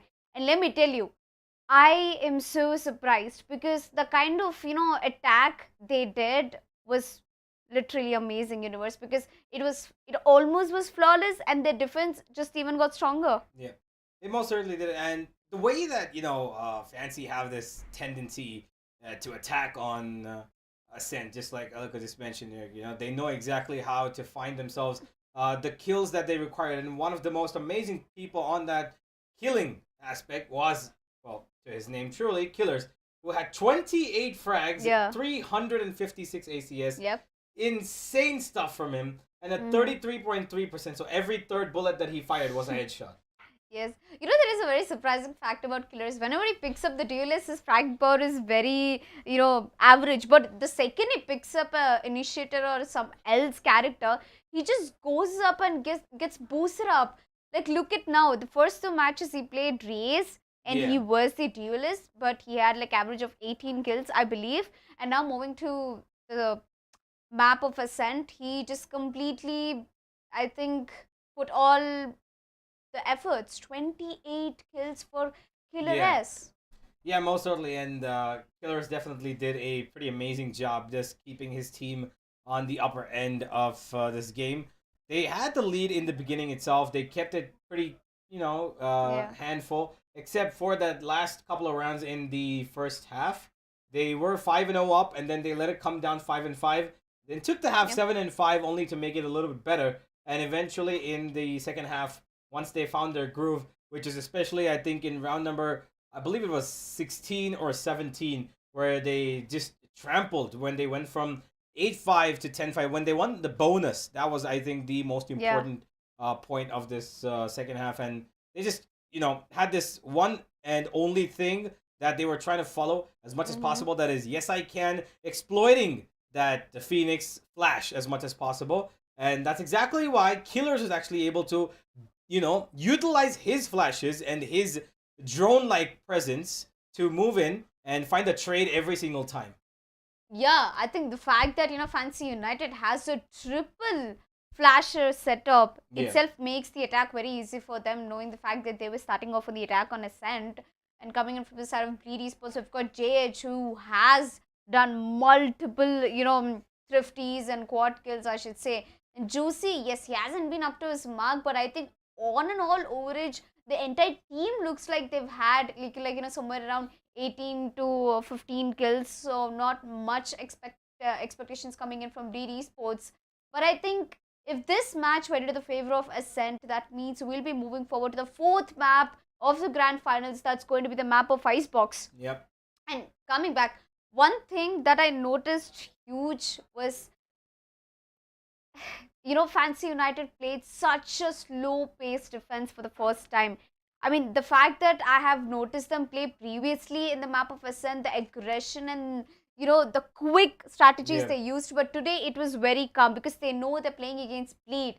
And now it was Fancy's pick. It was the chance they've been waiting for. They got the victory, which makes the move to the next map, which is in Bleed's pick, to be honest. Yeah, well, that Bleed have taken this one with a little bit of a pinch, and they will be looking to come back on Icebox, which, by the way, is a map that I'm not quite sure that Fancy are going to be extremely, looking forward to. They will have a bit of a difficult time. I'm not quite sure what their, roster lineup is going to look like, because particularly for the side of Bleed, we've seen the double duelist. They love to play that Jet and Reyna combo. Combine that with the way that Darion plays on Reyna, as we saw on the first map, evidently on Bind. They clearly know how to make this guy absolutely go, rampant on any map with that arena. And on Icebox is actually his best map. Let's have a look at the money stature for both of these teams. How much did they have in the bank? So far, overall, it looked like it was, pretty decent in the first half, at least for the first couple of rounds for the side of Fancy. They kept it alive. Bleed came back. It's pretty evenly distributed, except for the last couple of rounds in the first half. And then in round number 16, I believe, is where the side of Fancy took control. Like I mentioned, right? They had the bonus. Forgive me, round number 15. They took the bonus and they just threw it all against the side of Bleed. And after that, money didn't even matter. Yeah.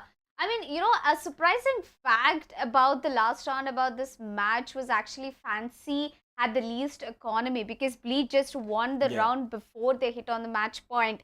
And they had absolutely no money in the bank. They went for an eco and they won the eco against Bleed and took that victory in the map of Ascent. I was honestly expecting a 12-19 score, but that last frag coming in through, maybe JH could have done better. Maybe JH could have, played it with a lot of calm. But again, we all knew where it was going, into the favor of Fancy United, and we have the 4th map upcoming. But this map was completely unexpected. I mean, what is even grand finale if you don't have competition coming through, especially two of the best teams coming in from Southeast Asia, Bleed Esports and Fancy United. Now, this is a fight for respect, and of course, the $13,000 for the first position. Now, I say that because Bleed Esports is the invited team, and Fancy United fought all the way from the qualifiers through group stages, and they finally came to the finals. And let me tell you, Fancy United was not on the top of the leaderboard at day one. It was Bleed Esports, and Fancy United, they worked way through to climb, and eventually they were the first in the leaderboard when we finished the group stages.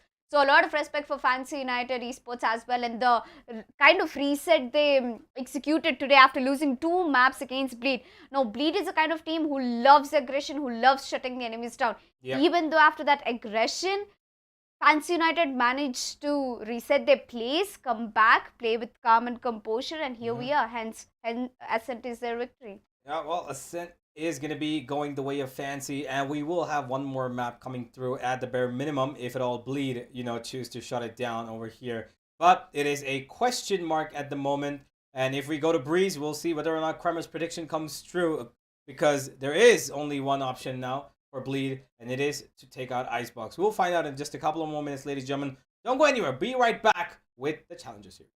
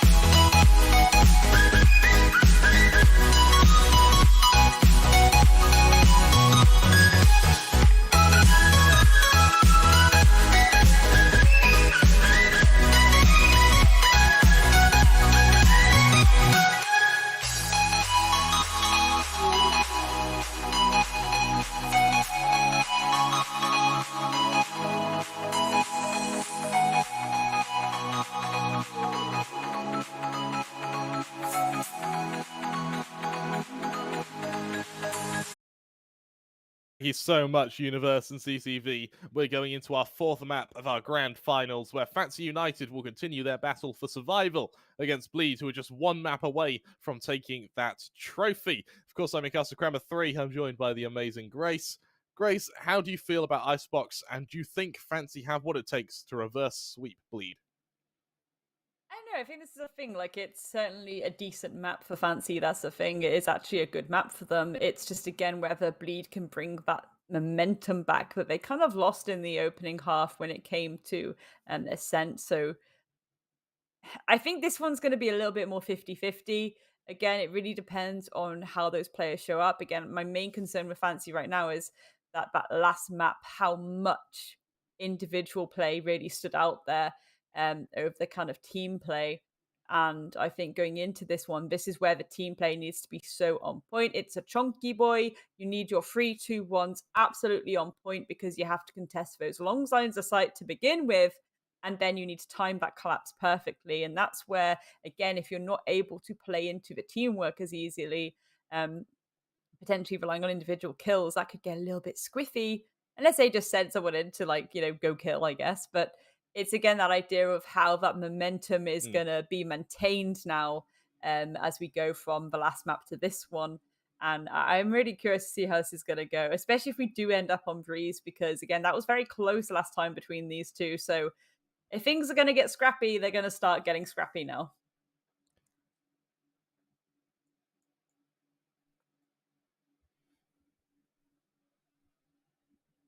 Feel for now, though, these agent selections are quite an interesting one, because, of course, we're going to have usually what you expect would be to see, obviously, of course, the Vipers coming through, but then we're also seeing that Sage come through from Bleed. It's similar to what we saw the other day. But, you know, it's a bit of an oldie but a goldie, isn't it, Krem, to have that Sage on this map, you know, ice walling off that immediate approach to Kitchen, just in case. And again, we've seen how impactful that was on previous play days, especially when it comes to covering for that plant as well. So this could be an interesting one. Darion being back on the Reyna, this is something we've also seen before too, and that was pretty spicy. Again, the double duelist, it's a little bit old school, but it seems to work really well for Bleed when they do it, and it enables them to have that breathing room for that aggression. Yeah, it really does. And I think Darion, we finally see him on the Reyna as well, up against Killer's KO. This is going to be a great duel, one I'm really looking forward to seeing. And furthermore, one that I think is really going to craft and be the kind of telltale sign as whether or not Fancy have what it takes to reverse sweep Bleed. Now, all things considered, let's be honest, Darion has been pretty good on that Reyna. He fell off a little bit on Ascent, though. He was kind of hard punished by Killers, who just ran a rampage. If Killers can keep this consistency, then we have a series in our hands. If not, then that Ascent could very well have been the last hurrah for Fancy. Yeah, but it was a good hurrah at that, if that is the case. Because again, they really had Bleed on the ropes there. And again, this opening half may dictate the pace a little bit more. We'll see what happens. Again, Bleed starting on that and pretty decent for them, especially if they do want to go for these aggressive initial engagements, which we've seen them do wonderfully so many times. Their kind of delay to doing that was what ultimately punished them on that last map. So let's see how this goes. Here. All right, and now for finally for Fancy. Let's see if they can keep this momentum. Bleed on the defense, Fancy on the attack. And now, in terms of agent composition, I do favor Bleed here. I'm a big fan of the Sage. However, we've seen what Fancy can do. Nizzy waiting the aggression in mid. It's a huge bit of aggression as well at that. 4 players from Bleed to try and find an opening. Unable to do so. I like the disengage. They back off now as Fancy looks to respond with a bit of control over to B. That spike still hovering around in mid. Makes me think they're looking for a pick here rather than a commitment to this B site. With that pick, Nizzy shuts down Darion. That high impact duelist for Bleed. It looks like it'll be JH now. Ready for the follow-up. Retler sees the aggression come over to this A site. Can he stop them though? Small engagement with the opposer. Yes, I can. Well, control yellow with no real follow-up from Bleed as they give a lot of control over to Fancy here. 100%. That cooler needs to come through. That rotation from Juicy needs to come through as well. A bit of a spray and pray going down right now. Rettler is actually able to take down Vicio, though. Second one down to Yes I Can.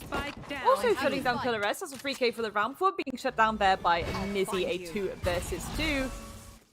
And you do have the spike and can try and force it a little bit more, but you're going to have to get into a very tight and hidden corner. Left.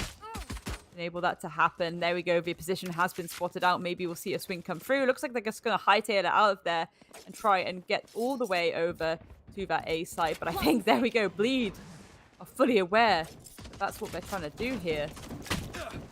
Where things could get a little bit nasty. They have noted that the players have made their way into the site and that plant is going to go down, so the aggression needs to come through. Now, a little bit of ring around the road on this corner. Can they land that shot? Yes, they can. Suka falls down. Nizzy gets Crazy Guy in retaliation. A 1 versus 1 post plant.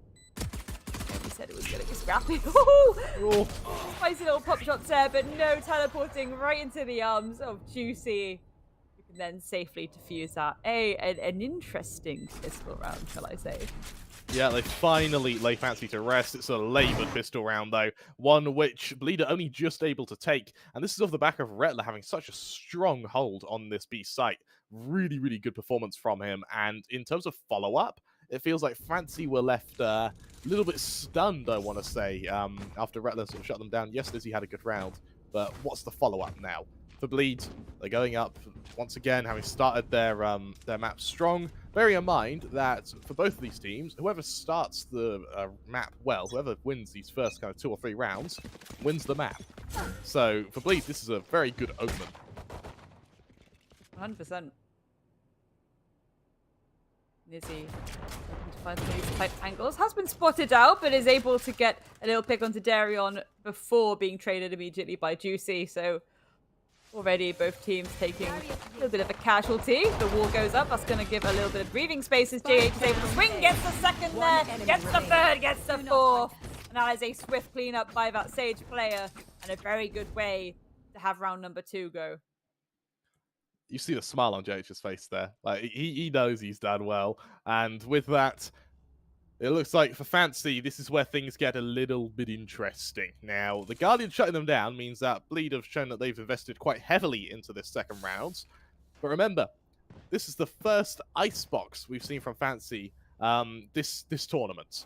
So this is a bit of unknown for Bleeds, at least in terms of anti-strapping Fancy. But while they may be unknown, this may also play to their favour. It may show unfamiliarity for Fancy. You see aggression from Darion. Tries to hunt down Killers. This opening duel is everything, and I think he is aware of Killers' presence in Garage here. That he is. Quick execution with that Guardian. Hey, even able to upgrade to the Vandal. He'll get the hell out of there, and with that Bleed will go a man up, knowing that Fancy's main pivot of attack, though, is either going to be a mid or in rotation to A. 100%. A little bit of a quiet before the storm now, as Fancy to make kind of little bit of a rotation here. Nizzy taking out Rettler. That's going to lighten the low, but Jay, once again, there to trade it out. Maybe try and find a second for their pleasure. Now it looks like Fancy are going to try and maintain that contention away. So, again, the util and pocket really needs to come in clutch. But what do they have? Potentially a few of those Omen smokes could be useful. Fade utility too. Just enable a little bit of information as to where these players may be lurking.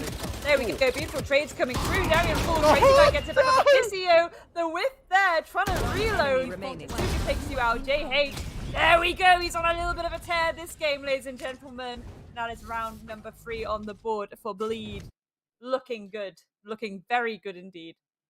JH proving to be the rock of Bleed right now. That for a moment was heartbreaking. We saw a few whiffs here. Nizzy shut down Rettler before he even shoots. And for Crazy Guy, oh man. It happens to the best of us, Grace. It really does. Luckily, he does soften everyone for JH, sort of tenderizing the meat for JH to go through as the blender. And for Fancy, down to Sheriffs once again. Bleed starting this map well. Can they keep it consistent, though? Nizzy going to bring out the Tour de Force, which may be a big leveler, you could say, against this team. But for Fancy, no one's really peeking them on the safe site, so no mileage to be achieved from this Tour de Force as of yet. With the Sheriffs making their way through B main, they need to go up against Darion, who has been a master at finding these opening frags. 100%. Again, Fancy not kind of going for the jugular as much as I thought they would at this point. I figured that they'd retaliate with this aggression with aggression of their own, but they're being very cautious. Yes, they can. The shoulder has been spotted out. They take so much damage. Tickle him and he'll fall over, and Darion should be aware of that. There we go. Redler falls, but Darion gets another one onto Yes I Can, and Killer's desperately trying to find that refrag. Isn't going to be gifted it. Those defensive players have pulled back nice and safe, just holding their angles, getting their teammates to maybe go for a little bit of a rotate, but this could be massive from Physio right now, especially if Nizzy stays around that A site to cause a kerfuffle and keep Juicy a little bit occupied. The rest does come through, so that's Redler back on the board. There we go, Nizzy going for that pop shot. Might cause, oh no, a little bit of the old bait and switch. The spike's in no man's land. They have to go and pick it up, and at that point, they have to contest to the A side. Juicy's has taken out Nizzy. It's very uncomfortable right now for Suka, Physio, and Killers as they have to try and go for something special. That was special. Darion falling down. Another one there. Crazy guy, but Juicy guy is as fair to clean it up, and now the spike is certainly in no man's land as Physio desperately trying to find a few exit frags here, but there we go. A 4 for the round for Juicy. The juice is indeed loose. I'm really happy with how Juicy was able to sort of hold that site. Physio in no way should be able to get one here. He was shooting at Crazy Guy for a good couple of seconds, good kind of 10, 20 seconds. And Crazy Guy knew where the attack was coming from. We saw him react to it, but he doesn't end up making the rotation. Instead, I believe it was Physio, ends up, it wasn't Physio, sorry, it was Retler, gets shot from behind. Really rough position there. And, well, yes, Crazy Guy, he attempts to trade, unable to do so, gets finished off. The Fancy, a timeout called now as they hit the next buy to figure out what the hell needs to change. This is it again. The Empress is up, as is that Blade Storm. We've seen this nice aggression from Bleed, but with those ults in pocket, we could see a little bit of a nasty fight going down right now. Again, we do have some of those players on the side of Fancy a little bit closer towards their ults themselves. Yes, I could try and force the Viper's Pit and, you know, cheese the plant, so to speak. At least they'd then potentially get around on the board, and I think that's the momentum that they would really need right now. They desperately need to try and get one of these rounds in pocket, get the wind under the sails, as I like to say. Could be a nice way to go about doing it. Right now, and as we see Bleed sort of react to that timeout, remember, they also get to talk about this timeout as well. So, interestingly enough, Fancy, while their strategy right now has been fairly default heavy, I would like to see them change the pace, try something a little bit faster. They've got the Nightfall to accompany them while they do this. With Physio and Yes I Can both one away from their from the Shadows and Viper's Pit. Over on Bleed, Retler is also about to get that Viper's Pit available. I want to see if Fancy can try and make a concerted effort to get these abilities online and get them used before Bleed get any counter utility.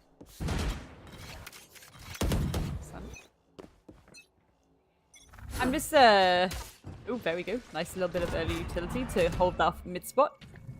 Everyone as well. I think they've kind of read this really well. That it's mid pressure. There we go. Beautiful shot there onto Nizzy. Not immediately traded back out, but there we go. Physio. One onto Darion. It's going to shut down the rampage of that Reyna player. Looking to the head of Yes I Can. There we go. No immediate trade through just yet. Juicy might be able to back off. Yes, he can. The ice wall goes up just to give a little bit of extra cover here. Fancy is still trying to contest that A site Vocrem, and again, what could they do here? Try and make this work. They do have a player disadvantage, only just slightly, but it still could be quite promising if those ults go down. Juicy not quite able to shut down Killers. However, the sort of affirmation that he's there is going to allow him to play the close angle. Killers punishes it. He's traded by JH, who is able to get away while he is near-sighted. The rest of Bleed, though, are making their rotation. More importantly, so's Retler, who's going for the flank here. Plant will go down, 2 versus 3. Crazy Guy shocked up. What damage can they do? It's going to, for the time being, at least harm Suka a little bit. Nightfall committed. As Suka goes for the high grounds now. Jade has spotted out from the low grounds. Physio, good for the first assist by Suka. But here's that flank. Crazy Guy and Retler, they strike in unison, and they'll bring Bleed to their 5th. Both Vipers now with their Viper's Pits. The utilization of this is going to be so important. 100%. 100%. Again, it's this idea of you can almost cheese it a little bit if you try and get that immediate site control. Hit them when they're split apart, so to speak, and then immediately try and pop that ult, try and put that objective into your favor. Again, though, with 2 Viper's Pits on the board, could cause a little bit of a kerfuffle, especially if they're used on the same site. I feel like that's something I see, though. Maybe it's just me wanting infinite chaos generator at this point. There we are. This aggression through tube is something he's attempted 2 or 3 times now. And Nizzy, now wise to Darion's ways, is going to be able to get the opening. They are up against the Viper's Pit on A, but now with the first time in a while, a man advantage for Fancy.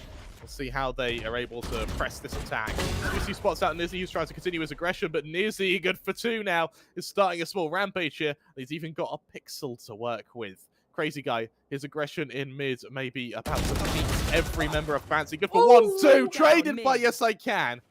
The 2 versus 3 now. Both members of Bleed over on this A site. Means they have to make a very swift rotation.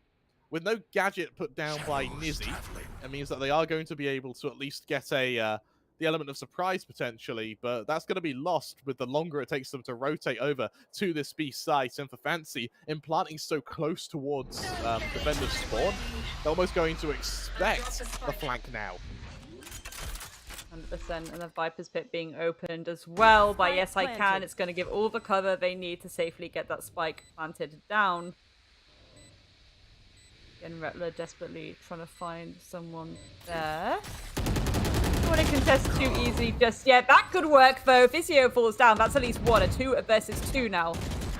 Houston in pocket. What could they do to try and make this work out for them? And it's going to be a very, very difficult indeed. Nizzy getting a little bit bossy with it could cause a massive upset if they go for this flank, especially given the fact that these players are having to run immediately. There we go. A really well played execution there by Fancy, and rightly so. They are gifted a round on the board. Oh, they are. Nizzy, absolutely perfect round from him. Able to shut down Darion. Hey, even able to get the opening on Juicy. For Crazy Guy here, this was a really nice 2K, especially spotting the spike. I can't help but think that Bleed's rotation, a little bit too slow. It's punished beautifully. Yes, the device is committed by both sides. Bleed's inch ahead in ult advantage, but Fancy put themselves on the boards. This is deja vu. It's happened on every map now. The team opens with 5 rounds, and then the others win a round. It happened on Ascent, it happened on Bind, it happened on Haven. And hey, this is where the game gets interesting. Killers shuts down Darion. Once again, Darion falling on this aggression. As Fancy just go quiet. They realize they've baited Bleed now into having to re-aggress thanks to being a man down.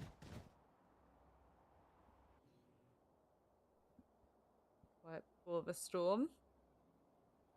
Side of Bleed want to start to slowly creep the way up. Is Jay aware of these players? The wall's going to go up though, and that gunshot to try and shoot it out is certainly going to alert Jay that there are players lurking in this tight corner here. Fowler goes out, gets shot out immediately. And it's just a lot of hesitance on both sides to take this gunfight. A very tight, close quarters engagement. There's 1 at least for Jay. Can they get another? The ult certainly will help there. Clean up shop. That is a free K thus far. Beautiful help from Crazy Guy as well. Remaining players of Fancy. 30 seconds looking to do something as Clarisse.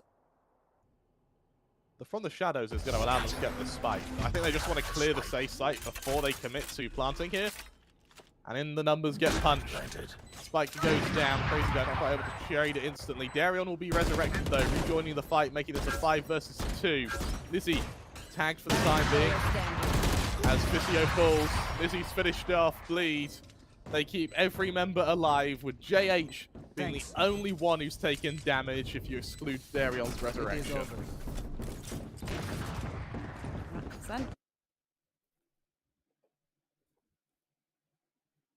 It was just, this was a JH, phenomenal look play. At this rampage. Yeah.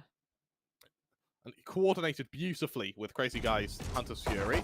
It's like he knows they're in garage. It's a position which can be exploited with the Hunter's Fury. And I think Killers, one Corners, knows that the solution is to pop out the null commands, but the fact that JH is able to just take the fight to him, he isn't able to pull his gun back out. Finished off Bleed. They go 6-1 into the lead now, as Fancy find themselves without ults. They do indeed. And again, the combination of the Bladestorm and Emperor still looming. Krem. It's a spicy one. Again, I just love the fact that we saw the amazing teamwork come through from Bleed there. Again, I'm wondering if Fancy... it's an unfortunate one. If they would have contested Jay a little bit earlier, that could have been shut down, actually. A little bit, and enabled them to kind of get towards site a little bit clearer.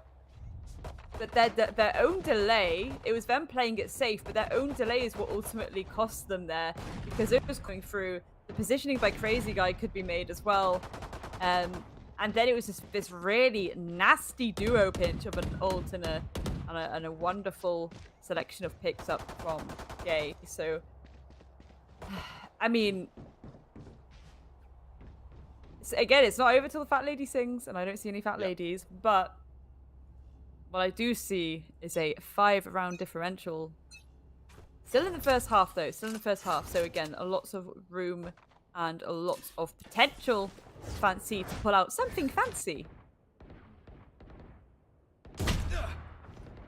There's aggression from Nizzy. Headhunter tries to get an opening.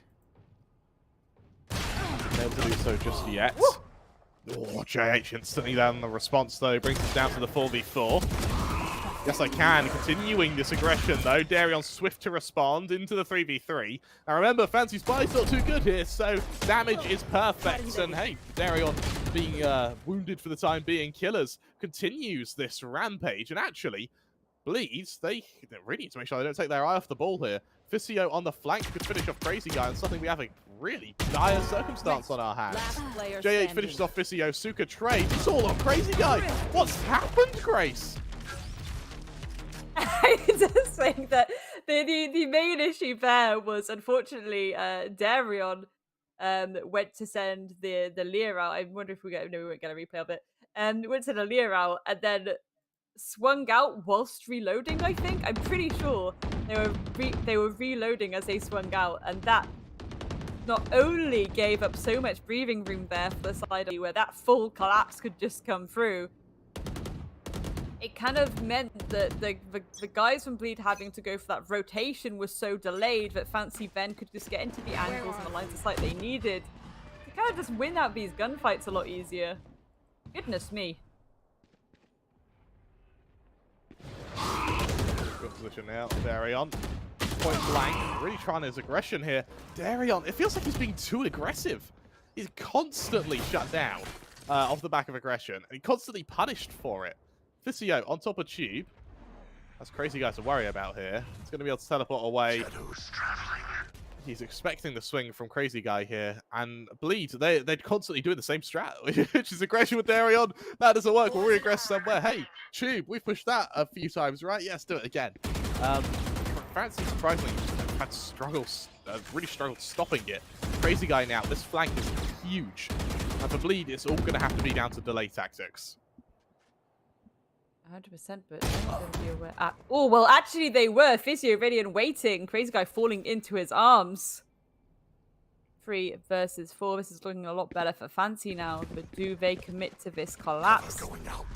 Interesting to see the rotation come through with 30 seconds on the clock. That is a large gamble coming through from them, and rightly so. Bleed have decided that they're going to hold on to A because they would expect you at this time to commit to that. Can they get there in time? Can they get this plant down? Well, it looks like they will indeed be able to. Spike planted. That's going to be a very panicked rotation back to that side from the side of Bleed. Absolutely right here. Aggression for Fancy is just working out for them, and I want to see Bleed reel it in. I really do. It feels like it's just been... It's definitely been coming back to haunt them. Fancy, they make it 3. I mean, hey, a comeback in this half would be lovely. I would love to see this go to all 5 maps, Grace. 100%. And though, it looks like they're not actually willing to contest it. It feels like they're just gonna let them have it. But they could get a few extra kills under their pocket. Here we go, a little bit of an attempt there. Rettler gets one, Juicy gets traded out, though. Trades across the board as Rettler shutting down that 3k. JH with one of their own too. At least they've caused a little bit of damage there of what they're bringing to the next round. But, I mean, goodness me. A lot better from Fancy. But now, Fancy, only 3 rounds to their name. This is where they need to find their rhythm. Nizzy's having a pretty good map, but I'm looking at Killers, who, after what was a monumental ascent, needs to find that old form. As Bleed, with an ult advantage, are up against the tour de force here. And see, once again, it's some, at least for the time being, quiet aggression. Juicy through the one way, thanks to Rettler, is good for the first. Yes, I can. Falls. With the haunt going down, Juicy hasn't really rotated too far. I think second here. That's Suka to worry about. Gets away without using that dash. And bear in mind that Fancy, this is just one prong of their attack. They're just taking control here. They're not looking to set up for an execution. As Nizzy gets ready to push into the Viper's pits. Delving into that Viper's pit is always so damn difficult. Rettler is forced back. Nizzy tries to go through this. He spots him out, gets that kill with the sheet. Rettler falls. Darion, having popped the Empress now, is ready to take some duels here. See on the close angle as Darion leg down. Nizzy, only 3 bullets left in that sword, of course. But he's got Fisio to aid him in these fights. JH jumps across again. They're trying to base out these shots. Left Fancy, they've got to commit to this ace site. Darion gets ready for the first engagement. Gets ready to go through this smoke. Doesn't he risk it? No flash to help him. Goes naked, you could say, as Suka finishes the job on Darion. 4 versus 5. The rotations are here. Bladestorm out. But the issue is, Fancy, they've got their spike down. And they're a man up. Yes, there's a flanker crazy guy Undenied about, but with that trademark in mid, you can't commit to that fight. The C's going to be avoided by JH. On the jump spot, he has crazy guy shut down Suka. 3v3. Bladestorm from Juicy needs to get some mileage now. Fisio on the close angle is going to be pinged. He'll back off for the time being. And then from the high ground, Juicy, good for the first. Oh, finishes off Niddy. Hit by the flash though, fully blinded. There's a little bit of damage to Killers as crazy guy to deliver the killing blow. It's all on Fisio. 8 bullets, 3 players to find. Time is his friend, but Juicy is not. Bleed, they make it 7 off the back of an extremely clean retake. I mean, again, yeah, it was really, really smooth. We had these initial casualties that were just so nasty, but Fancy was still able to secure that spike pick. And Juicy just ulted. And this was a really helpful thing. Again, it's creating that breathing space just by getting those picks off. And again, the jet utility of how flexible it is in terms of movement. I think especially for that site, it's very, very impactful. And Bleed, once again, taking the lead. 7th round, 7-3. That's not too bad. It's not too bad at all, actually. And as we see a difficult position now, Darion was hoping for an O. I like the fact that Darion is being a bit less aggressive now. Fancy, they're the ones who are making the first moves on the attack. Very nice wide angles. Trying to aggressive can be really difficult here. But like the pathing of that Prowler as well. It's very hard to shoot. Luckily, Jake eventually can. It's Fancy instead. Just steadily it forward over a mid. Crazy guy. Timing favors the bold as Nizzy's taken down. And for Bleed, this is where they may have to hesitate a little bit. They know Fancy have presence outside of aim. They've heard the Prowler. They're going to see the Fragment and the Snakebite come in. They know it's a hit away. The question now is, do they stop it? How do they stop it? Paranoia going to not hit, but the blind will. JH saves his teammate's life with that kill for Fisio. Crazy guy, Hunter's Fury, good for yet one more. He's going to try and pick off. Yes, I can. Doesn't quite land, but the bullets will. Killers left alone. 1 versus 5. Darion falls, but with 30 HP, things go from bad to worse. JH doesn't want to risk the overextension as Killers gets another one. A kill here onto the safe would be monumental. But JH, he won't give Killers that opening. As Bleed make it 8. And Fancy find themselves now in quite dire trouble. do indeed. Still one more attacking round to go for them. Then a 4-8 would be pretty decent for them, especially as then they would go on to the defense. But again, we've seen how Bleed can attack, especially in terms of that aggression, especially in terms of how much they're willing to just go for the jugular. But this best of 5, I think we've seen a very different mix of energy from both sides.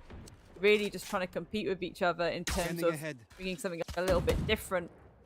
So, could be anyone's right now. A little bit of pressure being applied here in the midsection. I think Darion is aware of the fact that there is a full team sweep going up now towards Kitchen.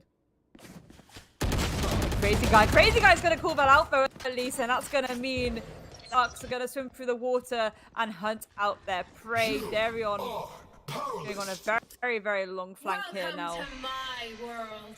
Once again, that Viper's Pit is opened, Graham. Darion's got to be careful as well. Through the smoke, Retler can't quite cancel that plant.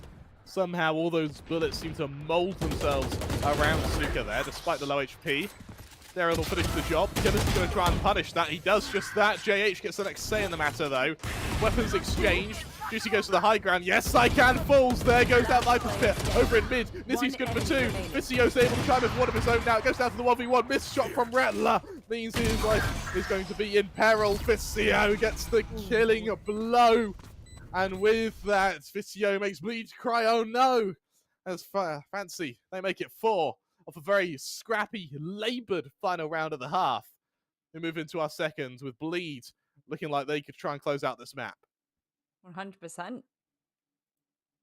Really a stand-up performance right now from the side of Fancy, clawing their way back up. 8-4, it really isn't that bad, to be fair. It really isn't. I still feel way. Again, though, Bleed going on to that attack. They can hit very, very hard when it comes to these attacks. They're very willing to just, again, go direct, go for the jugular, go fast and furious. And again, we've got to consider they've got Juicy and Darion, all of that duelist utility in their pockets to really get those opening engagements in their favor, force the plan. And then it's just a case of holding those lines of sight. I mean, look at this head-to-head, Krem.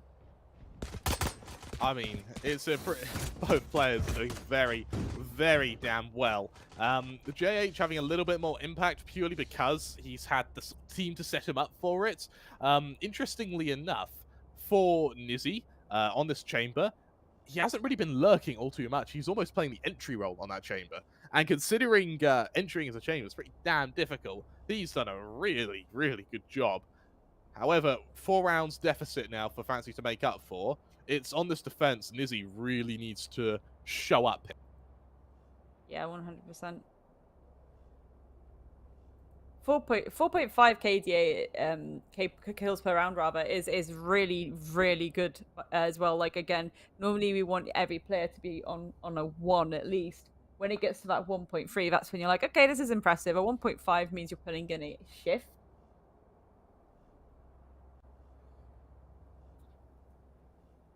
Now, though, Grace, we're going into our second half. Do you believe Fancy can make the comeback? Or is this ending in 4? I really can't tell, because this is a thing, again, like, you know, the last map we saw Killers just absolutely go ham. We haven't really seen him come through like that. It's been instead Nizzy kind of really applying the pressure on that chamber. So again, it depends on, in my opinion, if Bleed don't fall into their very capable ability to go for these aggressive executes, I think that's going to cause trouble for them. I don't think they need to be passive here. I think they should just go for it. I think they should just go for the aggressive duelist duo push initially. And again, we've seen how the overextension in that post plant, once they've got all that control on that site, can go really well for them. So I'm hoping that that will work out well, and we will see how this goes. I think this pistol round pretty much decides the finals, Grace. Bleed win this, Fancy may be out. And they'll have to walk away with that second place position. For Bleed, here's the thing. And for a very aggressive mid-stack from the looks of things, with Crazy Guy almost acting as the fake or the setup over to B here. As Bleed inch their way forward. Suka's the one to stop him. He's good for the first, spots the rest out. Juicy swift to trade, but being caught on different angles means that in mid, Killers shutting down Crazy Guy means they have to constantly be worried about their flank. The Sage Wall is going to allow the plant to move down to the 3 versus 4. Make that 3 versus, oh, make that 2 versus 4. It's Killers well low on HP as JH defines. He's gone to the other side of his ice wall to try and hunt down Fissio. It's all on JH. Fissio, the lurk pays off. And with that, Bleed, they're going to topple. Fancy will make it 5. The comeback may very well be real.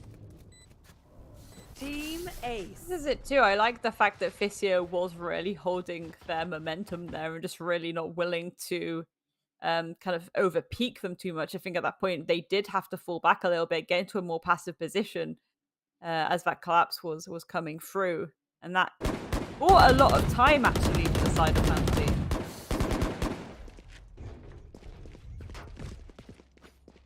Indeed it does. But this is... I still need to get the lead. And Bleed have gone for a second round force buy here. Something that could potentially catch Fancy off guard. As you see how aggressive Yes I Can Strana be. He's waiting for that recon dart. Won't quite land. Ghost in hand, spots out the aggression. Oh, he'll shut down Darion. Regardless of weapon, he'll get that opening. The Bulldog of Juicy now to try and follow it up. Killers will finish the job. He's going to be spotted by the recon darts, though. Nizzy continues to aid in this attack. Killers, he'll finish the job. Bleed, they just get dismantled by Fancy here. Crazy will be the last man standing. Killers will kill. And Fancy make it 6. Grace. Fancy seem to have found some renewed vigor. They have indeed, and they're working the timer into their favor again. You know, if you are the defender, you have that time in your favor, but because of that, the attackers expect you to be a bit more passive and hold on for as long as possible. If you push out a little bit and you bring that extension ever so slightly, that really starts to apply the pressure to the attackers. Especially when, I mean, well, look at the difference in guns that are being brought out. Yeah, right. And talking of different guns being brought out here, look how Bleed have to drop down to their sheriffs. Let's just try and find a way to avoid this really close angle being held by the Omen. Oh, the recon dart's perfect by Crazy Guy, though. Fissio has to drop down. Already low on HP now. Really has to back off now. The Liz are going to betray presence. Yes, they can finish off Darion. Suka, they allow them to walk into the firing squad. Every member of Fantasy on this B defense chimes in. Not a single player falls. And Bleed find Fantasy starting to nip at their heels. It's uncomfortable. It's going to get uncomfortable for Bleed now. This is the thing. They need to apply that aggression. They need to apply that pressure. But they need to be mindful. Weaponry looking a little bit nicer this time. Just a case of, again, how this is going to go, because you've already padded out the stats of Fantasy so much. And again, when you enable them to get that much vigor under their belt, pressure starts to really be applied to you. And thought this one was going to be scrappy, but we're certainly being spoiled right now. Beautiful opening pick there for Fissio. Redler takes out Nizzy as well. Both sides taking a casualty. A little bit of a quiet before the storm as that rotation goes through. It looks like Fancy are very much feeling that this A site might still get contested. Again, I love how Fancy are kind of spreading themselves out a little bit here, not willing to commit too much. Now, aggression comes out. And on topic of aggression now, Suka has to be real careful here. Alone on B. Bleed are going to get this plant, but Fancy, they just want to go for the retake from the looks of it. It's a, I would argue, a fairly slow rotation. So they make their way back over to this B site. Bleed, armed with Vandals and all these minor utility they could ask for. Shock darts and snake bites. Going to make lineups a real threat here to Fancy. However, they look to make a fairly fast land grab here. Suka crowds the close angle, sees it's clear. Darion now, the next man call to action. Fully blinded there, Killers, good for him. JH is able to trade for 1 and 2. Yes, I can. Stay on the matter though. Crazy Guy though, good for 1, lines them both up. And for a moment there, it looked like he didn't see any of them thanks to that one way, but no, he eventually delivers that killing blow. And with that Fancy, they fall to the first buy round, but they do make Bleed really work for it. 100%. They're taking the lead back a little bit more. Again, I think this is the interesting thing, though. Wow, we see Nizzy on that up. It's going to be quite an interesting one. Again, just the amount of space that Fancy are able to take up, I think that's working really well for them. I think especially given how not so much passive Bleed are being, but they're not going as fast and furious as I expected them to. Rentler, however, gorgeous angle there being held and takes out Killers, but Visio trades it immediately back. That's already a really nasty casualty on both sides, especially given how that angle was being held. Ice wall goes up, giving a little bit of protection there. The plant can go down. Nizzy with the op, as I expected. Gonna try and get a little bit fruity with it. The Prowler goes out to try and get some intel as this retake wants to happen. Darion falls down. There is at least one. Can Suka get a second? Yes, I can get a second. JH falling down. The pinch coming through right now on the side of Fancy. It's time to look very strong. There we go. Nizzy takes that crazy guy. Juicy gets one onto Suka. Can they get the second here onto Nizzy?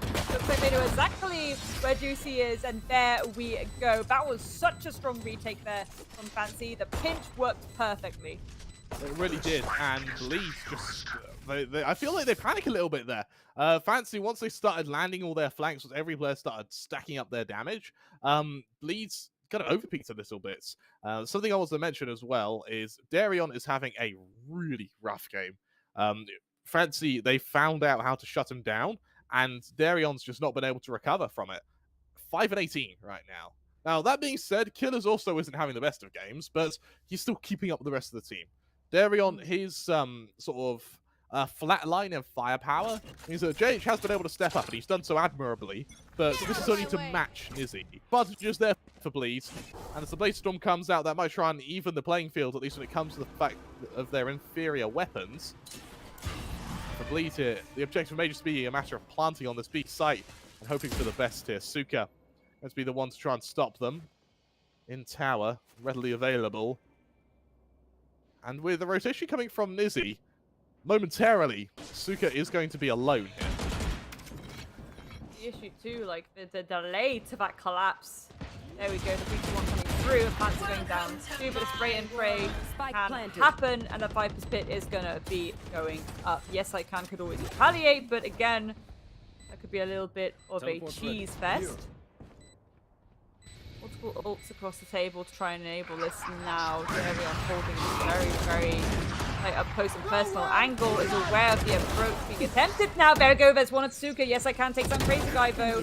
There we go, there's the second onto Visio. And his Fury went out. Didn't really cause too much of a kerfuffle, but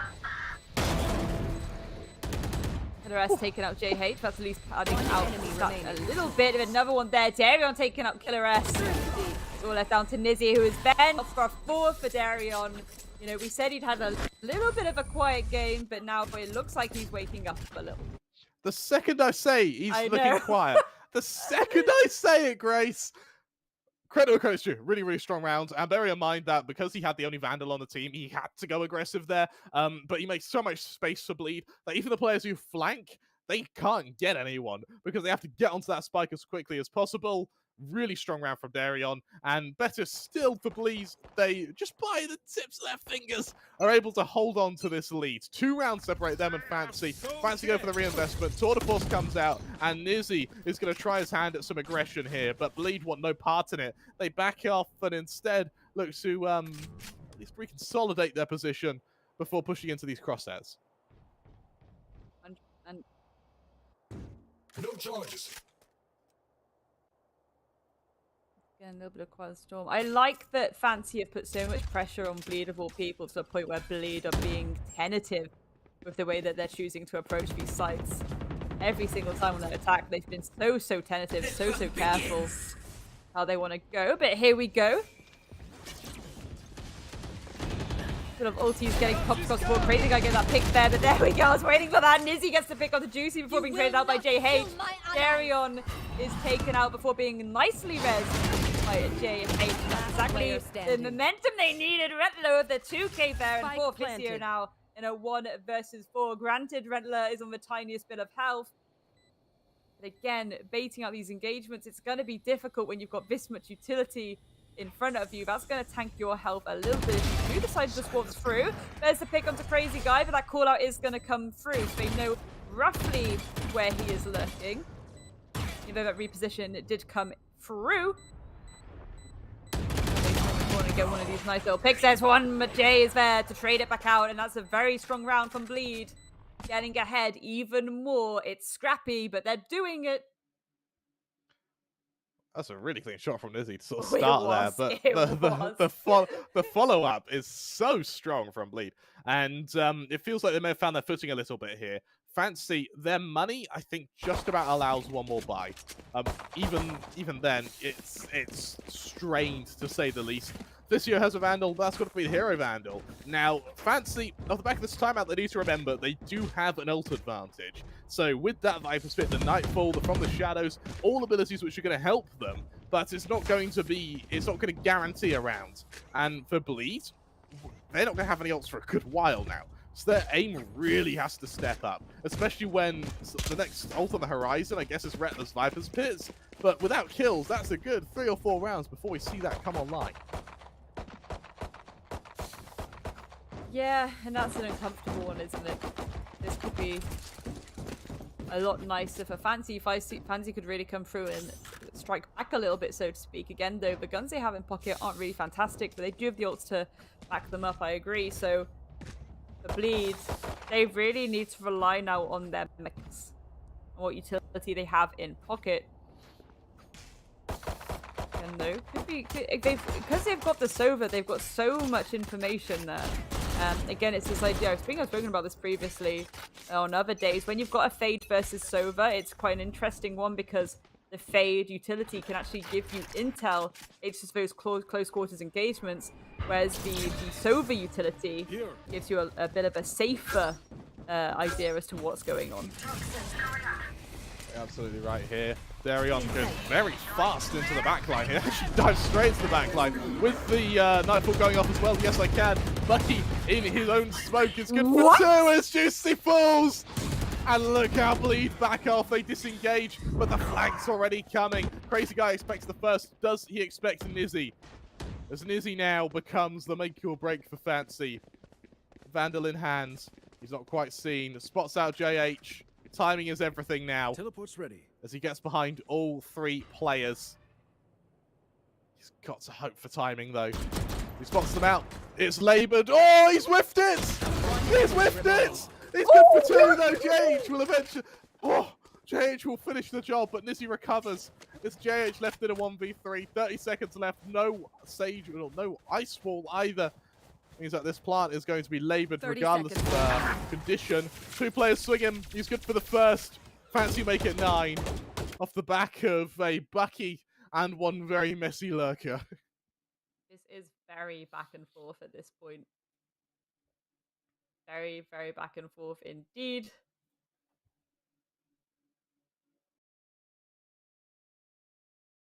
I mean, this is the thing, like that flank could have been more impactful. Eventually, they did get the 2K from it, but a little bit squiffy there from Nizzy, but sure, Fancy can forgive him as that's them edging closer and closer to bringing this to even Stevens. Take flight. Now, Bleed, once again, this very safe utility is really able to lead the way here. Give those callouts, and speaking of callouts, Nizzy taking out Darion, that's going to give a lot of clever info as to where these defenders may be lurking.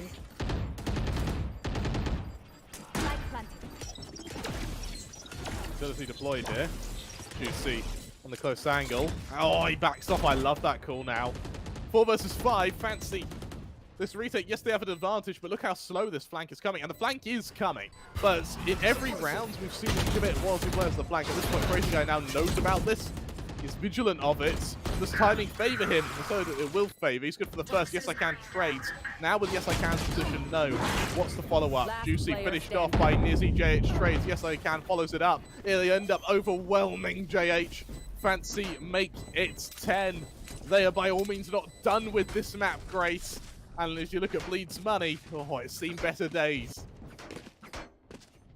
That's quite unfortunate, actually, because Juicy got distracted by the flank so much then. That call-out came through, but Juicy is not the one who should have tried to contest that fight, because as soon as they turn, that's when they're taken out and everything starts falling apart. They could have won that gunfight closer towards the pant spot. But again, just the timing looking away a bit too soon. Really unfortunate stuff. Again, just a case of really constantly monitoring who is holding those angles, who is holding your flank. Again, if one goes down, another has to replace it. It can get squiffy, but if you're getting up close and personal to where that retake is coming from, you can't be afforded really to suddenly turn around and try and contest that flank. But now, yeah, Fancy have done a phenomenal job of bringing this back nearly neck and neck. 11 to 10.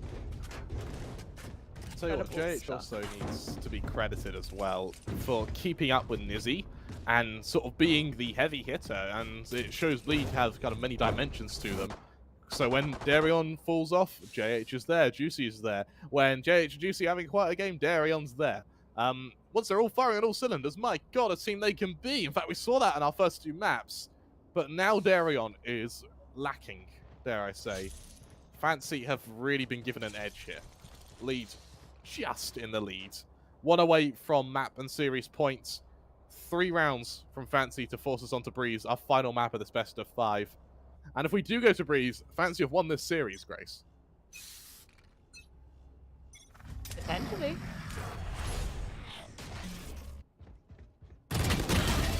Again, though, ooh, beautiful little over-aggression there from Fancy. Vicio, and yes, I can, taking out Darion and Crazy Guys already. This is looking incredible for Fancy. They've really shut down that execute. Now the rotate is going to have to come through. And it's a very awkward one. Rattler is going to try and creep up into kitchen. Create some breathing room, so to speak. Maybe get an opening engagement towards that B site. But again, it's a dangerous position to be in right now if you are Bleed. Because Fancy just really aren't giving up any of this map control. Shadows traveling. Deployed. Suka. I'll find you. In mid, try garner a bit of control. Mark 2. Doesn't quite see anyone though. With his Hot B destroyed, he knows there's 2 players there to worry about. JH trying to force the fight here. Suka won't do it. He's being disciplined as ever. 35 seconds left and Bleed have no control. Fancy, this is going to be 11 unless something goes catastrophically 30 seconds wrong. left. Killers in mid. About to be tested by what could potentially be one of those catastrophes. Through the smoke, Bleed will try and go. They move past the Killers. It's Laban who's good for 1. Finished off eventually. Vandals to be acquired. But 15 seconds left. 2 players to find on the safe site. And Vicio's on the off angle. Lead, the odds aren't in their favor. Yes, I can's good for the first. Rettler trades. 7 seconds left. Unfortunately, time will be his. Oh, will time be his killer? The wall's well placed. He gets that spike down. But no, the Viper's pit! Instantly cancelled by Nizzy. Fancy making 11. They equalise. And what a time to do it. Our 22nd round. You said 5 rounds in, Grace. Does this have overtime in it? It very well could do. You've got to be so gutted for Rattler right now. That is not okay. I'm upset about that. That timing, the immediate push. If only they were slightly to the left. That's so unfortunate. That's so crushing. my. Rattler, I hope that does not impact. They need to push forward. Fancy are doing a phenomenal job right now of just, again, they've gone for this full sweep back now, brought it back to even Stevens, and they are absolutely on fire. It's really good to see. I love how sneaky they're being with these flanks as well and these pinches. Absolutely top form. These rounds are turning into these grisly masquerades of death, and you look at how Fancy have sort of poised themselves. They realise this. They know it's going to be scrappy. They're playing a little bit more passive. They have the one way which Vicio uses to shut down Juicy. There. Things are going from bad to worse now for Bleed. Through the smoke, they tag Vicio, but they don't kill him. There's no equalizer just yet. Darion can't risk going through that Viper's smoke. On something of Viper's, Rattler now in mid. Ready to be tested. Gets hit by the dagger though. Backs off before that smoke fades. Afasuka not rotating just yet means it's going to be down to both Nizzy and Yes I Can to hold the safe site. Missed shot early on. Yes I Can. Was he spotted? No, he wasn't. Oh, he's got a flank. He's got a perfect flank. Spots out 2 players on the rotation. They're not needed. Killers is good for 2. Yes I Can finishes off Crazy Guy. It's all on Rettler. Another chance at a 1 versus 4. Unable to get that kill onto, unable to get that stabilization onto Killers. Means that Rettler now has to only find 2. It's not a 2. Spots out the first. All on Yes I Can. And he finishes it off. Fancy! They hit map points. The reverse sweep is by all means doable. And you look at Bleed's money, Grace, they are broke. The trust fund has collapsed. We're in a recession. And for Bleed, oh, they have been hit hard by it. Now, what do? Up against the wall, on the precipice of being forced to a 5th map after going 2-0 up. And Fancy show no signs in taking their heels off the back of Bleed. Some really incredible stuff from Fancy. Again, early round intel having to come through right now from Crazy Guy, just trying to give an idea as to how this setup is looking. Nowhere to run! With the immediate push coming through as well, that ult being utilized. That's an immediate stampede. It's just like Nizzy is just so good of it. Juicy down and falling. Juicy is indeed res, but there we go. Oh my god! Absolute chaos on both sides. Rettler and Juicy a pick a piece. That Viper's Pit holding back from that collapse. So Rettler taking out Suka. That's going to leave this B site fully open and for the taking. Again, Juicy does have the Blade Storm. They can try to use this just as a desperate way to try and clutch it out. Could potentially work. That spike can go down relatively safely again for the rest. Yes, I can. Having the right play here, pushing together. Nicely spaced out though. Again, Rettler making their way into kitchen as well. This could be a little bit of a kerfuffle. This could really cause a nasty pinch. But I love the fact that again, Killer S and Yes I Can making sure that they're swinging together. There's one, JH falling down. Juicy, they get 1 there onto Killer S. Can they find Yes I Can? They're going to safely hot tail it out of there. A 1 versus 2 now. But Yes I Can. It's an awkward position to be in. Even in the best of time, setting out a bit of points over. There we go. And oh my goodness, Krem. Do you smell it in the air? Do you smell it in the air? Because we are going to overtime.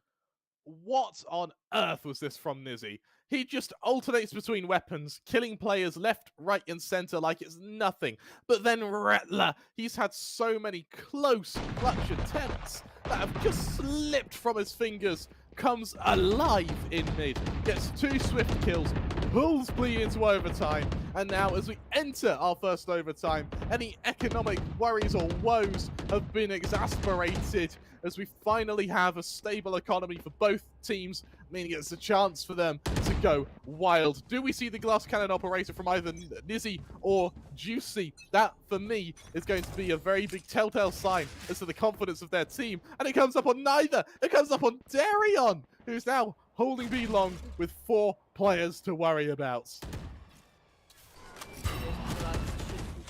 Through. Here we go. Beautiful shot there. Killer S falling down. No immediate trade because they're going to hightail it out of there. Those rotations need to start coming. And the second one of the Yes I Can. Where was this Darion earlier? Because now he is fired up. Can he get a 3rd? Or will we see a little bit of a ruckus here from Juicy and JH? Juicy holding this very tight angle. Nizzy trying to find a little lurky way into sight, but that ice wall is going to make it a lot harder. There's the 3rd. Suka falling down. And again, no trades. It is falling apart right now for Fancy on this round. Vicio, you've just got to hightail it out of there. Save the weaponry and hope for the best. 1 versus 5 for Vicio. Winning this would make history, but he's got to deal with Darion first. Teleports to the high grounds. Darion's expecting it. Empress and all. Bleed. They reclaim their lead at 13-12. Fancy. What a monumental comeback. What a monumental hold and a chance to go to overtime. But it's Those dreams, they've been shattered. They lie floor beneath them as Darion stands triumphant with that sniper, taking Bleed to their defense, where Fancy will fight for their tournament survival. They certainly will. I mean, this is too intense. I might need to lie down after this. It is getting so crazy. Again, the absolute comeback coming through from Fancy there. Rightly so, they are going to time out. They don't want to leave it just now. They want to continue this momentum. They want to bring the thunder. They want to drag it out to that 5th map. Pressure's on, Krem. Pressure's on. It truly is here. And as you look at how Fancy have invested into this round, we're not seeing any operator come out on Nizzy. It's a little bit of a safer investment. But I can't help but think that Darion having one of the, I think probably the worst map this tournament from him. It's in overtime. He saves Bleed. What, talk about a redemption arc. As Fancy now up against it. A win here would take us to double overtime. A win in this map would take us to a 5th. Bleed. They win this. They win the tournament. They win tons of dollars. All they need to do is shut down Fancy. Easier said than done, right? Easier said than done. Again, look at the overextension from Nizzy right now. They are hungry for it. They want to shut this down immediately. Both teams in this kind of standoff right now, neither wanting to peek the other. It's really good to see. They're going out. I think they are aware of Nizzy's positioning potentially as well, but again, it's this idea of they're not really wanting to contest it. Well, Darion is going to contest it. There we go. There's the opening pick going in the favor of Bleed. And who better? Again, that's going to cause a little bit of a kerfuffle. It's now all going to be on Fisio to try and delay this push. And Bleed, they're going pretty quick about this. The smoke timing is well acquainted. But for Fisio, he sees the cross to the first player. He backs off. He doesn't want to risk falling as well. A 2-man disadvantage here would be a death sentence. And Rattler's on the flank. He's good for 1. Josie, a crazy guy, all chime in. It's on Yes, I Can. 1 versus 5. Good for the first. JH on the close angle. The stage was done so much for Bleed. Would also slay Fancy. As Bleed, they go 14-12. They win the final map. They emerge as your champions for your VCT off-season, the Esports Club Challenger Series 9. What a performance! That was just incredible, and Bleed once again true to form. I've said in previous days, it's a very apt name for them. Once that wound is opened, it just starts to bleed out. Your heart's got to go out to Fancy. They put on a phenomenal performance. They brought it back and started to apply the pressure. But Bleed, look at them, happy faces all across the board, and rightly so, because they have put on a phenomenal performance in this tournament. It has been absolutely incredible to watch them. And again, the fact that even when it seemed like the comeback was there, the comeback was coming through, they were still able to maintain their composure and bring it home. So that's something really lovely to see, Rem. Yep, such a tremendous performance from Bleed and from Fancy. And you got to give credit to Fancy for me having shown the best growth throughout tournaments. Started a little bit shaky. They just got better and better and better and better. For Bleed, though, this was domination from the start. An absolutely lethal way to capitalize on supreme skill as Bleed will take the lion's share and that 13,000 USD prize. Of course, for the last time this tournament, I've been your Castle Crema 3. I've been joined by the amazing Grace. It's been an absolute pleasure for us to be here. To all the sponsors, teams, fans, and orgs, you have all been absolutely amazing. Let's hear from our analysts for the last time. Well, it is, of course, the last time, but what a game to end it all off. Yeah. The overtime comes through. Icebox, a game where we really didn't expect it to fall the way it did. Darion, the one man who we thought is going to be, the king of this map, took a little bit of a slow pace, and the one and only time it mattered, he picks up the operator and absolutely shatters the hopes and dreams of Fancy United. Yeah. No more are they gonna be able to do anything at all? He says it was really unexpected, especially, right? You know. I mean, Darion or Antidote, you make your you know. I was genuinely confused. I was like, Anti? But no, again, I gotta say that Bleed Esports, no matter what they've been through, thick and thin, they still emerge from it victorious. And this was genuinely the true test that they had. Kind of like the first time ever we saw Bleed up against Fancy United on that map of Breeze in group stages. This was where everything was tested out from a team. When you are doing good, when you are doing bad, when you're struggling, how do you cope up from it? And still, how do you deliver? Now, there is one person, regardless of the team results, that has delivered time and time and time and time again. Indeed. By far the best performance anyone has ever seen in the history of the Challenger Series. It has got to go to Nizzy from Fancy United, and once more, he shall be the most valuable player. Yeah, he deserves it, of course. 28 kills, 290 ACS. This guy has been on top of things. I think, I don't think he's ever had a game which has been less than 15 kills. Maybe one, I remember, the only one he played on the KO, which I believe was against the Revenant. Yeah. And that was on the third map, I believe, was on Haven, where he didn't have the best of times. But apart from that, this guy started off with 25, 23, 28 in one, I believe. Even this 30, one, 28 as yeah. well. 30, and then... dude, he's Nizzy, absolutely. Again, he is going to be absolutely the top fragger of the entire server. However, it still isn't going to be enough, sadly, for Fancy United, as we see the scorecard 12-14. They made that comeback. Their attack universe, both of us were talking about it, having a look at their composition, right? Not having the duelists present, bringing the two initiators and the two controllers on Icebox meant that someone or the other had to take up the responsibility of getting the kills. In a way, everyone did that from the side of Fancy United, but still overall this composition just lagged slightly than what Bleed were bringing. Yeah, indeed. And like you said, that fragging department had to be taken up by someone, and it was Nizzy, of course. But overall, if you look at the way that Bleed played, they had 26 on JH. And the way that, even though Darion was not uplifting himself in this game, even though he's been phenomenal in the previous three, Juicy and Redlove picked up their pace so well. 22 for both of them. And I think that's what separates the difference between the two teams, because Nizzy doing the work that he did, JH was giving him the competition, but in the lower end, the other four players, on the other side, I think it was Nizzy and I believe it was Yes I Can. Yeah, it was Yes I Can on the Viper, who I think did a pretty great job. But apart from that, the rest of them were struggling to keep up. And even though Fancy United had, the control in the second half, they got the comeback. All it needed for Bleed was that one round for overtime. And instantly, you saw that switch up, right?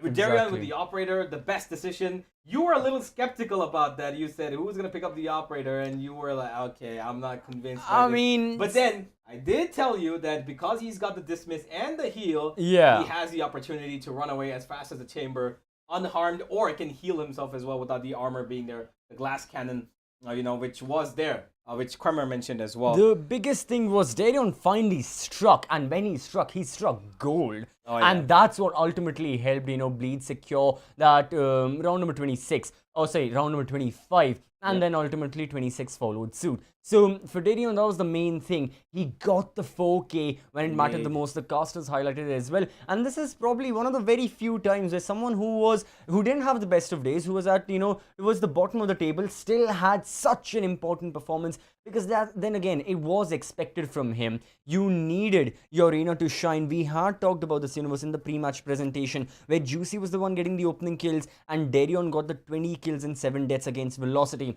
But right now... Today, it overturned. This game, it overturned. Yeah, today it was a whole lot different, and both of these teams, they very well had their ups and downs, literally, metaphorically, and economically. And speaking of that economic factor, well, we introduced that in front of you with this economy graph, the line chart that we have comparing the results of both of these teams. And once more, what we see is that ultimate usage had to play a big factor in how these teams were closing out their thrifties. We did see a couple of thrifty wins here and there, Yeah. partly because of the economy usage. The Vipers split were ever so important from both the Vipers. The Blade Storms were brought out. Nizzy on the Tour de Force was sheer unstoppable when he wielded that weapon. And Yeah. ultimately, that's why the economy, although it had a major factor with when a team would be going for their ecos, when they would be going for their, hero vandal half armor or like half buys, and when they would be forcing. But overall, the ultimate usage also reigned supreme to a certain extent on Icebox. Yeah, the Viper split, like you mentioned, was probably the one round where Retla got it down towards the B side and Darian got that 4K, lifted up his confidence a little bit. That round was really important, but I think that's where they got their groove in the eco round that they were playing, right? Exactly. They just needed that Viper's Pit to work. And they were looking for that more as well. They did one more round where it was 3v5, and in the mid region we had Juicy, Retla, and I believe it was I don't remember who it was, but it was a 3v5. You were getting all nervous about it. Retla had that 1v2. Oh, there was yeah. that Fade recon that came through. The Hunt, the Viper and spin the that Viper spin died. just about to Yeah. go down, and then it was Nizzy to Retla come went in to kind of get that, just timing of the essence right here. But in the long-standing run of things, it is clearly evident that Bleed took control right when it was most needed, and being one of the invited teams, made sure that they stand up to their name and take the victory. But ladies and gentlemen, whilst we are completing the tournament as well, we will be having a look at the top 5 players of the tournament, and of course, Nizzy is on top. 2.1 KDA, damage per round of 170. That's a kill round. A headshot percentage of 33.9. Every third bullet is a Headshot for him. And the second highest first blood percentage for him as well, apart from SK Rossi. I mean, yeah, that's the thing, right? Fluky, SK Rossi, we didn't see these guys. They didn't play the best of 5s. They only played the 7 best of 1s. So, of course, Nizzy played a whole lot more of games. What? 3 and 1, 4 and 4 right here. 8 more maps, and he's still pulling top, numbers yeah. like these. That's why I'm saying. Nizzy. By far, I think one of the greatest performances we've ever seen from a player overall in the Challenger series. Yes, that we've had so far. Series. But no, Darion also having this mention. I believe Darion only now recently has jumped up towards that 5th spot. Earlier, I think it was Paradox who held it, but again, considering the more amount of matches Darion played and the exceptional performances he had yesterday against Velocity and today against Fancy United, with the exception of Icebox, of course, he also deserves the 5th best spot of having that. However, Bleed by far and away had the best performance, which reigns them supreme for Challenger Series number 9. Oh, they must be really happy with not just the way that they perform. Their coach, of course, as well, a legendary FPS player, Legia, who I personally idolized and was really amazing to talk to. But, the screen that we just saw, and I'm pretty sure they must be really happy with everything that's going on, because the screen that we just saw had that blood red theme. We've got the blood red theme right here on our, logo, and of course our background as well. So Bleed are gonna be like, yeah, we own this tournament. Clearly, they've taken it all right into their hands, ladies and gentlemen, and congratulations to every single one of the players. They have taken it all right into their hands. Riot.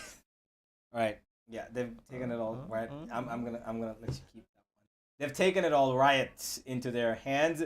And with that, ladies and gentlemen, it is the completion and the end of the Challenger Series Edition 9, the VCT off-season event.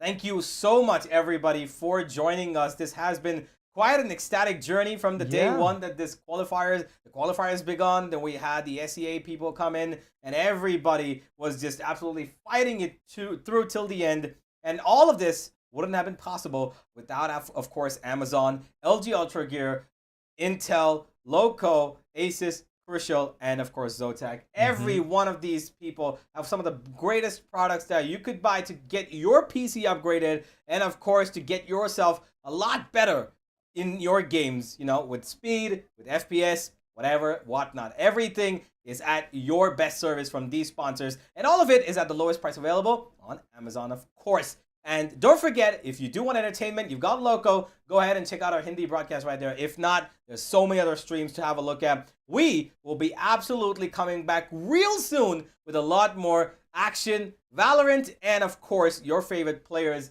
in the server. But until then, ladies and gentlemen, have a great evening, have a great year ahead, and we'll see you all in the next one.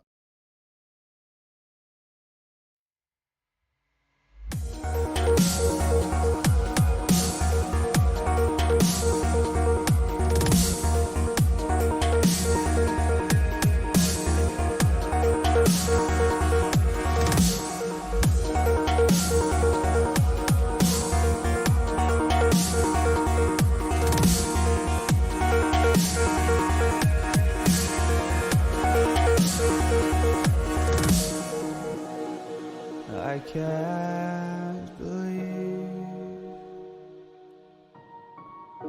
the night lay waste to all we'd given. But honestly,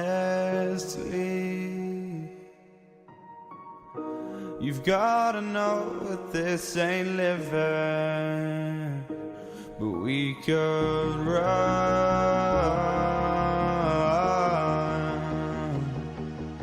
from Elysium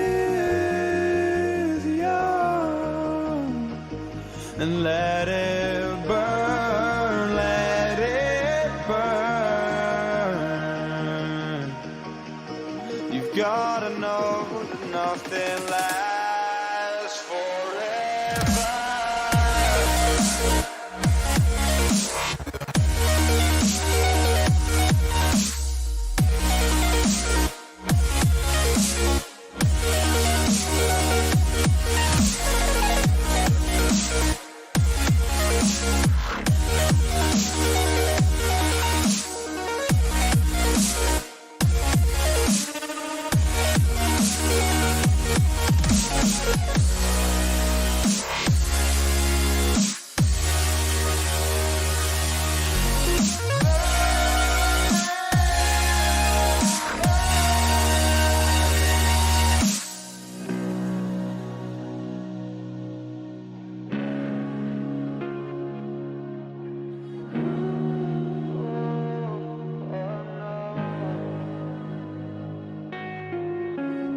I can't believe myself. I never thought that this would be our end, but it's nothing new. And my lover's honesty, I can push it back down if I have to. If you want me to, 'cause we can run.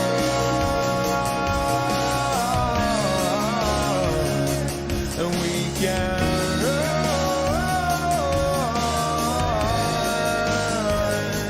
The stars that fall all for you. So tell me now, what's left to lose if we run?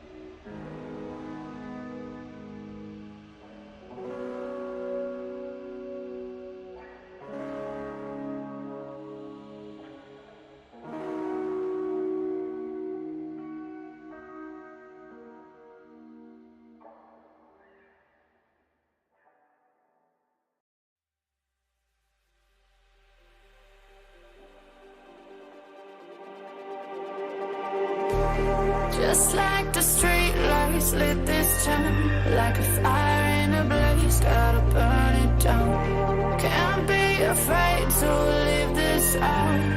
We got this far, don't know how. I see danger in your eyes. They know we'll burn down the night. Coming just like the sunrise. You know that we gonna let it away. Tonight, we gonna let it away. Tonight, we gonna let it away. Just like the sunrise, we gonna let it away.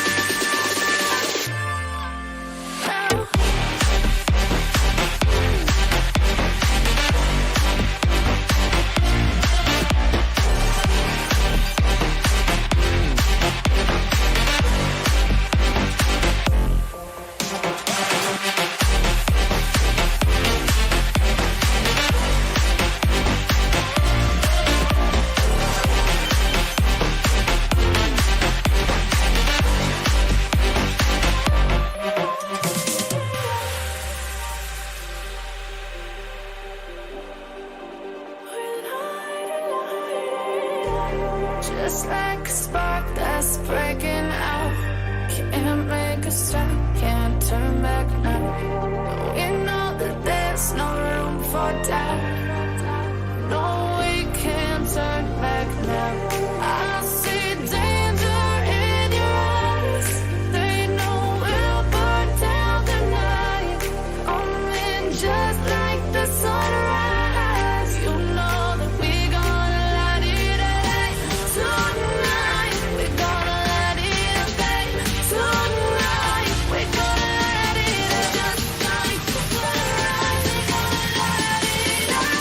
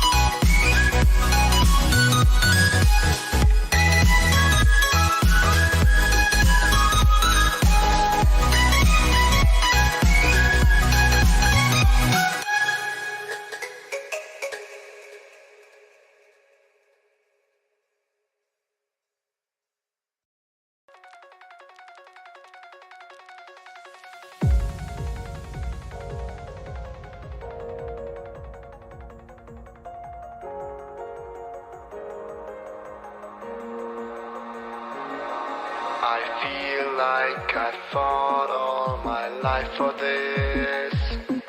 This one part, this 1/3 I've always missed. No, just don't let it go.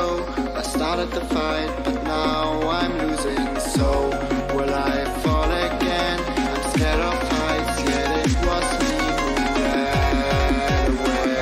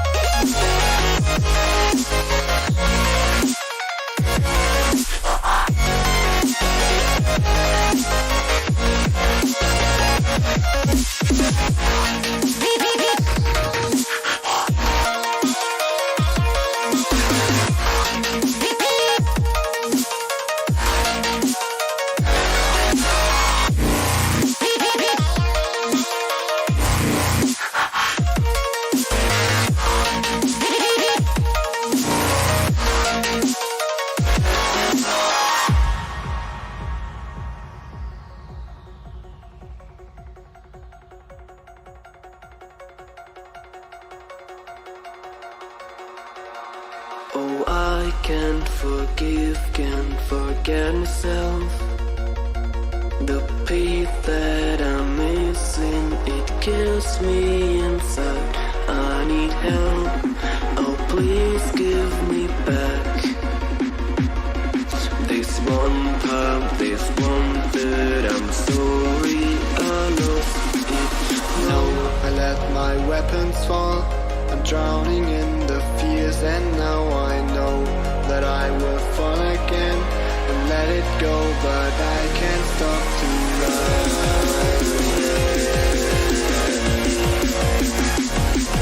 To run away.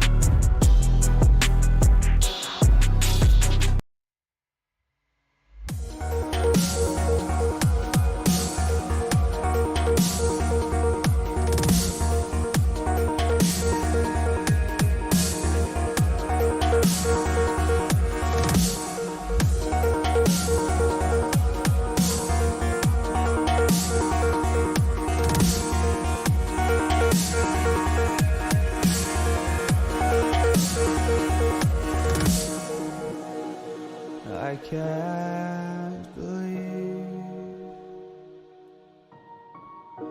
the night lay waste to all we'd given. But honestly, you've gotta know that this ain't living, but we could run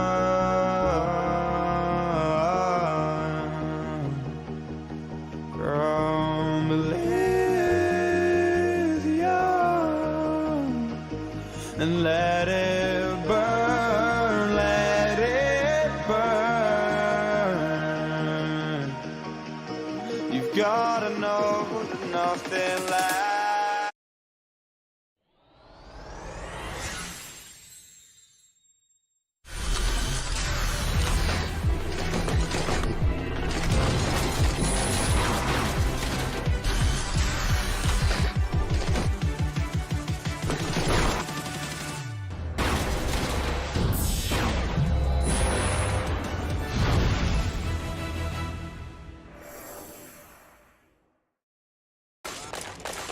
yes यार game क्या super smooth चल रहा है Asus gaming laptop वो भी amazing deal के साथ and I can pay आराम से with a 12 month no cost EMI crazy कहां से लिया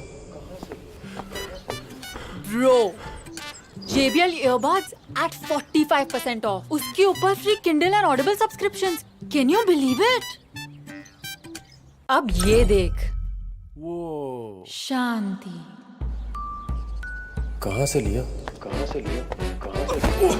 सॉरी Hey, you!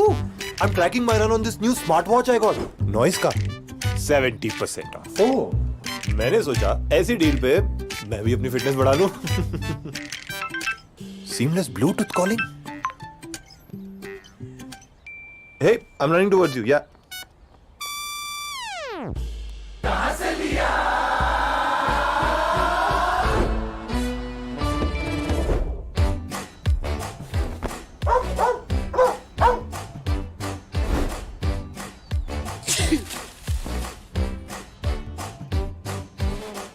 ये देख, I just got this Intel Evo laptop in exchange for my old one. 20,000 बच गए. बस 99 rupees में extended warranty. Plus 20% off भी मिल गया. Pretty sweet deal, right? Totally feel you, bro. This iPad was always on my wish list. Got the latest one at a great deal and saved $8,000 in exchange for my old phone. Hey, what's up? सबको इतनी बढ़िया deals मिल रही हैं ये सब कहां से लिया Amazon से लिया. Amazon Great Indian Festival से. Amazon Great Indian Festival पर मिलेंगे इलेक्ट्रॉनिक्स पर जबरदस्त deals, no cost EMI, exchange offer और सेम डे डिलीवरी. अब इंडिया बोलेगा Amazon से लिया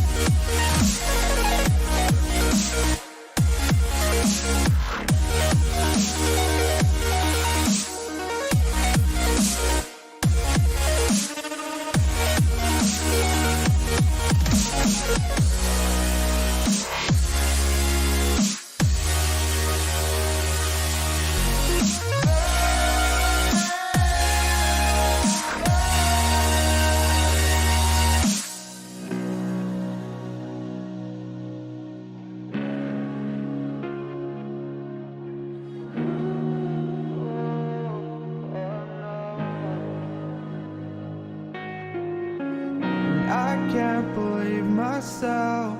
I never thought that this would be our end, but it's nothing new.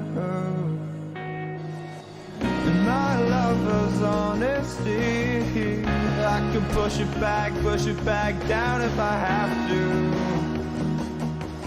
if you want me to, 'cause we can run.